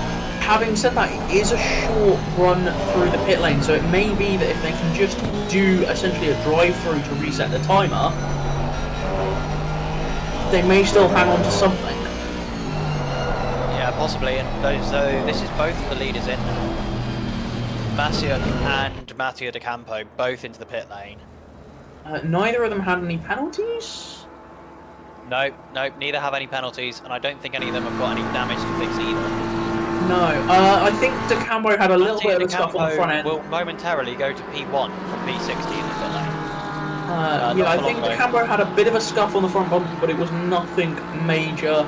Didn't see what Mitsuk had in terms of damage. Yeah. Nikita Masiuk moving again ahead of De Campo. It'll be interesting to see if Mika Patush and Samuel Braxton are in this time round. Both cars are, both the BMW and the Porsche. However, obviously Braxton doesn't have any damage to deal with, whereas Patush does quite Yeah, a bit. so that looks like that's going to be Patush clear, or Braxton clear of Patush there. Oh yeah, you're right. Mattia De Campo with a little bit of scuffing at that on the front end of the front left wheel arch, so not fixed. Chosen not to fix it in the pit lane. Clearly wasn't making an impact on his pace. Yeah, I mean it's clearly just a little bit of nudging that's going on. As we said earlier, the car has comparatively no aero, so you can kind of beat the living snot out of it. It doesn't matter. Mattia De Campo actually out of that car. It's going to be Simone Alessandro Cesario running to the end of this one. Cesario, sorry. Okay, so that is two, I'm presuming, two equally stupidly fast aliens. So that is that last to first challenge that we have going on that they've set themselves. We are currently down to 51 cars running still. Yeah, we've lost a few in the last kind of 20 minutes or so. Lots of people having big crashes. Yeah. And I think it's because a lot of teams have chosen to run 2-hour stints, essentially. And 2 hours back-to-back at the Nordschleife is mentally taxing. Yeah, I mean, a 2-hour stint normally isn't an easy thing to do. No. However, going and doing it around a circuit like this is turning that up to 11 and ripping the knob off. Yeah, there are some tracks where you think, oh, I could easily do a 2-hour stint here. And there are some tracks, the Nordschleife, Bathurst, where you go, why would anyone want to do any more time than they absolutely have to around this track? Yeah. Because it's just, cold tyres still a little bit, watch out. Yeah, we were saying this earlier, is the cars come out on cold squishy tyres with very squishy suspension, especially comparative to what you'd normally run on the on the Nürburgring GP loop. The cars are so much softer and so much squishier than what you'd normally use. There is a slow car up ahead, car 444 maybe? I'm trying to work out. It's an Aston Martin. No. There can't be many of those. Silver in is the 444. Quite a racing team, currently running P32. Yeah, a little bit slow for those guys. A little bit slow at the moment. Not too bad though. As Kleinberger has a stop go 30. Was that one of the cars we saw in the pits just now? I hope it wasn't, because that may well be relating to their last pit stop, which would be a real shame.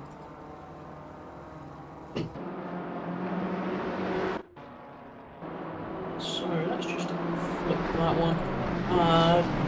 Palyev?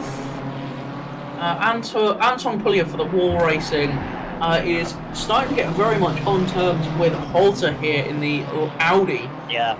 That's also a bit of a brave choice. That Audi can be quite lively.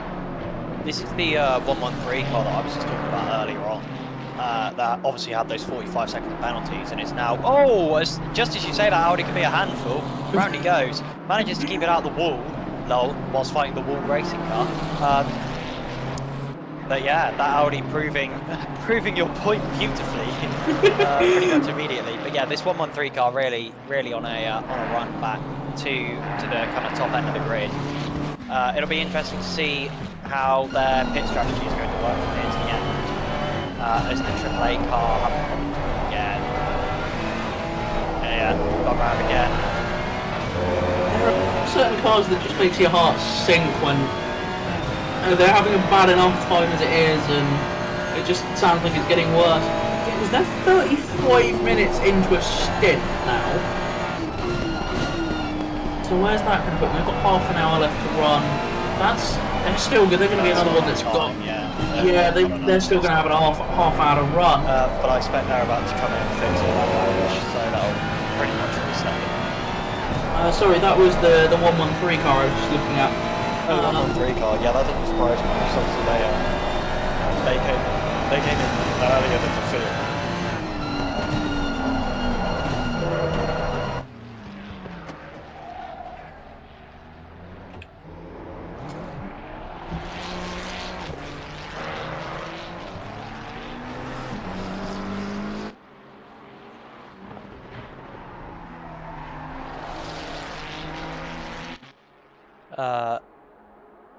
Just having a little look at where people are lining up at the moment.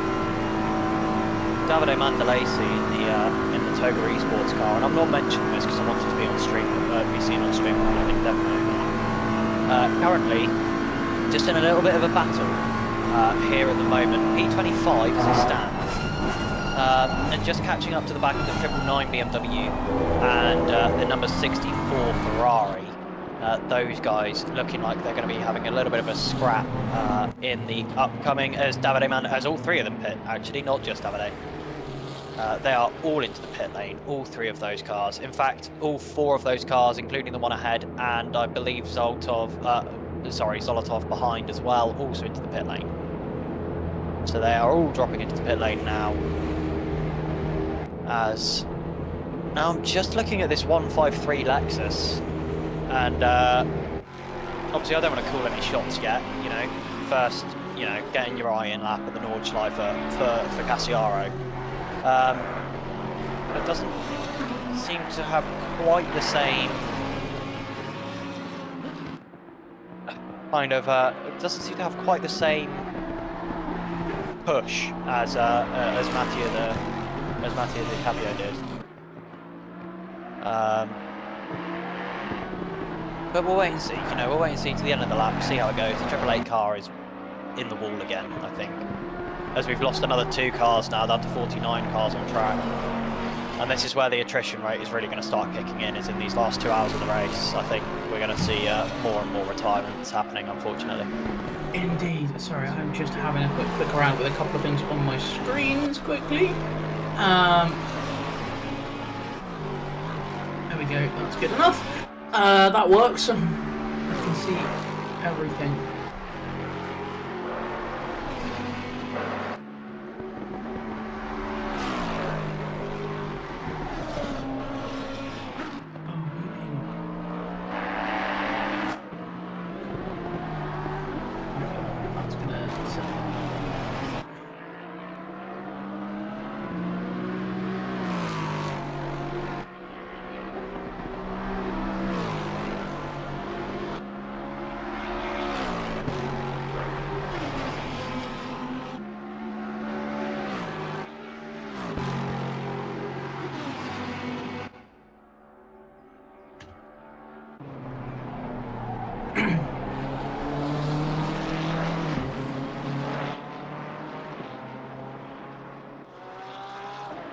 Good evening. Hello. Oh, it's Hayden. It's the big man. How you doing? Mr. H.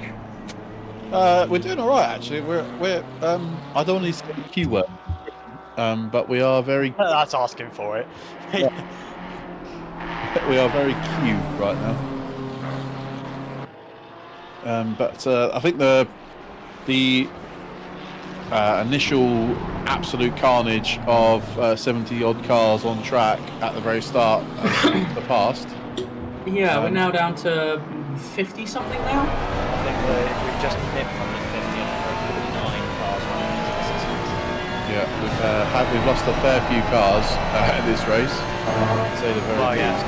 can't say I'm surprised really. It is the Nordschleife after all. Yeah, I mean, you know, mistakes are easily can easily happen on your own accord,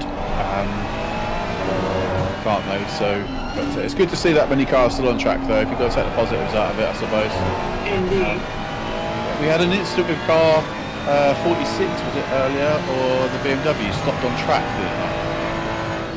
Yeah, it looks like possible steering we think wheel it was a disconnect or something along those lines. Yeah, something along those lines, definitely. Because it just went straight, Yeah, definitely. turned into the corner, and then just randomly straightened up. Didn't brake later or anything. Yeah, strange. Yeah, it looked like equipment failure. And just, was stopped for about a minute, which is about the same amount of time. If anyone's got a Fanatec base, it's about the same amount of time it takes to emergency stop it, unplug it, plug it back in, and get it all connected to the Fanatec software from what I know. It was, How's Team Toga getting on car 27? Peter's in the car right now. Those guys are currently P25, but they've had a race in it. They have had a race in it. So they were involved in the lap on carnage after the red flag restart. So they were 67th Okay. at one point, and are now back to P25. Do you reckon Matt can put them on screen for us? I'm sure he'd love to. Matt, I know you're in chat. I don't know if the livery's working though. It's not working on my screen. Yeah, I'm the one neither it is with that mine. made it. No, I think there's a problem with Awesome Sim Racing because it's not working for me either. We But- resynced everything. It's why I put up last night. Can everybody try and sync it before midday? So we've got half a chance of making sure Ideally- everything works. Ideally, when me or Mac are streaming, the liveries will show perfectly because technically we've both got them fully downloaded for the team. Ah, okay, fair. Yeah, I So, don't have them. Yeah. I may do the same. But yeah, sorry, just to jump in, we've got a bit of a fight on our hands down in 24. Misyuk and Apple and KRI are all very much trying to occupy similar bits of track at the same time. And racing very, very well. Apple on the charge coming through the traffic is the one trying to make up the places. Misyuk also trying to make up the time on KRI, but now with Apple right on the tail of them, it's starting to become more of a look forward and more of a look back to make sure you're not going to get taken out there. Just interesting here is that Cassiaro on his outlap was 3 seconds slower than the 99 Ferrari that's currently in the lead on the outlap from the pit lane. So whether we're seeing a little bit of a swing here, whether Cassiaro is going to struggle a little bit more than Mattia De Capo did to get towards the front. We'll wait and see for the first proper flying lap to be finished. Yeah. 3 seconds would follow for getting out of the pits and getting down into turn 1-ish. They both boxed. Right. It was both of their outlaps. Oh, okay. Although we did see that big slide on the way out of the pit, so it may be that the car was just a little bit unhappy on its cold tyres. As this battle, the car here is not going anywhere. I don't think there's much else going on elsewhere on the track. So we've got the number 113 car has caught up to the 46, which for a while was our leader. Here, the 113 car trying to get back past, but also Melvin Crows is sticking pretty much within a second of Cassiaro at the moment for P2. nicely done. That's true. I also, just to note, is 113 is a lap, or it's not showing, but I think the when a lap down at some point. Oh, as I think that's the 888 hitting a wall again. The 113 car, are you saying, is a lap down? Quite possibly. It's not showing on. No, okay, they're on the same I'm lap. entirely willing to be proved wrong and misreading that well and truly, but as Misyuk goes out of this battle into a wall really hard, gets it wrong going over that big crest, gets it sideways and smashes into the wall there really hard. So that has left Appel upper place, but is now inside a half a second on KRI in that BMW. So KRI's day isn't done as yet. Still very much got to keep an eye on what's going on behind, but they are the issues have been eased. However, the one to watch out for is Mr. Romeo in 24th now. Has just tipped over inside of a second on this battle. So depending on how much these two fight, may very well bring Romeo into this fight as well. Just as a jump in, yeah, O'Sullivan, yeah, unlucky man on the car on the race today. Heads up, and you'll go again for sure. For sure. Apologies for that car that absolutely crashed into you earlier on. That caused massive issues. Massive issues for you. Apologies. Did I just see a car in the wall somewhere? A Ferrari? Probably, almost definitely. There's so many crashes at the moment, it's pretty hard to keep up with them. Yeah, exactly. They all happen on the road. Sorry, oh no, that's an old message. Sorry, I'm just looking back through messages. Four-way battle incoming for P6 here. Apple's got past KRI, didn't entirely see what happened there, but yes, has got clear there, so that now puts KRI into the clutches of Romeo. That is the Audi of PM Mayer. He's gone round again, and there was contact with Artemenko there. Oh, that's massive damage for the number 7 car. Yeah, unlucky for those guys. That's going to be them in the pit lane for a while, and it's going to be the same for the number 40 Audi. They've got what looks like pretty nasty suspension damage. That was a 6 line on the line. Looks like, from what I saw, the number 40 car got possibly got a little bit of a tap from the Ferrari. Oh no! It looks like the 40 car. I just did a replay on it. The 40 car dropped it on its own, catching the grass, and then semi-unsighted going into that. The BMW just smashes straight into it. Just chooses the wrong side of the car to go and absolutely wipes out. Right, here we go. This is possibly going to be a move here for Melvin Crows in the Iron Link scheme Lamborghini. Although actually it looks like the Lexus has got the legs on that Lamborghini. Oh yeah, no, that Lexus has got the toe. The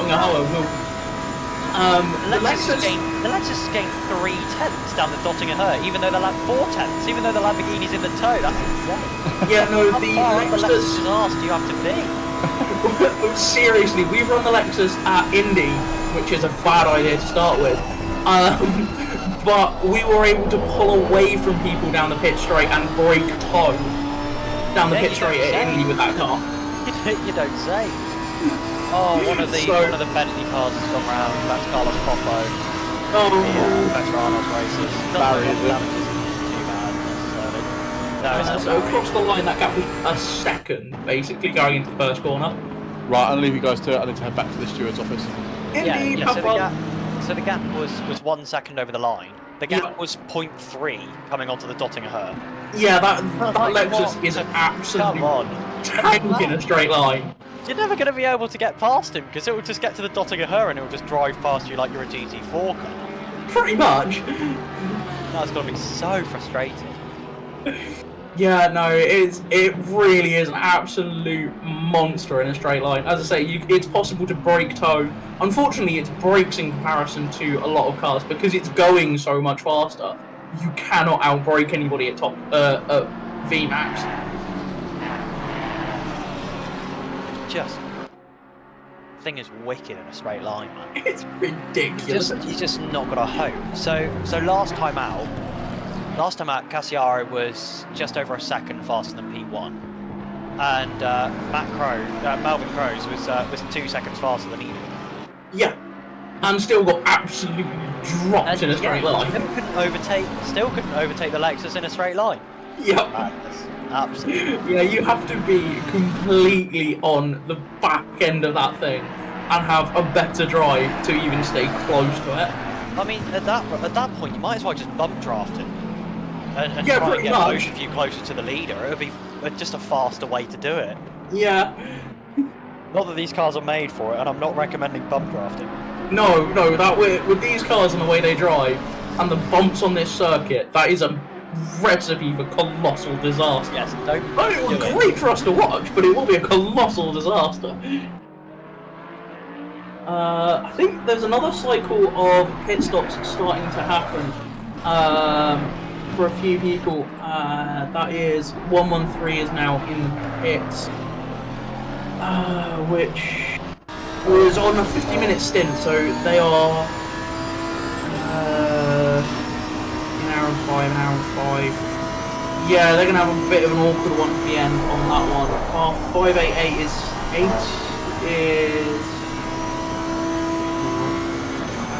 35 minutes into their stint, so yeah, the fight, whilst it looks like it's on at the moment, I don't think is going to be on all the way to the end of the race, because the 588 looks like at the very least it's going to end up pulling a drive-through to reset the stint timer at some point in the last hour,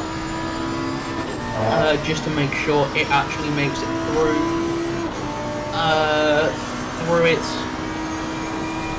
the race without being pinged for drive time. I'll get the sentence out eventually. Yeah. Take a few jabs at it, but This is what happens when you have to put up with the entire start of that race. yeah, no, I'm sure whatever happened in the first hour was pretty great. But yeah, it's just, you know, it is a little bit of a long game here at the Nordschleife. You know, I don't think anyone's denying that. No, I mean any long race like this, it's going to be a bit of a tricky one. I think even if you run to an hour and 5 4 times, you're going to be 20 minutes shorter on your last stint. So you're going to have a 40-minute last stint if you run to an hour and 5. I'm just looking at the times here. The 588 car isn't in a great position. No. Yeah, they're gonna have to pit twice before the end. Yeah, as I say, they're gonna stint-wise they're 37 minutes in now, so they've got basically another 30 minutes to do, which means it's gonna put them on an hour and 10 to go. Unless they choose to spend 5 minutes in the pit lane. But that would Yeah, they basically have to do it's a drive-through to reset the stint timer to put it back to where it should be. Yeah. So they'll have to do that at some point before the end of the race. The question is, when do they do it? Do they do it? Well, they can't do it. It has to be in the last stint. It has to be at the last stint. No, yeah, I'm aware. My question is, when in that last stint? You know, do you pick a time when you've got enough gap behind you to be able to do it without losing a position, or do you just leave it as late as possible and hope that something happens with the cars ahead of you that allows for you to actually benefit off of it rather than lose? I don't really know. Like, what is the game there? It's a huge gain, unfortunately, from it. Although they can just close up. I'm wondering, it may very well be the difference in the two drives. It may, as much as the Campo was an absolute monster in that car, Casario very well might be comparatively a junior driver being brought up through the ranks of that team. And the car might be a little bit more set up, / they may be a little less confident in the car, which is why we're seeing this time difference. So whether they do one stint or whether they do 2 to the end, I don't know. But we shall see what happens. But Crow's whilst is right on the tail of this Lexus. If they can find a way past, they're going to have to defend defend it well and truly. Yeah, I just don't think it's beneficial for Malcolm Crow's right now to go past the Lexus. You know, I think part of the reason that he's able to do such good lap times is that every time they're in a straight line and on the throttle, he's picking up the benefit of that toe. Yeah. And at the moment, they'd be able to take that drive through without a problem. You know, Sammy Braxton is over a minute behind them at the moment. They can take that drive through to reset the stint time without it being an issue. And I think fighting with the guy that is albeit somewhat slowly dragging you towards the leader. Yeah, they're down to 22 seconds now. I think the real issue is... Since Casario's got in the car, that gap hasn't really changed. I think the real issue is going to be... Well, obviously they lost 3 seconds on the outlap from the pit lane. That's true. I think the real issue is going to be whether they're gaining enough time. I think it's going to be interesting to see what the lap time split is this time round. On a kind of second flying lap on the tyres, now that everything is probably heating up in the car after being stationary in the pit lane. Yeah.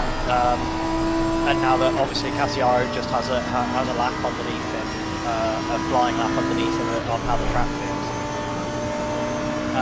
The Lamborghini is going to get absolutely left behind here. This gap is going to be about 1.5 seconds by the time it's going to just disappear. There we go, there it goes to a second. Yeah, now the Lamborghini isn't getting any benefit of the tow either, so that gap is just going to open. Unfortunately, whilst the Lambo it's just going to keep on. Whilst the Lambo is a lot of fun through the corners, and for normal racing we absolutely love it. 5.6. I think it struggles almost 7. more than the Porsche does for straight line speed.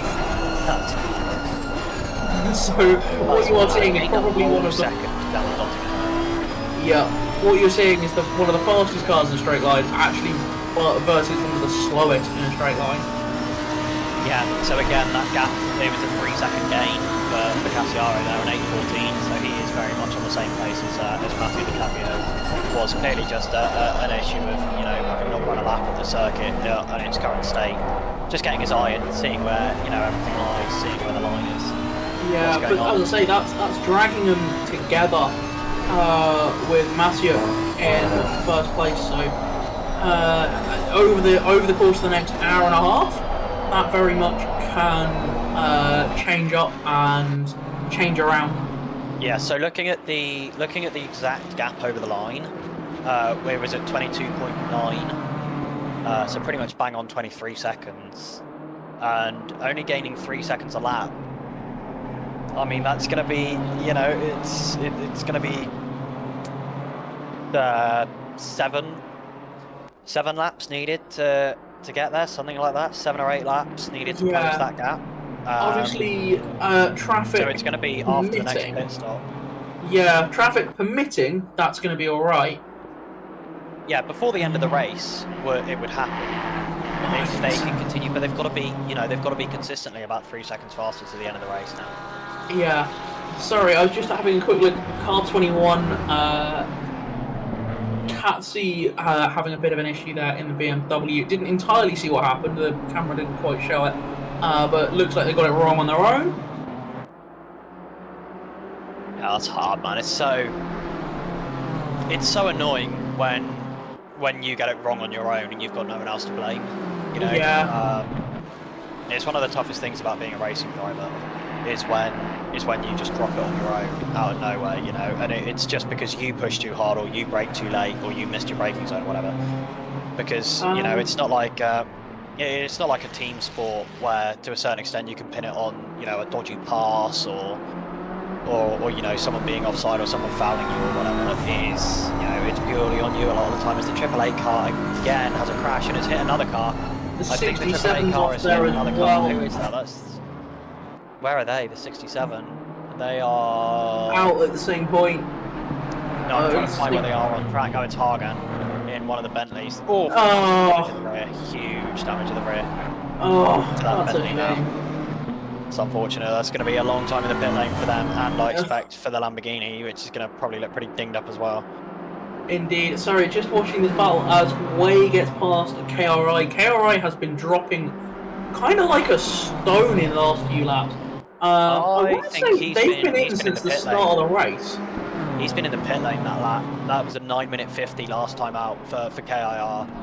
So I expect that's just tyres still warming up. They're still in the early part of the early part of the lap. 314. 4 is Figgins Ferrari, looking even more second-hand than it was previously. I'm not sure that thing's drivable anymore. I don't know if that's going to get not from there. Oh no, they've only got the dotting ahead. Oh come on. I don't think that's got enough steering lock to be able to not go around in circles. Come on, looking at the state of that car. Yeah, that front left suspension is had it completely. Let's just say, if it was your eyes, you'd need some pretty thick glasses. I think it's the best way to describe how that suspension looks in the front right now.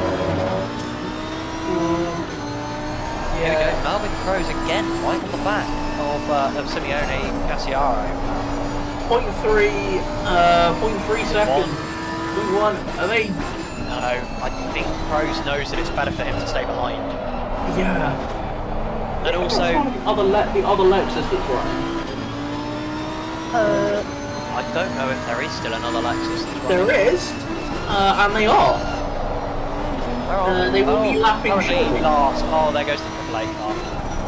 Triple A car calls it. I mean, to be fair, that Lexus is looking less than. And the other, yeah, I was about to say the other Lexus is looking slightly war-torn. Yeah. Not quite ideal. And there's the other Lexus and the Lamborghini right behind him. Yep. Yeah, I thought I saw that shape out the front when in one of the long shots, when a few bits of track that you can actually see in ahead of you.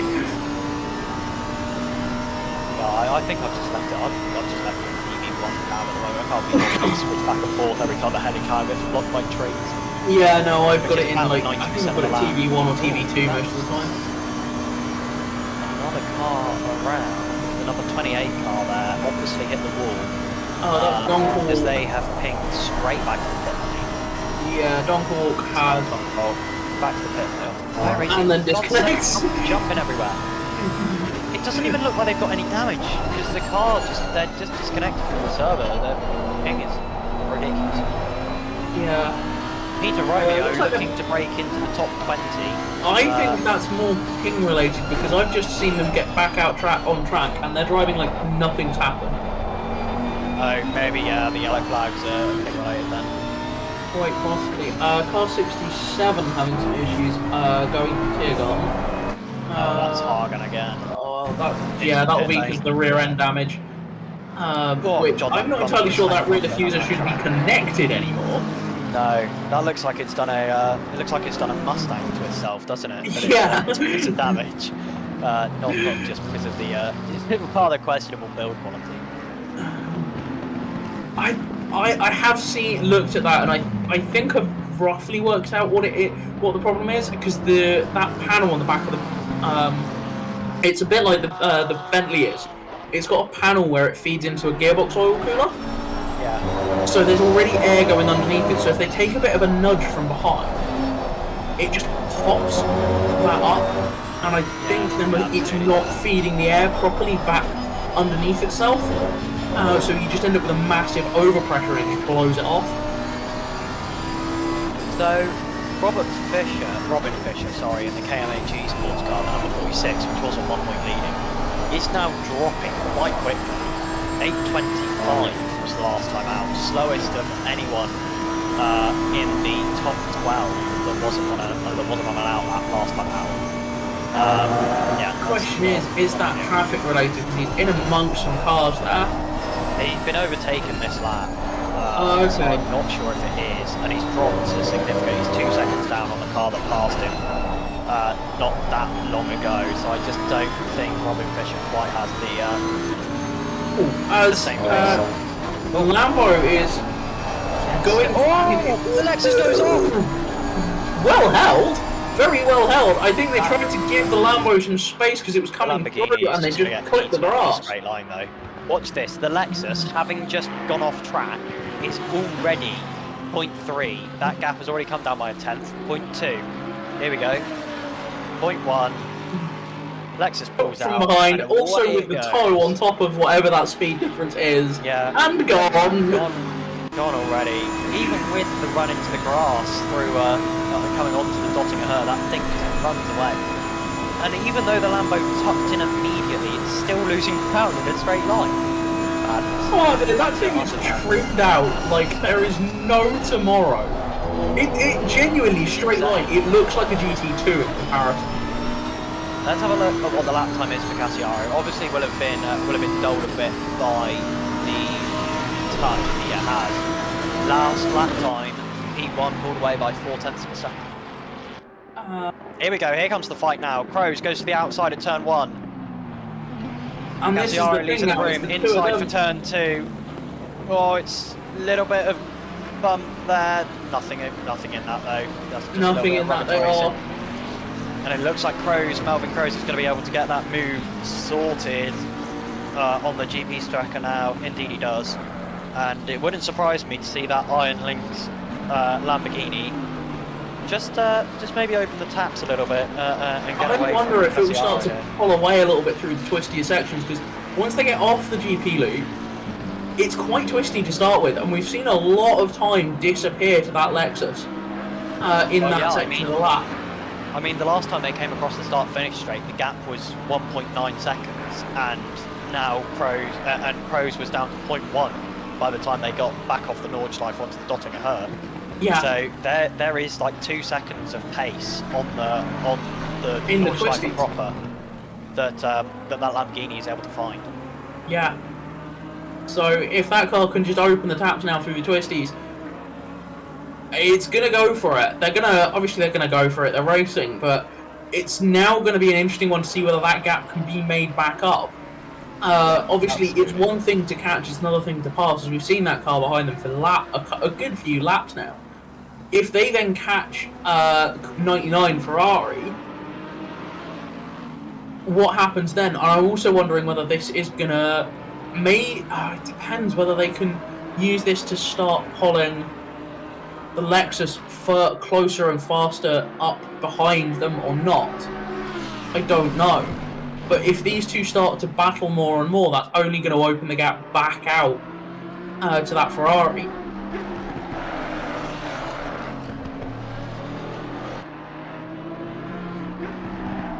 I'm supposed to do something.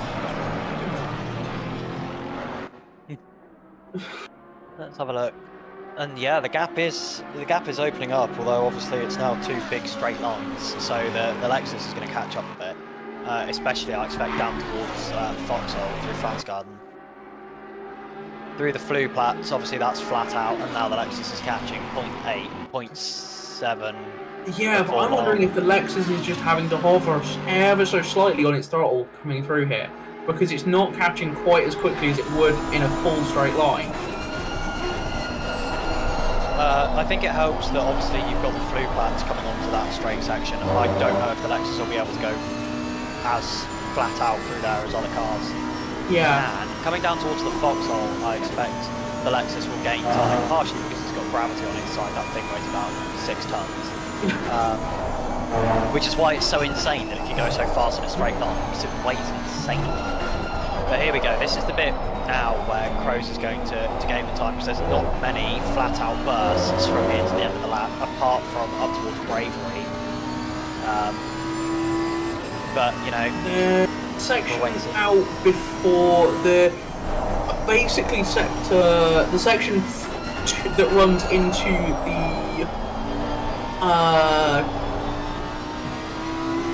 the carousel will be one that they will be able to make. The Lexus may make some ground, because that is very, very fast through that. Yeah, that's the section I'm talking about, leading up to Bravery Corner. Yeah, there might be a little bit of damage on the Lexus, but they've been into the pits and they have to fix it. That thing Melvin Crows is brushing the grass. Brushed its left side tyres in the grass. Just you know, flirting with where the limit is. The gap's now up to 1.3 seconds, so yeah, 1.4. So the Lamborghini does have the upper hand through these twistier parts of the track. It'll be interesting to see how much of an upper hand it can really work with as we keep going here. As the 27 car has gone around. Oh no, that's Peter. Oh, huge F. Sorry, you're catching up with chat there. No, the Lexus, we said a little earlier on, the Lexus has got, comparatively to the other cars on track, no aero. So it can take hits like a NASCAR. It doesn't care. It can scrub walls, it can go rubbing, door banging. It takes a huge amount to actually start to really notice the damage you pick up. We've run it actually in some rookie events before, and yeah, you can beat the living snot out of the car and it just keeps going. It doesn't notice the damage very much. You have to take an absolutely massive hit for it to really start to be a problem. So the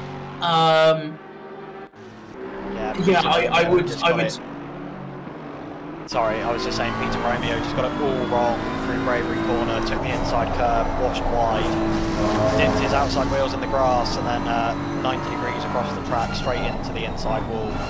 And yeah, that thing is beaten up. That's going to be a lot of minutes of repairs, and in fact, it's toast to bits. Just a quick update on this battle. The gap to Cassiaro is now 1.7 seconds, and they've just come through the carousel. So the section we were expecting the Lexus to catch, it just hasn't.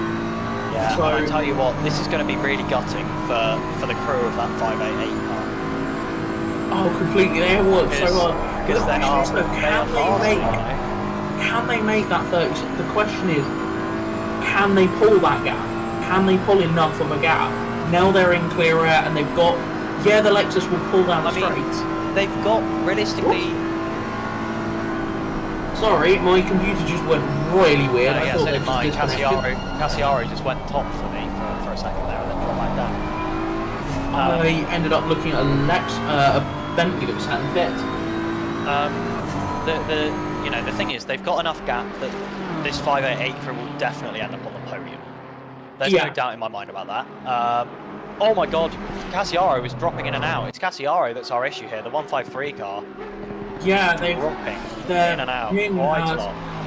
I haven't got what their ping is on stream. No, I'm worried because no one is showing any ping for me to the server right now. Yeah. That is not a good sign. Oh, this is a terrifying point. We're now, what, an hour and 20 to the end? Well, I think if it was to go down now, we'd probably just call it. Yeah, especially with all the faffing at the start. Because this is not good. When they're not showing any ping to the server, that tends to be a bad sign. Oh, okay. If you go onto the live running standings rather than the broadcast, they're showing ping. So I think we're fine. And ping is back on the broadcast standings as well for me. So I think we're all good. Okay, but fine. I may just have the wrong screen up to know what is going on. Oh yeah, there is a ping if I go into basic view. Yeah, and then if you go back round to the broadcast, it should be there as well. Oh yes, so it is. Okay. Heart and Mild panic over. I think we had a momentary. I think we did have a momentary server ping there. Yeah. This is insane. Cassiaro was 2 seconds behind the Lamborghini coming onto the Dottinger, and the gap's going to be under a second coming to the start-finish line. Yep. Madness. Utter madness. So yeah, as I was saying, the thing for Melbourne Crows is that they've got P3 at least secure. Yeah. Because... Brackstad is 90 seconds back. Brackstad is a long way behind, at least a minute. But now... Crows has just bailed for the pits. Crows has just bailed for the... No, that's the end of his stint. He didn't have any more time left.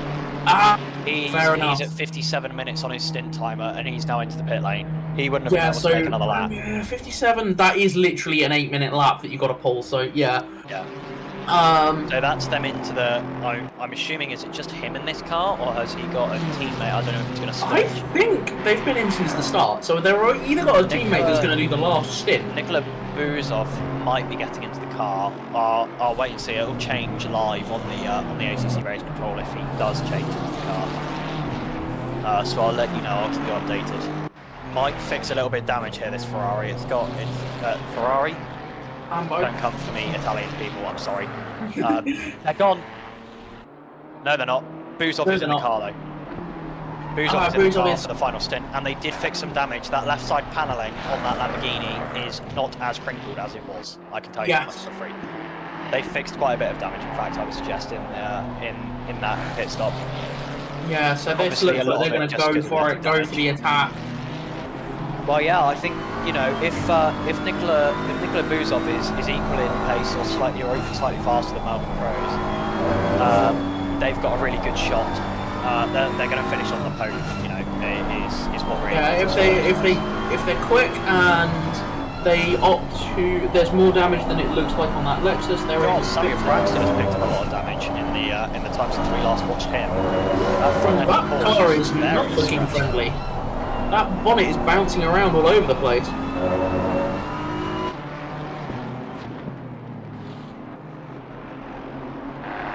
can't see any bonnet bouncing on my It's very, very subtle. It might just be because I've got it on a massive screen. Yeah, that is possible.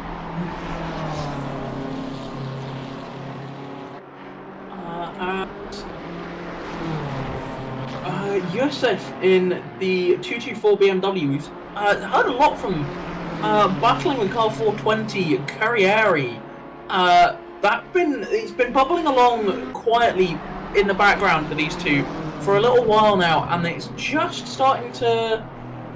I say that the gap was huge, it was tiny, and now it's gone right back out again. Am I just commentators cursing people now again? Probably. It'll be a very new thing to do. It is, like any stream that we on, we watch somebody and it all goes wrong for them. I am very sorry. I don't intend to do it. Yeah, he does it on purpose. She does it on purpose, don't listen. Thanks. It's all part of her little game plan. She just she picks the cars that she wants to win at the beginning, and then just goes through and it's like, these guys are doing well. Oh look, they crashed. How sad. Yeah, thanks for that. No, you're fine. It happens to the best of us. You know, the commentators curse. You can't get away from it. No, it always happens. It's just I feel like even when I'm driving, I manage to commentators curse myself just by nature of having been a commentator. We've found it just accidents find us at various points.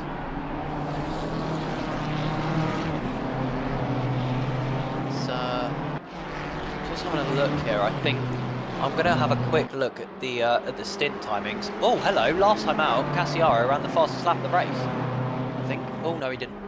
No, Sorry, I was on qualifying best, not race. Sorry, that's me. that is race best, by the way. Yeah, race best is an 8:11.6. Yeah.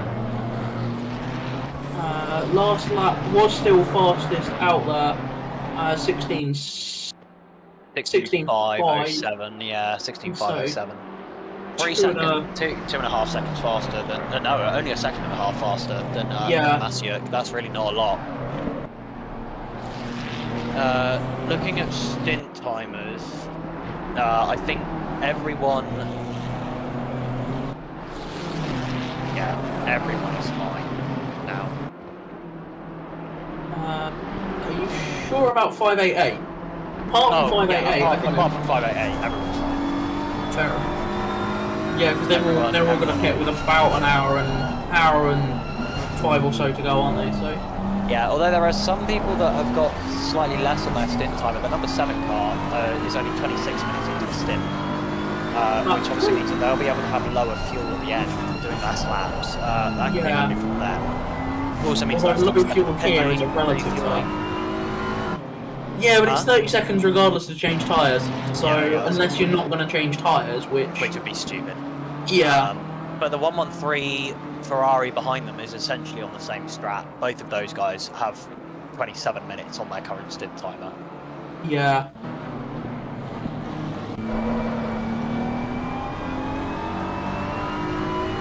Incidentally, car 7 in 7th, qualified 7th, and hasn't gone anywhere.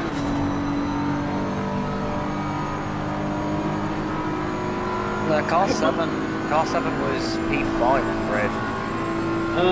But no, I've got it here as have you been commentating since the beginning? Yes. Oh, okay. Mine would have pulled the grid standings from when I first joined the lobby. So don't listen to me.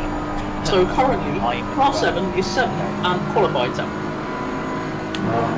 Which is quite a satisfying thing, really.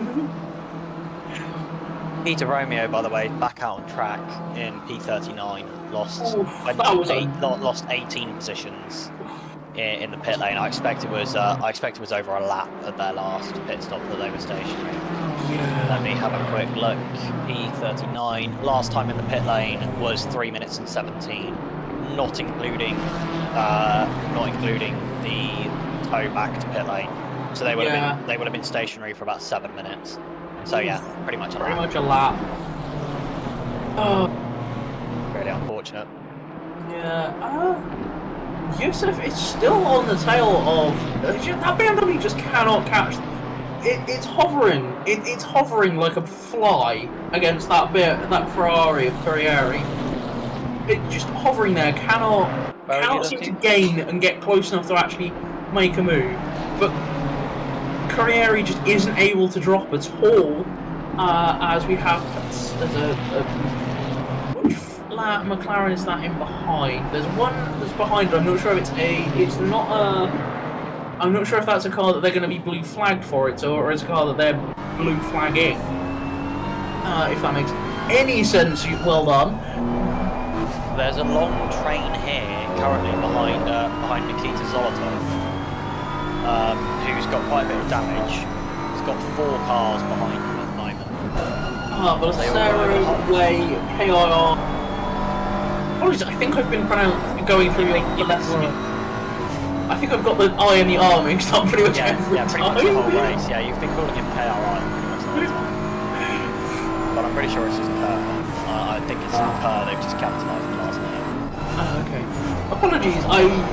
Yeah, reading is not my strong point. Zolotov gets it properly wrong through there. Everyone takes out a BMW. Which BMW was horrible rejoin. What was that? That's Kerr. That he's just taken yeah. Shocking rejoin. Absolutely annihilated the back end of that BMW. No, he doesn't let Kerr go. He's got steering damage. That's Zolotov has got steering damage. Yeah. So the rejoin possibly not wholly his fault, but if you can't rejoin, safely, then don't rejoin. Yeah, I think it may very well have been a case of kept their foot in when they really shouldn't have done, after bouncing off the wall to try and recover the car. But that has now released Way onto Balsero. That's a regular one that we've seen a number of times, and Way have they managed to get that one done? They're pretty much dead even, obviously. They are dead even going down the top. Who's got the... I mean, Belisario had the inside line into it. Into Tiergarten. Yeah, Tiergarten, and stays ahead for now. Yeah, is Tiergarten home line? So, I'll get there eventually. I haven't... Tiergarten, what? Tiergarten is the last sequence of corners. Oh, okay. It's like the kind of left-right flip and then the left-right chicane. Right. To finish the lap. It's all classed as Tiergarten. It's the same as how the run down towards Vauxhall is called Vansgarten, even though you twitch between left and right about 4 times before you get to the Vauxhall. I mean, let's be honest, you can't really name a track with this many corners. Oh god, giving them all individual names would be mental. That's why I like the first 6 corners on the actual Nordschleife are called the Sabine Schmitz S's. Yes. Because there's just no point in giving them all individual names. And they were you'd run out of German words before you ran out of corners. Yeah, I was going to say they recently renamed that as well after the late Sabine. Yeah, absolutely legendary. Absolutely legendary driver around the circuit. No doubt. If people know the name of the Nordschleife, then they also know who Sabine Schmitz is. You can't know one without knowing the other. Such an unfortunate story. I believe the team she used to race with still runs with her name in brackets on the car. Yeah, they do. Yeah, she was just brilliant. I mean, she did some crazy stuff in some crazy cars around this circuit. Look back at the old Top Gear episode. With a van. With a van. And they hadn't even taken anything out of it, for God's sake. It wasn't like they'd stripped everything.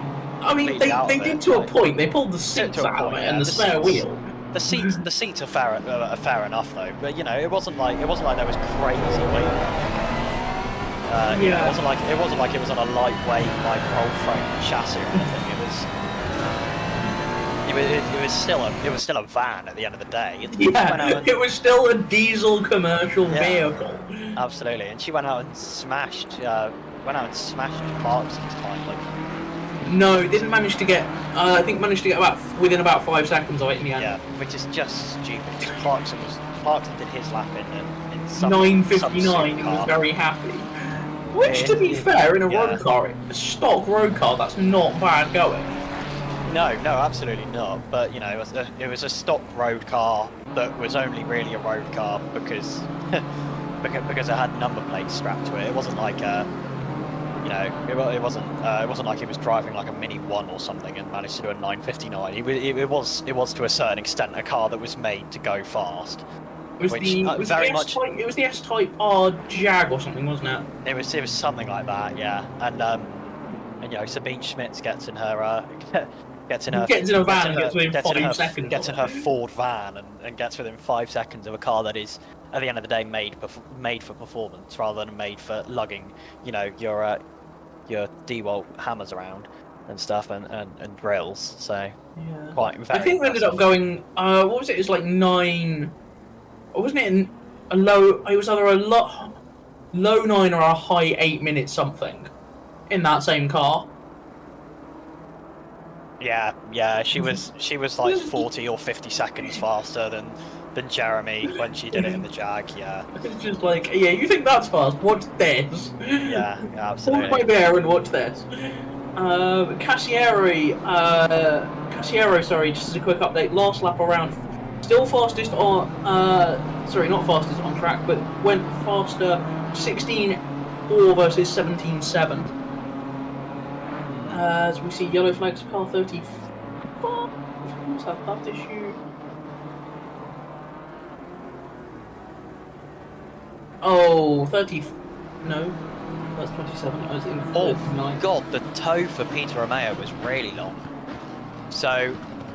The last registered lap for Peter Romeo, and he's just coming on his outlap now, was 17 minutes. So he's lost 2 laps. Ouch! What happened there? I was going to say that was after the crash. But obviously they lost a lap. They lost a lap towing back to the pit lane, and then the tow was long as well. Yeah. So yeah, 17 minutes before they went back across the timing line. As we have Parks was the car 35. In 38th, that's got a very mangled looking front end after whatever incident they had. 32, and there's another car involved in that one. Where is that? Where's that? Car 32. Yeah. I'm trying to find the cars in a grid. In the Bentley. No, that's the Veteranos races again. That's really unfortunate for those guys. Oh, that front They were recovering, and then the Ferrari just came barreling through. Right is not completely broken. Look at this on the TV1 camera. You can see the front right tyre. The rear end of the front right tyre is pointing out. Oh. You can see it pointing in. It's proper suspension damage. That's that's. Might be the that's not doing. None of that is not a lot of that car is connected to things it should be connected to. No. Oh, I think even where they are, I would look at returning to garage at that point. Rear wing is now at an angle. They've got a little bit of side force going on with that rear wing, and they've got the leaders coming up to them. God, this please don't end badly. Please don't end badly. At least they got the hazard lights on. Please don't end badly. There was a Ferrari that came past car 314, got past cleanly. Car 21 will be the next car to catch them. Nikita Mathieu has just dipped some wheels into the grass coming out of the second carousel again. So that will give a little bit of time to Cassiaro. Second time that we've seen a Ferrari that was leading. Dip its outside tyres coming out of the second carousel. Obviously the first time it cost the 113 the lead before they had to serve their penalties. This time, thankfully, hasn't cost the 99 car the lead.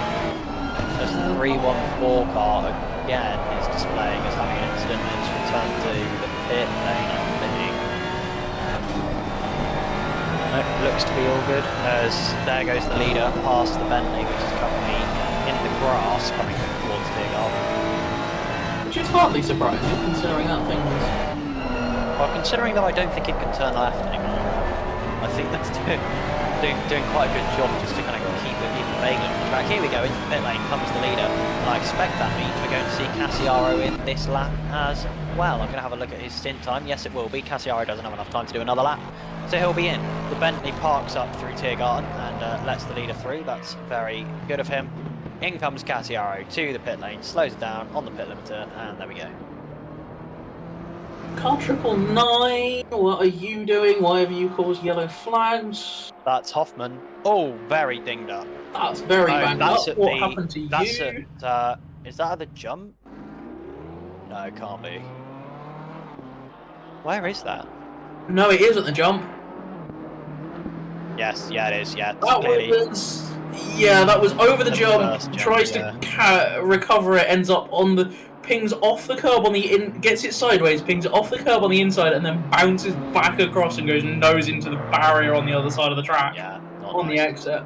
So, just updating you now on where Nikola Buzov is, because a 9:11 outlap is not bad. That's faster than Cassiaro's outlap was.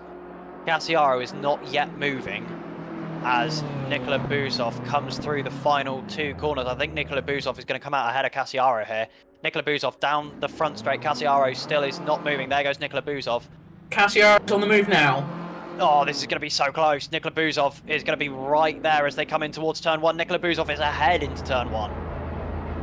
So now Nikola Buzov has got to try and make some time before he has to come through for this drive-through to get the pit timer reset at the very end of this race. It's about 35-ish seconds, I want to say. Yeah, he's not going to make that unless how much time is... Buzov has already been in the car for 17 minutes, so he's got 43 minutes left, which is 8, 16, 24, 32, 40. So he could do 5 more laps, which means he'd need to gain 7 seconds a lap to come out in P2 once you've factored the drive-through in. I don't think that's happening. I have a funny feeling that's not going to happen. But it should still be P3 for those guys because, you know, Sam Braxton didn't have the best of starts, didn't have the best of quali at all. Was well down when they qualified. Has gained 12 places across this race, has jumped into the pits now. Is P4. Huh. So, has gained 12 places from when they started. Cassiaro, honestly, no matter where you finish, whether it's first, second, or third at this point, 67 places. Oh yeah, insane. There's Alien, and then there's that. Yeah, just stupid fast to make up that many places across the course of a race. Obviously, you know, it being a relatively long race helps, but still, you know, you've got to be. I mean, for God's sake, it's like a blimmin' Kelvin van der Linde in the Porsche. Again, another one of those things where if you know the Nordschleife, I'm sure you've seen that laps footage where he overtakes something like 47 cars, obviously in a multi-class race. But overtakes something stupid like 47 cars in one lap of the Nordschleife, and just mental. Yeah, that was. They ended up in. Did they end up in like block 3 or something on an NLS round? Yeah, it was something mad. And then they just monstered their way up to catch up with the back of block 1. Yeah. Because unlike what we saw here with 70 odd cars, when they get up in numbers, they actually split the starting blocks. So I think when they've had they're normally blocks of 50 cars. So they'd split them into 50 car blocks. So if you've got 150 cars, that's 50 cars a block, basically. So that makes things a little easier on the start, and they start 30 seconds apart because, well, it's a 25 odd K lap. You've got the space to do it. So that does ease the carnage at the start, like what we saw earlier, as I'm just watching the other Lexus, which was having issues and has yet again had more issues. So I'm sorry about that. I'm curious as to what happened, and that was going into tear gun and got that very wrong and ended up on the wrong side of the road, the wrong side of the curb and in the barrier, and you are bailing the pits because you've got a chunk of damage after all of that. Yeah, that was major. I mean, still up 16 places from where you started. That's not bad going. But that's still, I think just still being on the road at the end of this race is going to be impressive.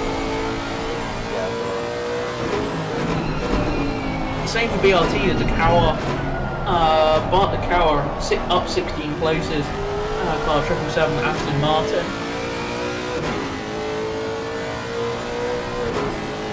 Oh, big lock-up going into the hairpin at the bottom of, no, not the hairpin, sorry, I'm not quite sure which corner that was, but the downhill right-hander after the fast left, as you drop down to the bottom for the hairpin.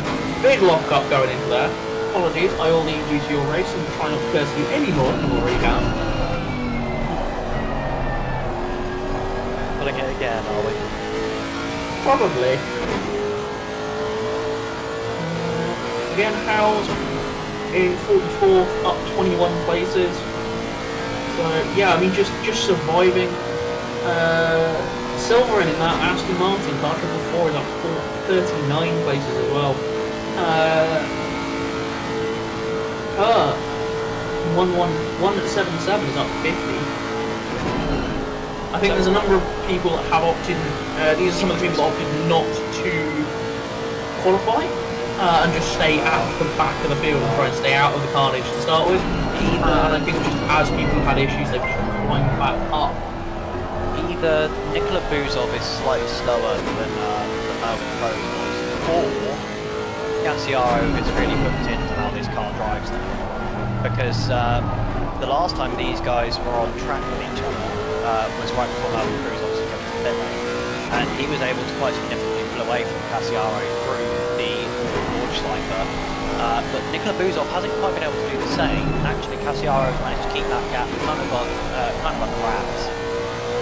Really kept it under control, although through this twisty section, coming towards the end there, he is losing a little bit of time. But 1 second, I reckon we could see that Lexus ahead of Nikola Buzov before the start of the quite easily with that much speed.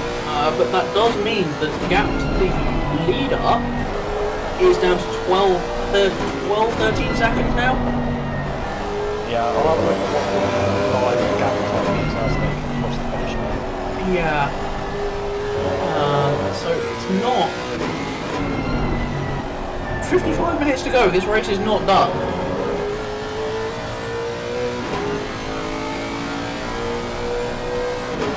Braxton has stayed in 4th after their pit stop as well. Is that sharing with anybody? No, Braxton's solo. We have some normal human beings attached to Toga, I swear. I'm sorry, I'm not one of them. That gap now with Cassiaro down to 0.4 of a second. Yeah, absolutely. The Lamborghini is dotting at her. Also, I think that may be something to do with the traffic ahead, because I think they've had some cars to clear there.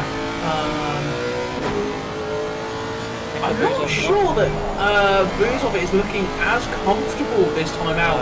The car's looking loose on, it's looking loose on both ends, which is never a good situation to be in. Nikola Buzov is going to have a bit of a tow from the BMW in front, but as we saw last time with Melvin Cruz, that doesn't matter. No, it really doesn't. There we go. Gets past. The question is 10 now. miles an hour faster. It's just. No, even though the Lamborghini tucks back in immediately, it doesn't make any ground on that Lexus. Well, you can see the speed difference between the car that's closer in speed. The only reason the Lexus has got past the BMW is because it actually clearly lifted off a lot to let these two cars through. The cars through. However, Nikola Buzov has lost time now. I don't think he was expecting that BMW to lift. Yeah, it was also an awkward place to have lifted because it put the BMW right where the Lambo didn't want it. So, it does look though like the last time out the gap was 12 seconds. Bang on. And Cassiaro set the fastest lap of the race last time out. Last time out, Cassiaro did a. Oh no, that was an out lap. Sorry, I thought he did an 8-minute turn. He did a 10. He gained 5 seconds, so that is a lot. Just looking at that Lexus, one of the reasons I think it's looking a lot happier is they stopped to fix damage. There was a few scuffs on that car that may have, whilst we say that it is pretty indestructible. So stationary time was 32 seconds in the last pit stop. So not loads, Not Not loads. loads, really. but- Clearly, just a little bit of cosmetic stuff that has been kind of repaired Yeah. rather quickly. Obviously, But that if it was was only that a wasn't couple of fixed in tenths the of damage, previous- it will just. It wasn't Whisked fixed away. on the previous stop though when Cassiaro Yeah, got but in. the little scratches like that were the little scratches like that it only really cost you a few tenths in the pit lane, so it won't make a massive impact to your overall time. A normal service stop time is 30 seconds. So they had 2 seconds Oh. worth of damage. Fisher in P7, by the way, the number 46 car has got a stop go 30, speeding the pit lane. Oh, that'll be the board, I guarantee. Somebody knocked the board over earlier on. I expect so. I think a lot of people have learnt where it is. But if you're a bit tired, as you probably are if you've been in the car, Fisher... Have they been in that one since the start? Or they've certainly on their second stint now. In that car. So, yeah, I think they're starting to get a few drivers that were a little bit tired, a little bit worn out. And some of the mistakes are starting to come in now.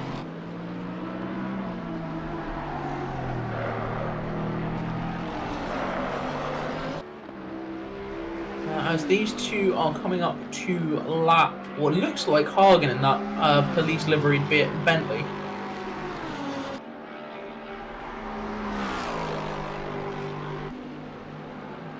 Apologies, we haven't been commentating on a huge amount else that's been going on. Honestly, the field has genuinely just spread out. It's spread out quite a bit now, with everybody going through the last sort of pit stop cycle now. But yeah, that Lambo hasn't caught up like we were expecting it to, and like it has done previously. It's now 2.5 seconds. That gap is 12.5 seconds and falling into the last lap as car 777 is having some issues. Let's have a quick look and see what that was. It is car 777. Oh, that's Dakawa and has dived to the pit, and I think by the looks of that has bailed, was disconnected after that last one. That's a shame.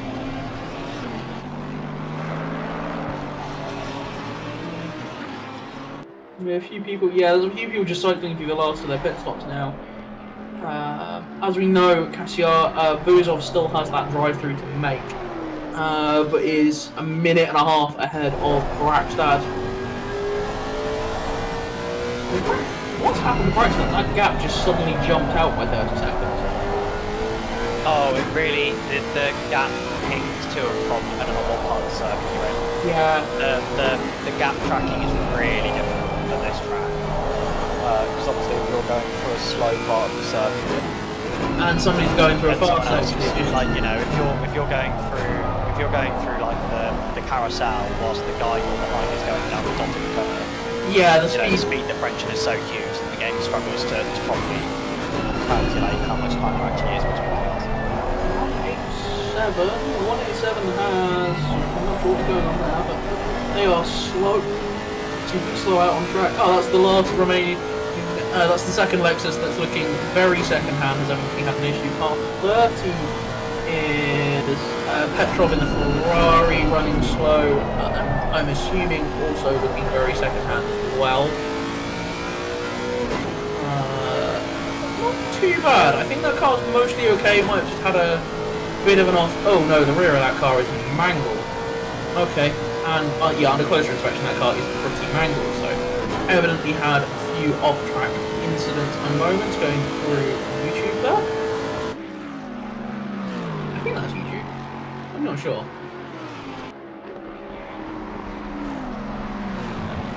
Honestly, at this point, the track's starting to all look very similar. Yeah, that happens with the Nordschleife. It's all just a thin strip of asphalt in between in between lots of trees and lots of grass. Yeah. Essentially, it does become quite repetitive. Way in car 73's got to drive through, so I'm assuming that's track limits. Yeah, probably. How did you manage to get track limits here? I don't know, there's not many places where you can run off and get a Survive. warning for it. Coming towards YouTube corner, you can go for 4 wheels off there and gain time, or at least the game thinks you gain time. Fair enough. Because I believe, Petrov has a bit of a slide coming out of the second carousel. And obviously there's a couple of places on the GP circuit as well, where you can pick up bonks. That's true. That's true. Petrov is not happy with this car. They are loose, well and truly. That car is not looking happy whatsoever.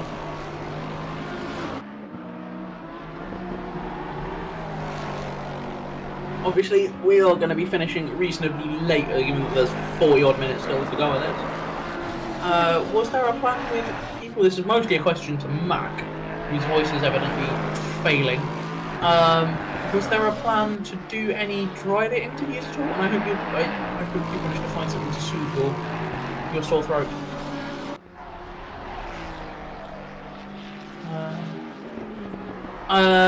Dirtim39 on Toga. Have a look at our sim grid. There is a Nords 24 that is due. I can have a look on the calendar as to when the date is. It's somewhere later in the year. I believe there is a 24-hour Nords round that is. Where is it? Nords 24 is the 3rd of August. So yes, there is a. Oh, that's gonna be. Nothing planned off. Considering how crazy this has been, that's gonna be. Okay, nothing planned on driver interviews. Fair enough. We'll see who's there at the end. Let's put it that way. My brain is cooked. Oh dear. It's been good racing though, I will admit. It's been really good to see. Admittedly, I know we have had some issues, but generally I think overall the racing hasn't been too bad. But yes, there is an Ords 24 happening. Go have a look on SimGrid if it's not there already. It is in the pipeline as it's on the calendar, which means one of us has probably put it up there. From that, so if you can find a team, or I don't think we'll allow anybody to solo that one. The 24-hour race is going to be based on how crazy it's been here. It's going to be mental. Yeah. Having said that, you'd hope with 24 hours people might be a bit more sensible in the first stint of it.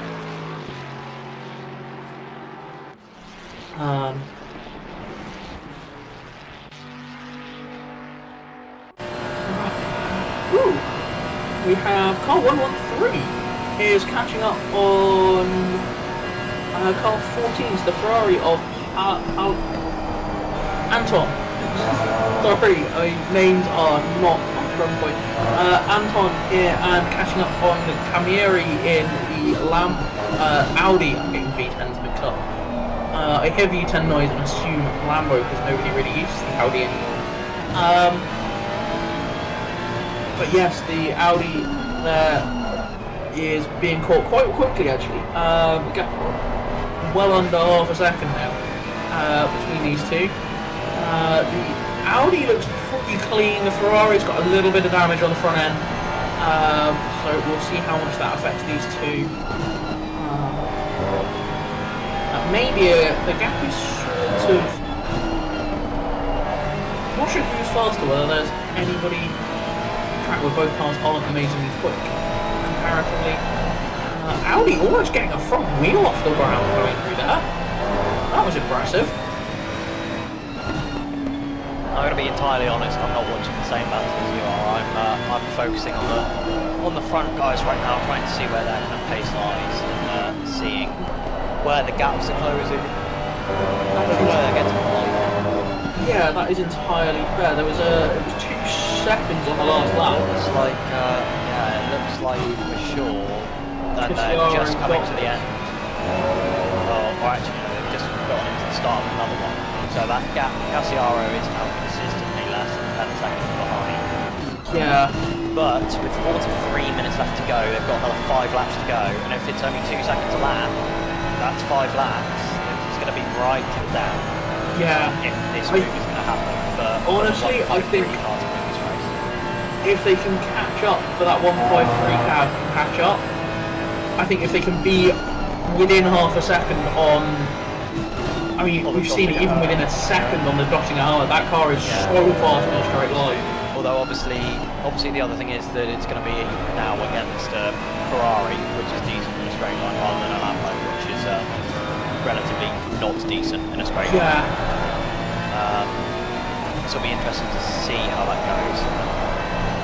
This gap here with Anton and Kamiri is has Kamiri got the drive onto the has Anton got the has got the drive onto Dottinger Hard, so has got the straight line speed on Kamiri. Looks like they've got it done there. Well and truly, we'll see. Yep, Kamiri just tucks in behind there. Can they get the toe back? Anton having to go defensive as Kamiri gets the drive back. Not quite. Can't quite get the overlap into the kink down the hill there into Tiergarten. That's the one. I'm getting Tiergarten and Flansgarten mixed up. But no, it looks like that Ferrari is through and clear now. After that one.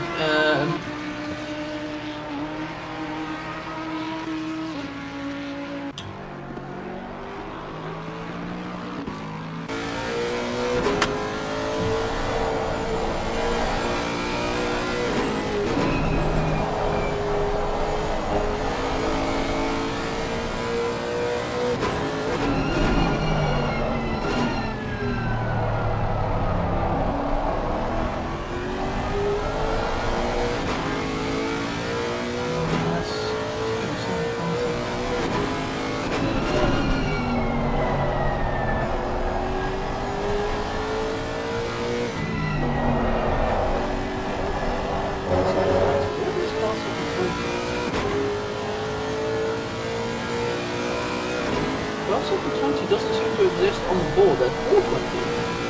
Who are you looking for? I was just going back through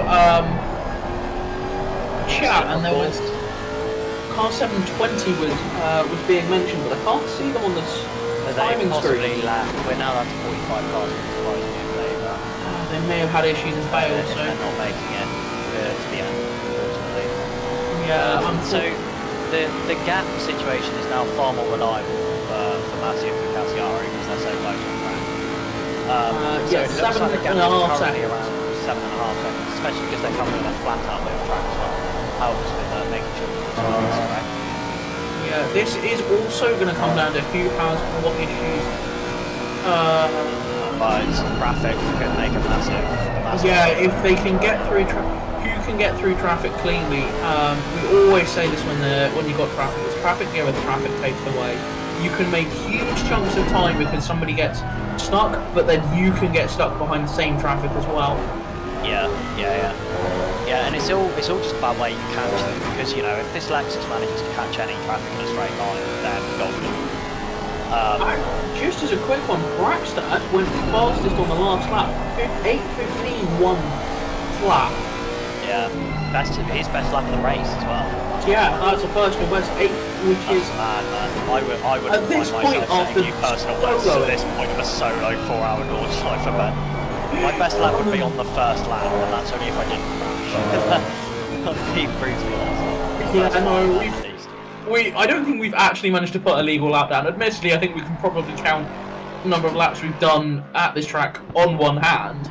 I can count the amount of valid non-crash laps. Nearly ends Matthew Gibbs' race, gets it very wrong, trying to let him pass, spears across the track in front of them. See, Matthew obviously would have had to check up for that. Massively. So that is just going to be more time gained for Cassiari, you know. And it's those kind of incidents, you know, if on this lap Cassiaro can make 5 seconds instead of 3 seconds, that's huge, you know. Yeah. That's a huge difference for him. And now there is only one car between them at the moment. Yeah, which is probably that 42 that had decided to exit stage left into the wall violently. Yeah, they've got a little bit of damage now at the front. Doesn't look too bad, but that 153 car is going to be catching them quickly. I don't think the 153 is going to be close enough to get to them down the Dottinger Herd. No, definitely. No, I mean it's around the 7-second mark. So that gap should come down quite significantly across this next section.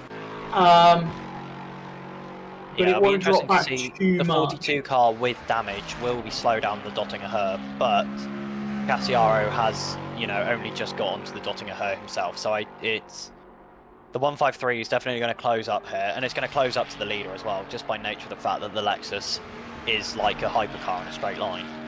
It just goes. It's quite impressive. It really does. Like I say, we've run it. We did a 24-hour race at Indy, and Oh, yeah, Davide Mandolesi's in the wall.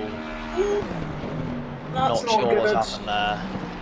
It sounds like you're going to have a fairly big job debriefing this lot. Possibly involved with the 314. Doesn't look like it's got loads of damage though. Trying to get a look at the front end of it because the rear end looks fine. I can't see too much damage on the car. No, the car looks fine. Possibly just a little bit of a half spin. Who knows? We'll find out. Anyways, Cassiaro and Masiuk have both crossed the line, so I'll quickly run through to the timetable to find out how big the gap was. Last time across the line, gap was 6.8 seconds. So that was a big gain, 4 seconds gain for Cassiaro that lap. And that is, that lap traffic, the checkup for Masiuk has cost him time there. Yeah, it was a big checkup to make that one happen. Drive through for Zimmerman. I'm again assuming that is track limits. Yeah, and Fisher has still got to serve his stop get 30 as well. I would say it's got to come at the end of the time they can do that, but 3 laps is nearly half an hour in this here, so there's an element of almost take your brain out and forget everything you know about. Yeah, forget everything you know about penalties and strategy and pit stops and stuff, because it just doesn't make a difference here. No. You can lose more time on track than you'll lose through a pit stop. I mean, admittedly, you can lose more time in a pit stop because of what's happened on track. On track, yes. No, you're not wrong. You're not wrong. Holter car 40 last lap around was also a personal fastest at 8:15.322.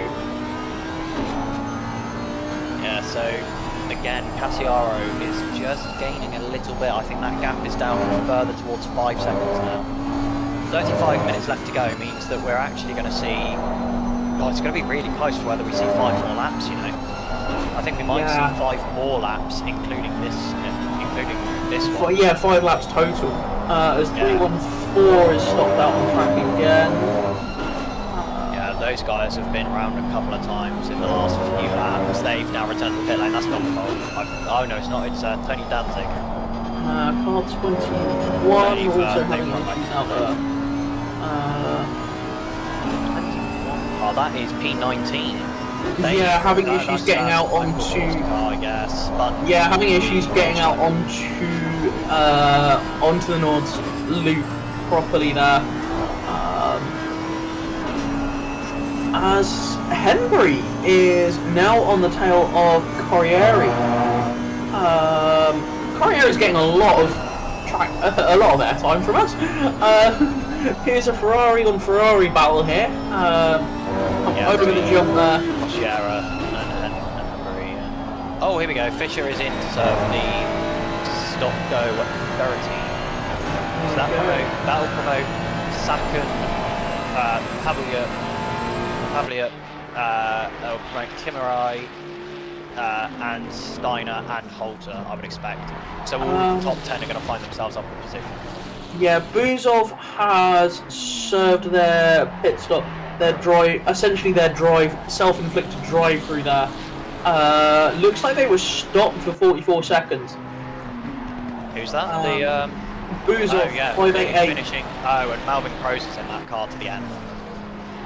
Yeah, so they've evidently opted, realising they needed to serve extra time, fix damage, swap drivers, and just send it now. Yeah, just go to the end. Yeah, totally understandable. 28 car having some problems.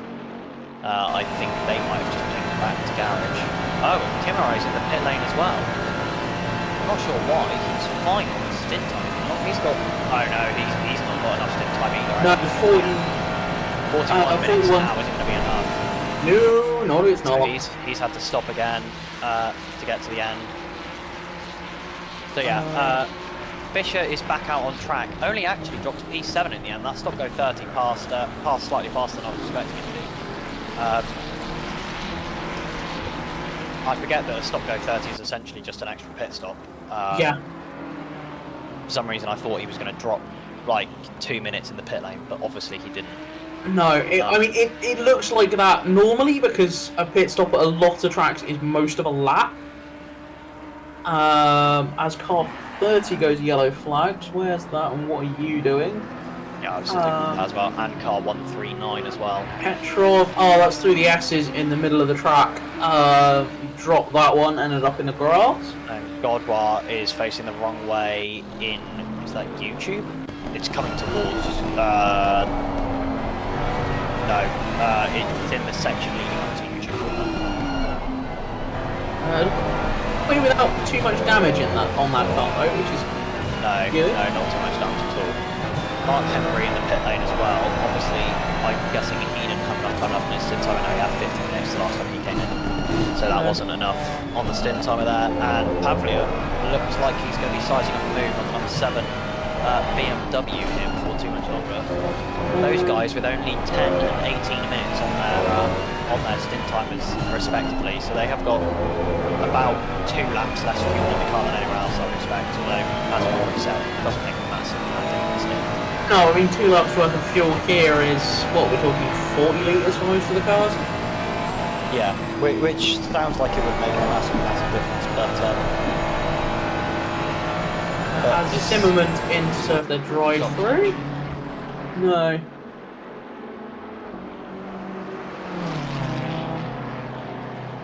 Powell's and the Bentley is out there running.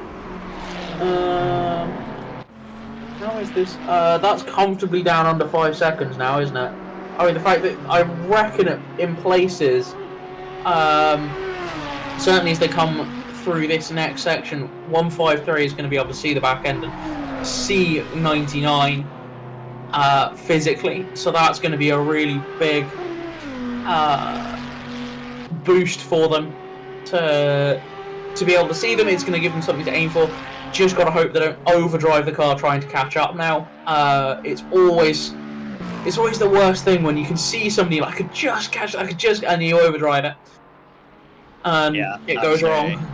Yeah, because Cassiaro is going to be able to see that car ahead coming down the Dottinger Her here. Yeah, I think there might be one or two other places on the track as well that they'll be able to see them, and it's going to be a few places coming through, coming down towards the hairpin on the GB track. I expect they'll be able to catch him coming down, coming after Tiergarten as well. Down the main straight, we'll be able to see him.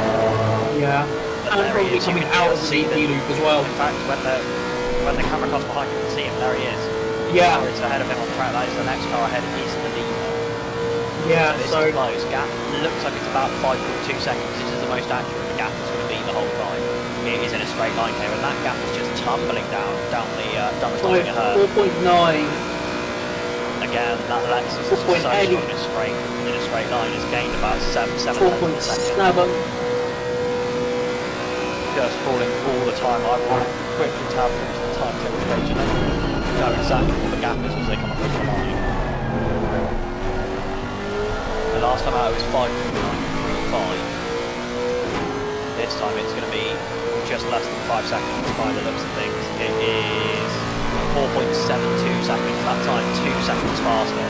Yeah, so that means he's going to be within a second by the end of 2 laps from now.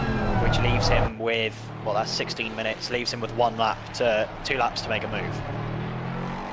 I reckon there's a higher chance than not that this 153 car is going to end up on the top step of the podium. If so, fair play. Right, and unfortunately I'm going to have to love you and leave you. I forgot that we started later here, and I'm supposed to go and see my girlfriend this evening, so I'm going to hop off. Hopefully Mac has drunk some apple juice or had a little bit of a kit. If not, I'm sure I can ping Hayden and get him in here. No, it's okay, I'm here. At the moment. I'm here. Found yourself some honey and lemon or something like that. I've done nothing but direct the entire show for you, so it looks Aw. nice and polished. Right, you very much. thank you, Ollie.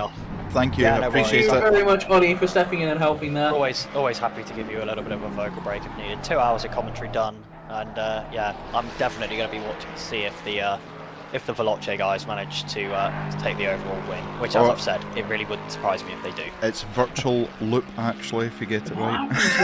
Yeah, but I'm they're sure both- there's some twist in that. It they're actually means both Veloce. They're both Veloce drivers. Yeah, as well. absolutely. They're both Veloce esports drivers. Absolutely.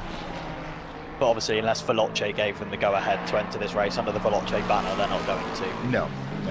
Which, seeing that we're just, seeing that we're probably just some. That's peculiar. Sorry, seeing that we're probably just some community to them that they've never heard of, it's not surprising they didn't want to enter under Yes. the official Veloce banner. slightly peculiar. Popo in the Bentley has just pulled up at the side of the track.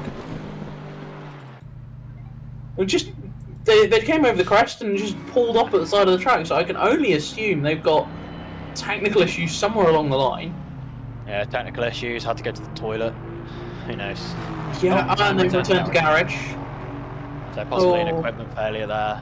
Yeah, I hope that's okay. I hope whatever has caused that they can sort out and get back out as soon as possible.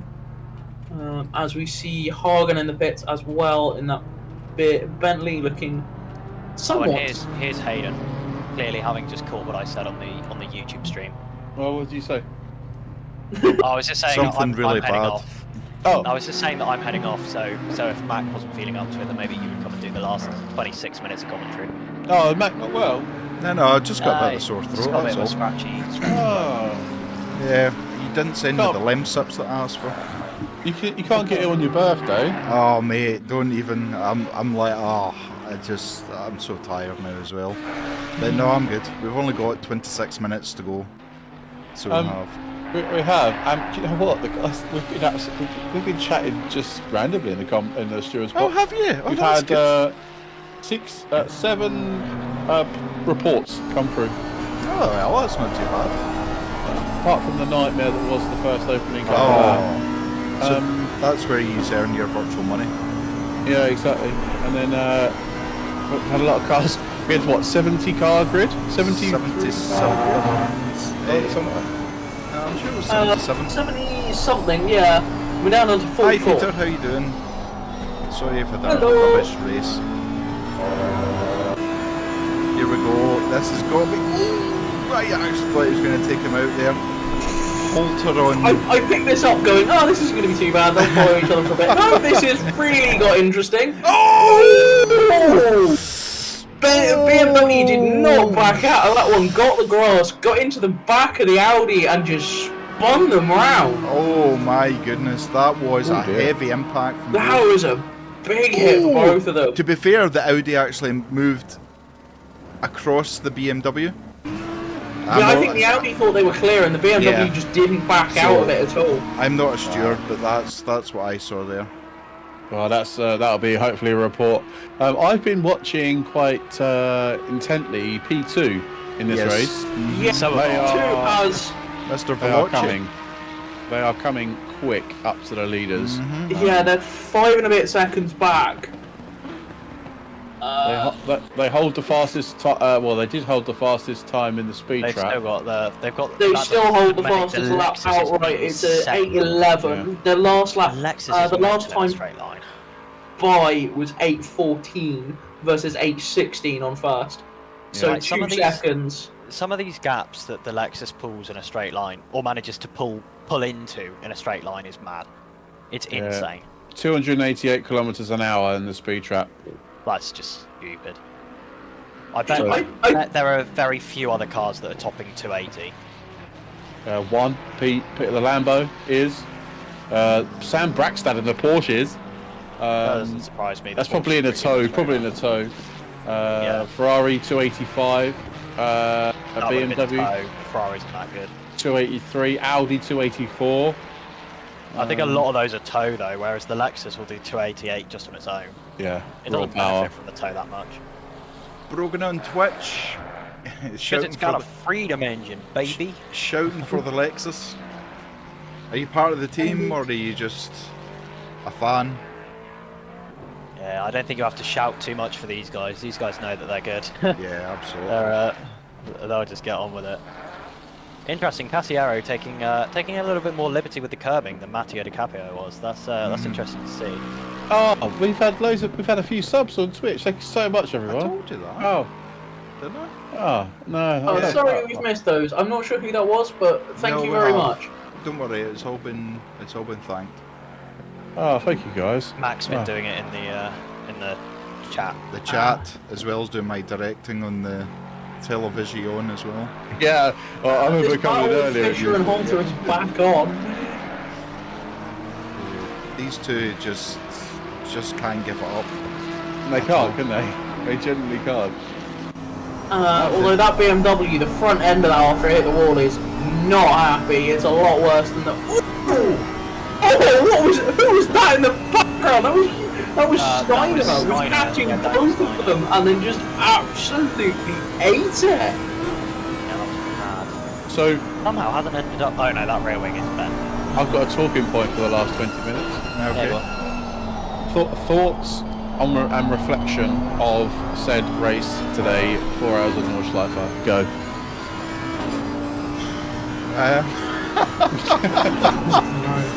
I'm going to I say. think a long silence followed by sums it up pretty well. I think that's all we already knew. I am going to say. Oh, the 113's gone round. What's happened there? The 113 has gone round. I don't know if there was contact with the number 7 car. I can Just see put where a he is on replay track. up of that one. Oh, he's pulled up. That's an equipment failure. Smashed into the corner. Oh, wonderful.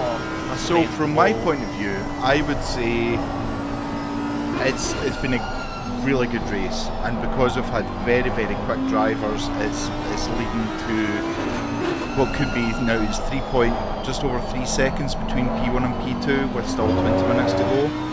It's really exciting. I think I think there may be some drivers who are maybe my skill set that are trying to race and have maybe taken other people out that have annoyed people. You know, there's no room for error. If you hit a barrier, you're going on back across the track and you can't do anything about it. But from a purely commentator perspective, watching it, it's been an awesome race. That has. But if you say there's a 24-hour coming, I'm going to drive down to you and slap you. It's too late. It's already on same grid. There is, but we also have been discussing this point at great length in the steward's box.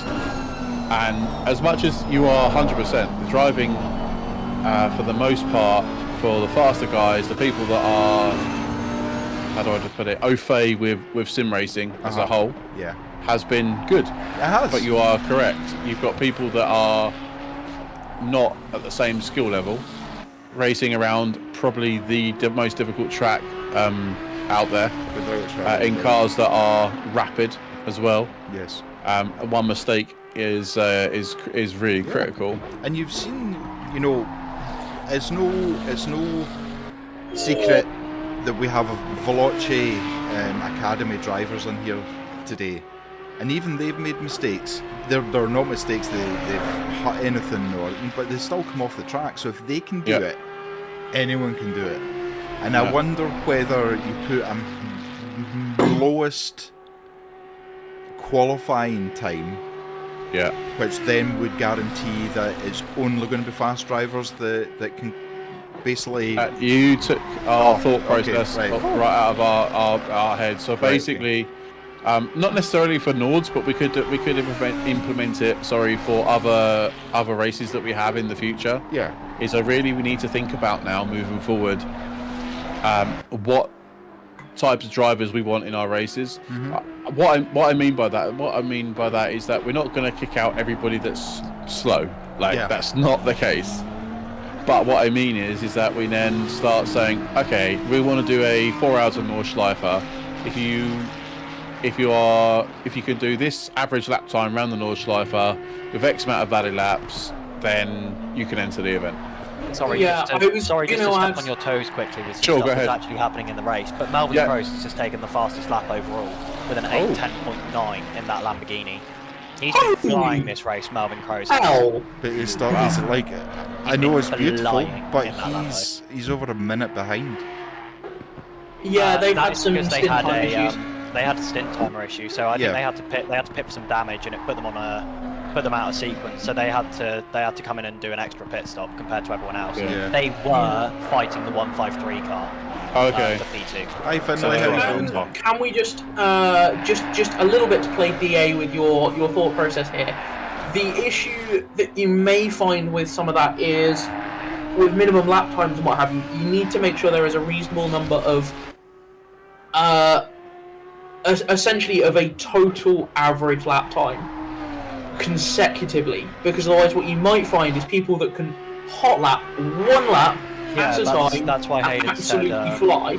I believe if I'm right, Hayden said an average over X amount of valid laps.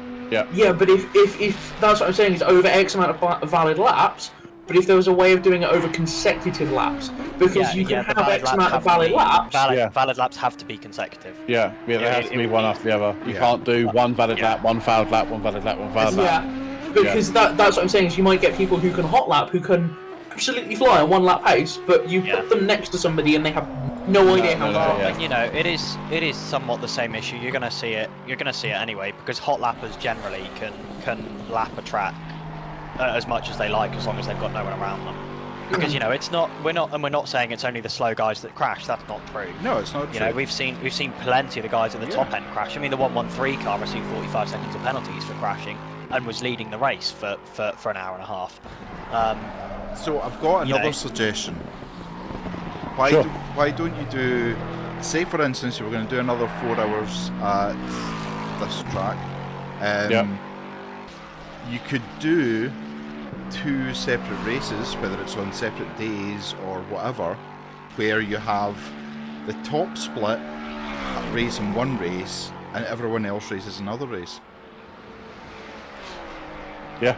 And then you would get a fair where somebody like me or somebody like anyone else could race and not care about people who are doing 8-minute and 10-second laps. And you have all the really quick racers only racing with each other, not having to worry about people ping-ponging all the way down. Asiaro is pushing this. Yeah, car he now, almost- dipping wheels into the grass. Yeah, I'm on board with him now. Yeah, He is ragging this Lexus he really is. to its limit. Yeah, he is pushing it so hard. But I agree with all your points. I didn't want to come in here and stir stuff up, but No. we were just chatting internally about how, and we can open it up to the chat as well. It doesn't necessarily to be us. Obviously, some of the people out here have probably been watching the whole 4 hours, but And do we do what the 24-hour event at the Nürburgring actually does and run a qualifier race? yeah, potentially. You could. You know, do a 2-hour race. Say at least 2 of the drivers from your team have to run in this race, and do a qualifier race. If you're involved in loads of incidents over those 2 hours, we've got the right to remove you from the 24-hour. And if your average lap is X amount slower than the average lap, then you get removed as well. You know, Yeah. something like that. It's something to talk about because, in me personally, I think it should be done from the root source. I think it should be done on SimGrid, if I'm being completely honest, because what But that's always so difficult to do because it doesn't stop the guys who are intermediate no.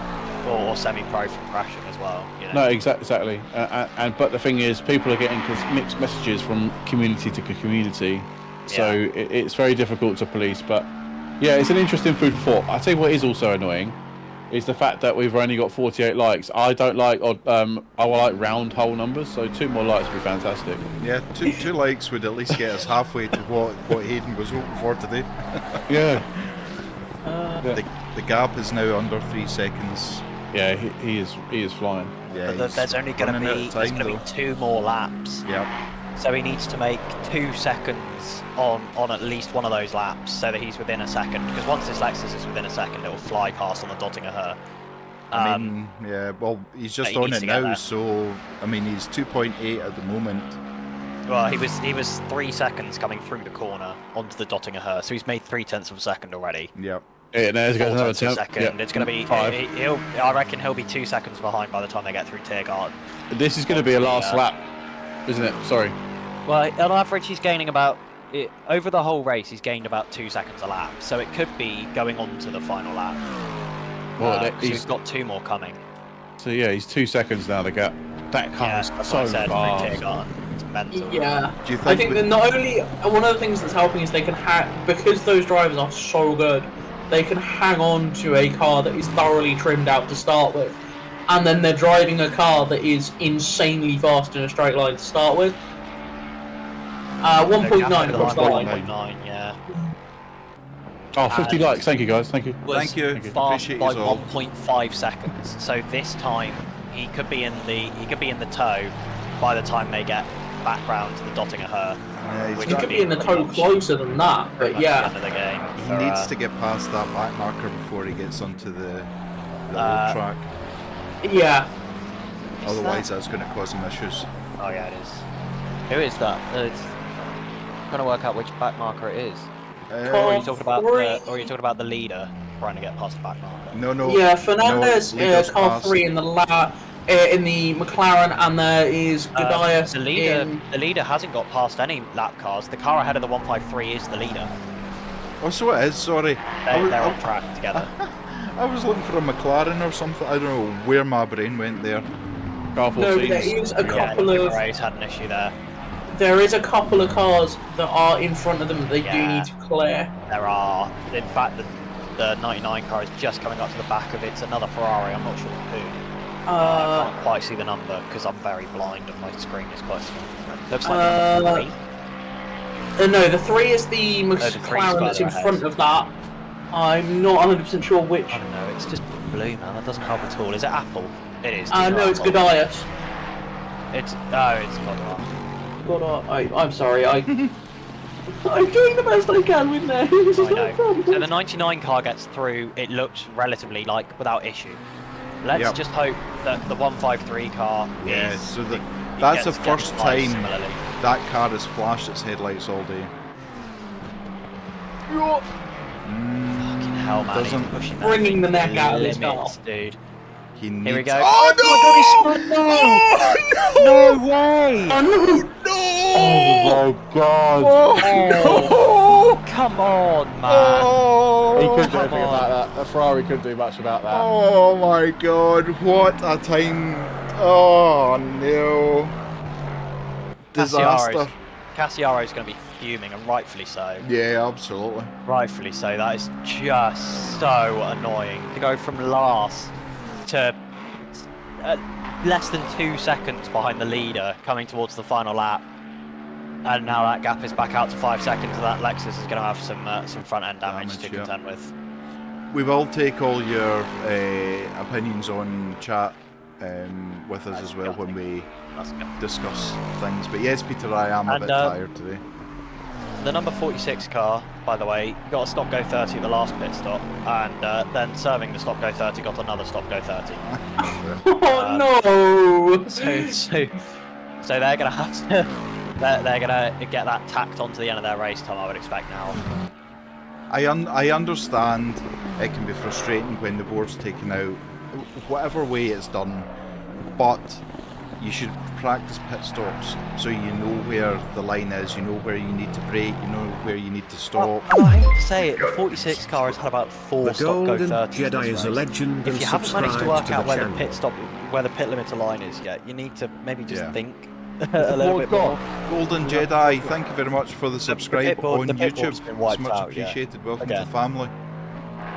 To be quite honest, I don't want to have to look through through 800 laps of footage from this No, many cars no, to try no. and work out who did it this time. There's only 27 laps. Stop exaggerating. I meant watching everyone's pit. You know, It seems so few laps, like, doesn't it? But It obviously is such a long lap ridiculous. time. Like 4 Yeah. hours and they've only done 27. Oh, no, he's no, lost it! no. Ooh. managed to hold that. Christ. That's the damage there. That is the difference that's all between damage. an alien driver and someone like me. I would have been facing the wrong way, but he's managed to get that drifted round. Okay, Hayden. Yeah. That's because you've had so much practice about going round sideways. Shut up. See Hayden's head expanding all the way from down here. That's because he's 47 tomorrow. Can't swear on this. Can't swear. I don't know why not. Ollie has. I mean, Yeah, we've can't tell reached someone that to go. threshold. Okay, Matt, go 4 and multiply. There we go. Oh, so there's going to be one more lap after this. There is. Yeah, there is. Yeah, there's Yeah. going to be one more lap. But I think that Lexus is now too mangled to catch. The gap is... Oh yeah, I don't think he's going to catch him now. He's I trying doubt his it. hardest, but I don't think he's going to do it. He'd need to gain, you know, he we've needs got 2 realistically yellow another flags. two. He needs another 2 or 3. He needs another 2 seconds ideally this lap. Oh, I sincerely hope towards the he end. gets out the road. Oh, the McLaren. A85 has gone around as well. That's Yeah. Howes and the Bentley. The Bentleys haven't got through this one too well, have they? No. Gecko, thank you very much for the resubscribe with the tier 1 4 months. There's only one Aston Martin that's going to make it to the end of the race. Peter! It's depressing. Yeah, there was... Bart was out there, but has opted to back out and bail, unfortunately.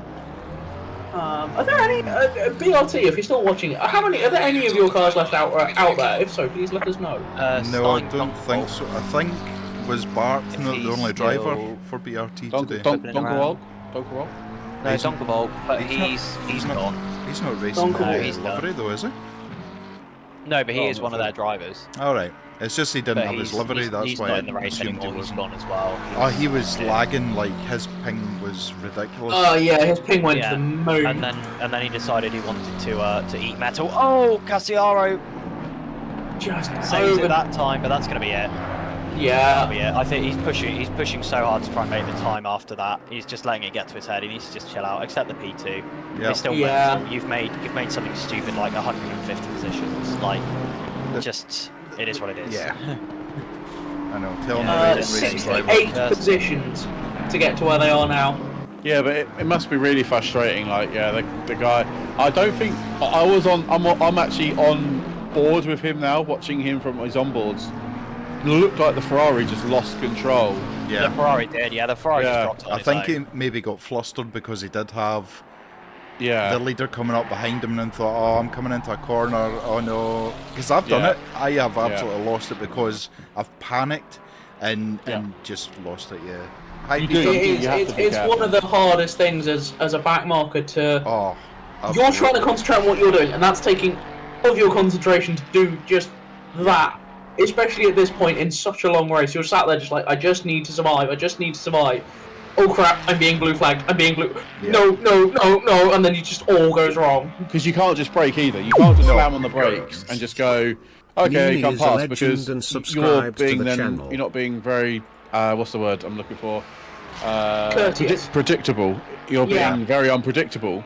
So it's very difficult for you to lift. Okay, I'm going to move over, signal, look my mirror. Are The they other past side me? to it Am I is- going to Yeah. accelerate? The other problem you get is it depends on who you get come past, because Cassiaro and some of these really quick drivers have actually been really, really good in traffic. Whilst they've been extremely fast. Oh, they've the been leader's extremely... into the pits. No. They're both No are. They're both way. are. They They're both are. Have they run out of... They've They not must got have enough run out stint of time. time. They've not got enough stint time. Neither of them do. Both Like, serving this- a drive-through. In fact, Oh, this is going to what? be... The server's gone. No, it's not. No, I'm still no, it's watching not. it. No. Cassiaro, don't worry, it's fine. Cassiaro The pit- glitched there. The pit but- lane just... The Oh. pit lane just glitches a little bit. Are they... Oh, but Wait a I minute, think- why are they Sorry. pitting though? Do they not just They don't have drive enough. through? They don't have enough stint time. Stint No, timer. No, they've- but they've not got enough Cassiaro's passed him. Cassiaro's in P1. They didn't fix Cassiaro's the just damage. done a drive-through. Box is further down. Oh Yeah, no, really, they've they gone. don't have They've to just stop. served the don't have drive-through to for They it. just went through a drive-through. Listen Yeah, to I me, know. I know what I'm talking about sometimes. I think Masiuk stopped there. Yeah, he Yeah, did. I think Masiuk took did. a lap's worth of fuel. whereas they opted just to do a drive-through in the vain hope that going through the pit lane saved them enough fuel, and they were running out of stint time. Brogan absolutely. I think they were Nice. expecting for the pace to have been a little bit slower and to That have is madness, man. finished by now. Although Even the on- damage has disappeared on my screen for this car. Yeah, there's no damage on the Lexus at all for me. That's a crazy saving grace for Cassiaro, man. Wow. 9, thanks for the sub on YouTube. Yeah, sorry, thank you. There are other cars that are going to have to box, by the way, for stint timer. Sam Braxton is going to have to box for stint timer. He's 139. He's got 57. He's got 2 minutes. He's got Yeah, 2 minutes yeah, on the you're car in right. front, so he'll be alright. He's not going to lose anything. My point is he's still going to have to box. Yeah. Yeah. I don't think there are any other cars that are going to have to. I think other cars will be able to make it one more lap. Holters on No, 55. Oh my actually, I think all of the cars from P6 to P9 are going to have to box again. By Yeah. the time they've gotten round to the pit lane, Yeah. I think they're going to have to. Yeah, they're definitely going to have to. Holter's not even come through the. Holter's only just entered sector 2. Yeah, Ooh. Sam's coming through now. Look, he's coming in. Yeah. Bits. Okay. Yeah. So all of those guys are going to have to pit again. I'm looking down if there's other people that are going to have to pit once Sam's more. stopping as well for fuel. I think Ericta is possibly going to have to. Yeah, I don't think people were expecting it to go this long. Sam Braxton stops for a splash and dash. Yeah, I think there's going to be a number of people that were hoping that they were going to be somewhere else compared to where the leaders were. Yeah, pace has just been too quick, and you know, across a lap that's this length, where you do so few laps, because they've done what 28 laps. So to get 2 minutes up, they've been, you know, it's like you're looking at some trivial small amount of time on average faster per lap. Masiak is catching Cassiaro. I'm not surprised if whilst it's changed on our screen, I wouldn't be surprised that Lexus will still have all that damage. He didn't stop. He No, just he- went No. through. Yeah. So Either he way, is am I allowed carried. to giggle at how many places that car has made up? Oh, hats off So to the- them. They knew what they were doing. So but the hats off. the average pace across the race Yeah. has been 4.5 seconds faster than they were expecting it to be per lap. That's all it is. That's all it takes around the Nordschleife, and we've gone a lap longer than people were expecting it to. Insane. This is gonna come down to the wire then. Yep, it's Isn't going to it? come down to literally the last corner. The gap now. I think as long as the Lexus can get through the majority of this lap, fine, get out onto the Dottinger Her, I think they've got the grunt in a straight line just to run away. Yeah, Even against that Ferrari, the has it though. speed difference. the Ferrari's It's just got a whether bit this of damage. Lexus has taken too much damage and whether it's going to survive to the end. Yeah. It's now a survival run for that Lexus. 1.3 Because of the amount of damage taken, it's going to be handling awfully. Those hits were way too big to not notice. Oh, we I got think- people in. Oh, sorry, Ollie, go on. Once the 153 can get in a straight line, I think they'll be okay. If they can be at least probably 7 or 8 tenths ahead coming onto the Dottinger Her, I think they'll be okay. But the gap is now 8 tenths, and they've still got a long way to go in this lap before And they. we have car 3 there's that's coming up on car there's a car 3 up that's ahead. currently off. Five, He's spinning all over the track. 5 tenths now between the Masiak has gained. Stupid. Please, God, Wilson Fernandez, just don't do anything stupid. Car 3 is back up and running and Back on track, clear. but he's kind of Very spinning. slow. Is it just me or is everyone else on like I'm on edge? Oh, absolutely. I've not breathed in about 4 4 minutes. tenths now. God, I'm He not- is taking tenths out of this Lexus. Oh, he's gone off. Oh, he's gone wide. He's gone wide. Go wide. He saved it. 9 It's tenths, hurt it's him, gonna be but it saved him. time being lost. That was some save, I will tell you. Wilson Fernandez isn't far ahead, you know. Yeah. Tiaro has to get past these cars as quickly as possible and needs that Ferrari to get held up. If the Lexus gets held up at all, it's game over. That Ferrari will thanks on very its tail and much. it's so much quicker through the corners. Appreciate you. Welcome to the community. The link to Discord is there. Please come and join us if you're a sim racer. if you That enjoy Lexus sim has still racing. got the legs in a straight line, you know. Yep. 1.5 still got the legs in a straight line, this is what I mean. All he needs to do is get to the Dottinger Her. He needs to ahead, survive, and yeah. he'll be fine. Fernandez just bails out the way. No, that was Fernandez just getting out the way. Yeah. That was knowing they couldn't make the car disappear that easily, so just did what they could. Or 1.3, yeah, through the corners, this Ferrari is gaining massively now. And this is the twistiest section of the track they're now coming to. This is all corners now to the Nottingham Her. There is barely a straight line on this track. If he can get under the wing of that Lexus and just... I think it's one of the few cars, the Ferrari, the BMW, I think are the two cars that have got half a chance of at least hanging with He's the lost Lexus. it! That's a big slide! Race That was over. a big hit on the wall. Race over. Whew.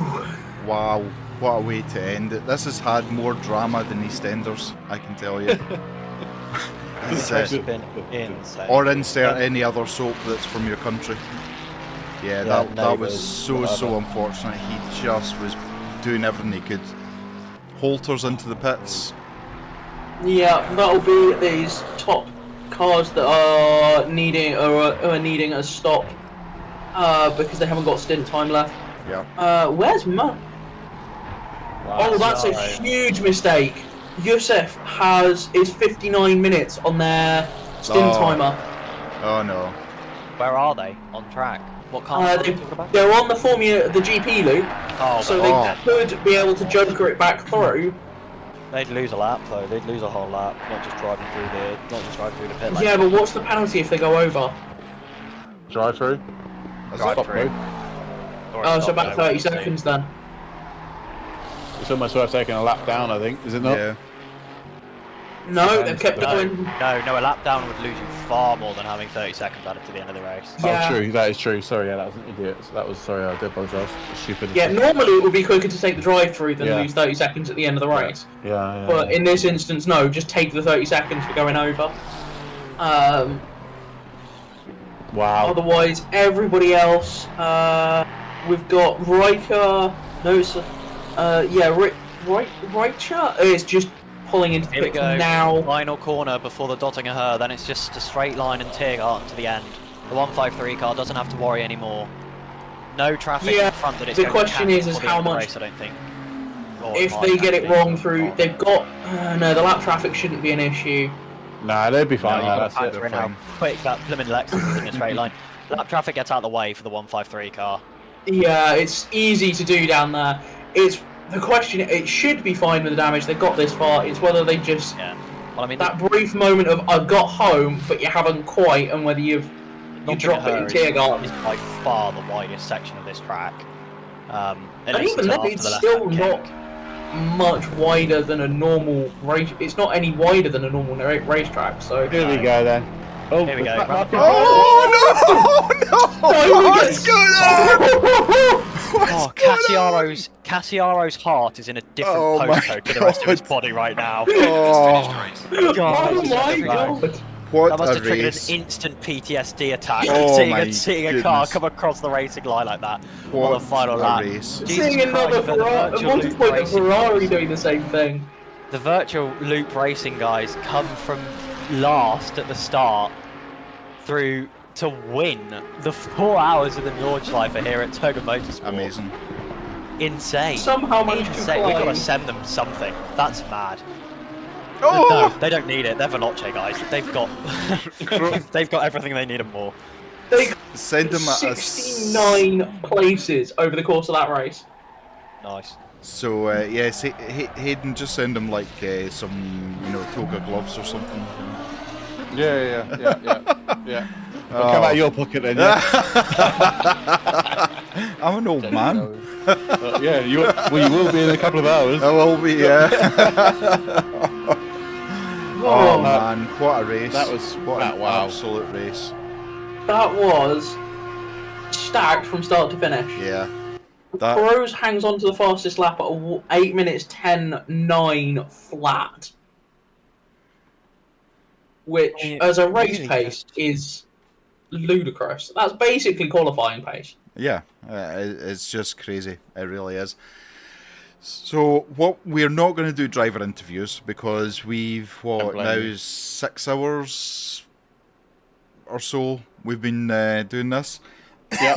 But we do want to thank everyone who has been chatting, hit the like button, who's followed us, subscribed, and even become a member. Thank you to everybody who has been involved today. Apologies if your race didn't go the way you hoped. Unfortunately, that's why it's called racing and not winning. But yeah, I hope you have enjoyed it. It's been absolutely fantastic. Boss, do you like to say anything before we go? All I want to say is thank you very much, commentators, stewards, everybody who raced. You guys are amazing. Sorry about the technical problems that we had first thing this morning or this afternoon with the server. This is our inaugural event for the Nordschleife. We've learned a hell of a lot. We know what to do for next time. So yeah, from me, thank you very much, everybody. Really do appreciate you racing. And congratulations to the winners, top 3, fantastic. Absolutely. Hats off to you all. And we'll be back tomorrow night. Ollie will be commentating on the Formula GT Racing League. Ollie didn't forget about that at all. I remembered that that's the thing that I'm doing. We have a stacked week, don't we? We've got Rookie Wednesday Split 1 Tuesday, Rookie Wednesday Split 2 Wednesday. We have the World Tour on Friday. Yeah. So basically, the only day we're not streaming in the week next week is Thursday.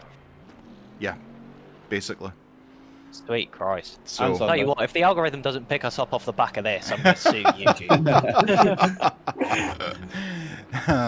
no problem. Right, okay, what we're more going to can a man go do? and have some kind of lie down or a drink of alcohol or something to do. We're going to go and find some dinner. Yeah. So, thank you very much from everybody at Toga for all your love and support. We'll all catch you next week for our fully packed week of motorsport.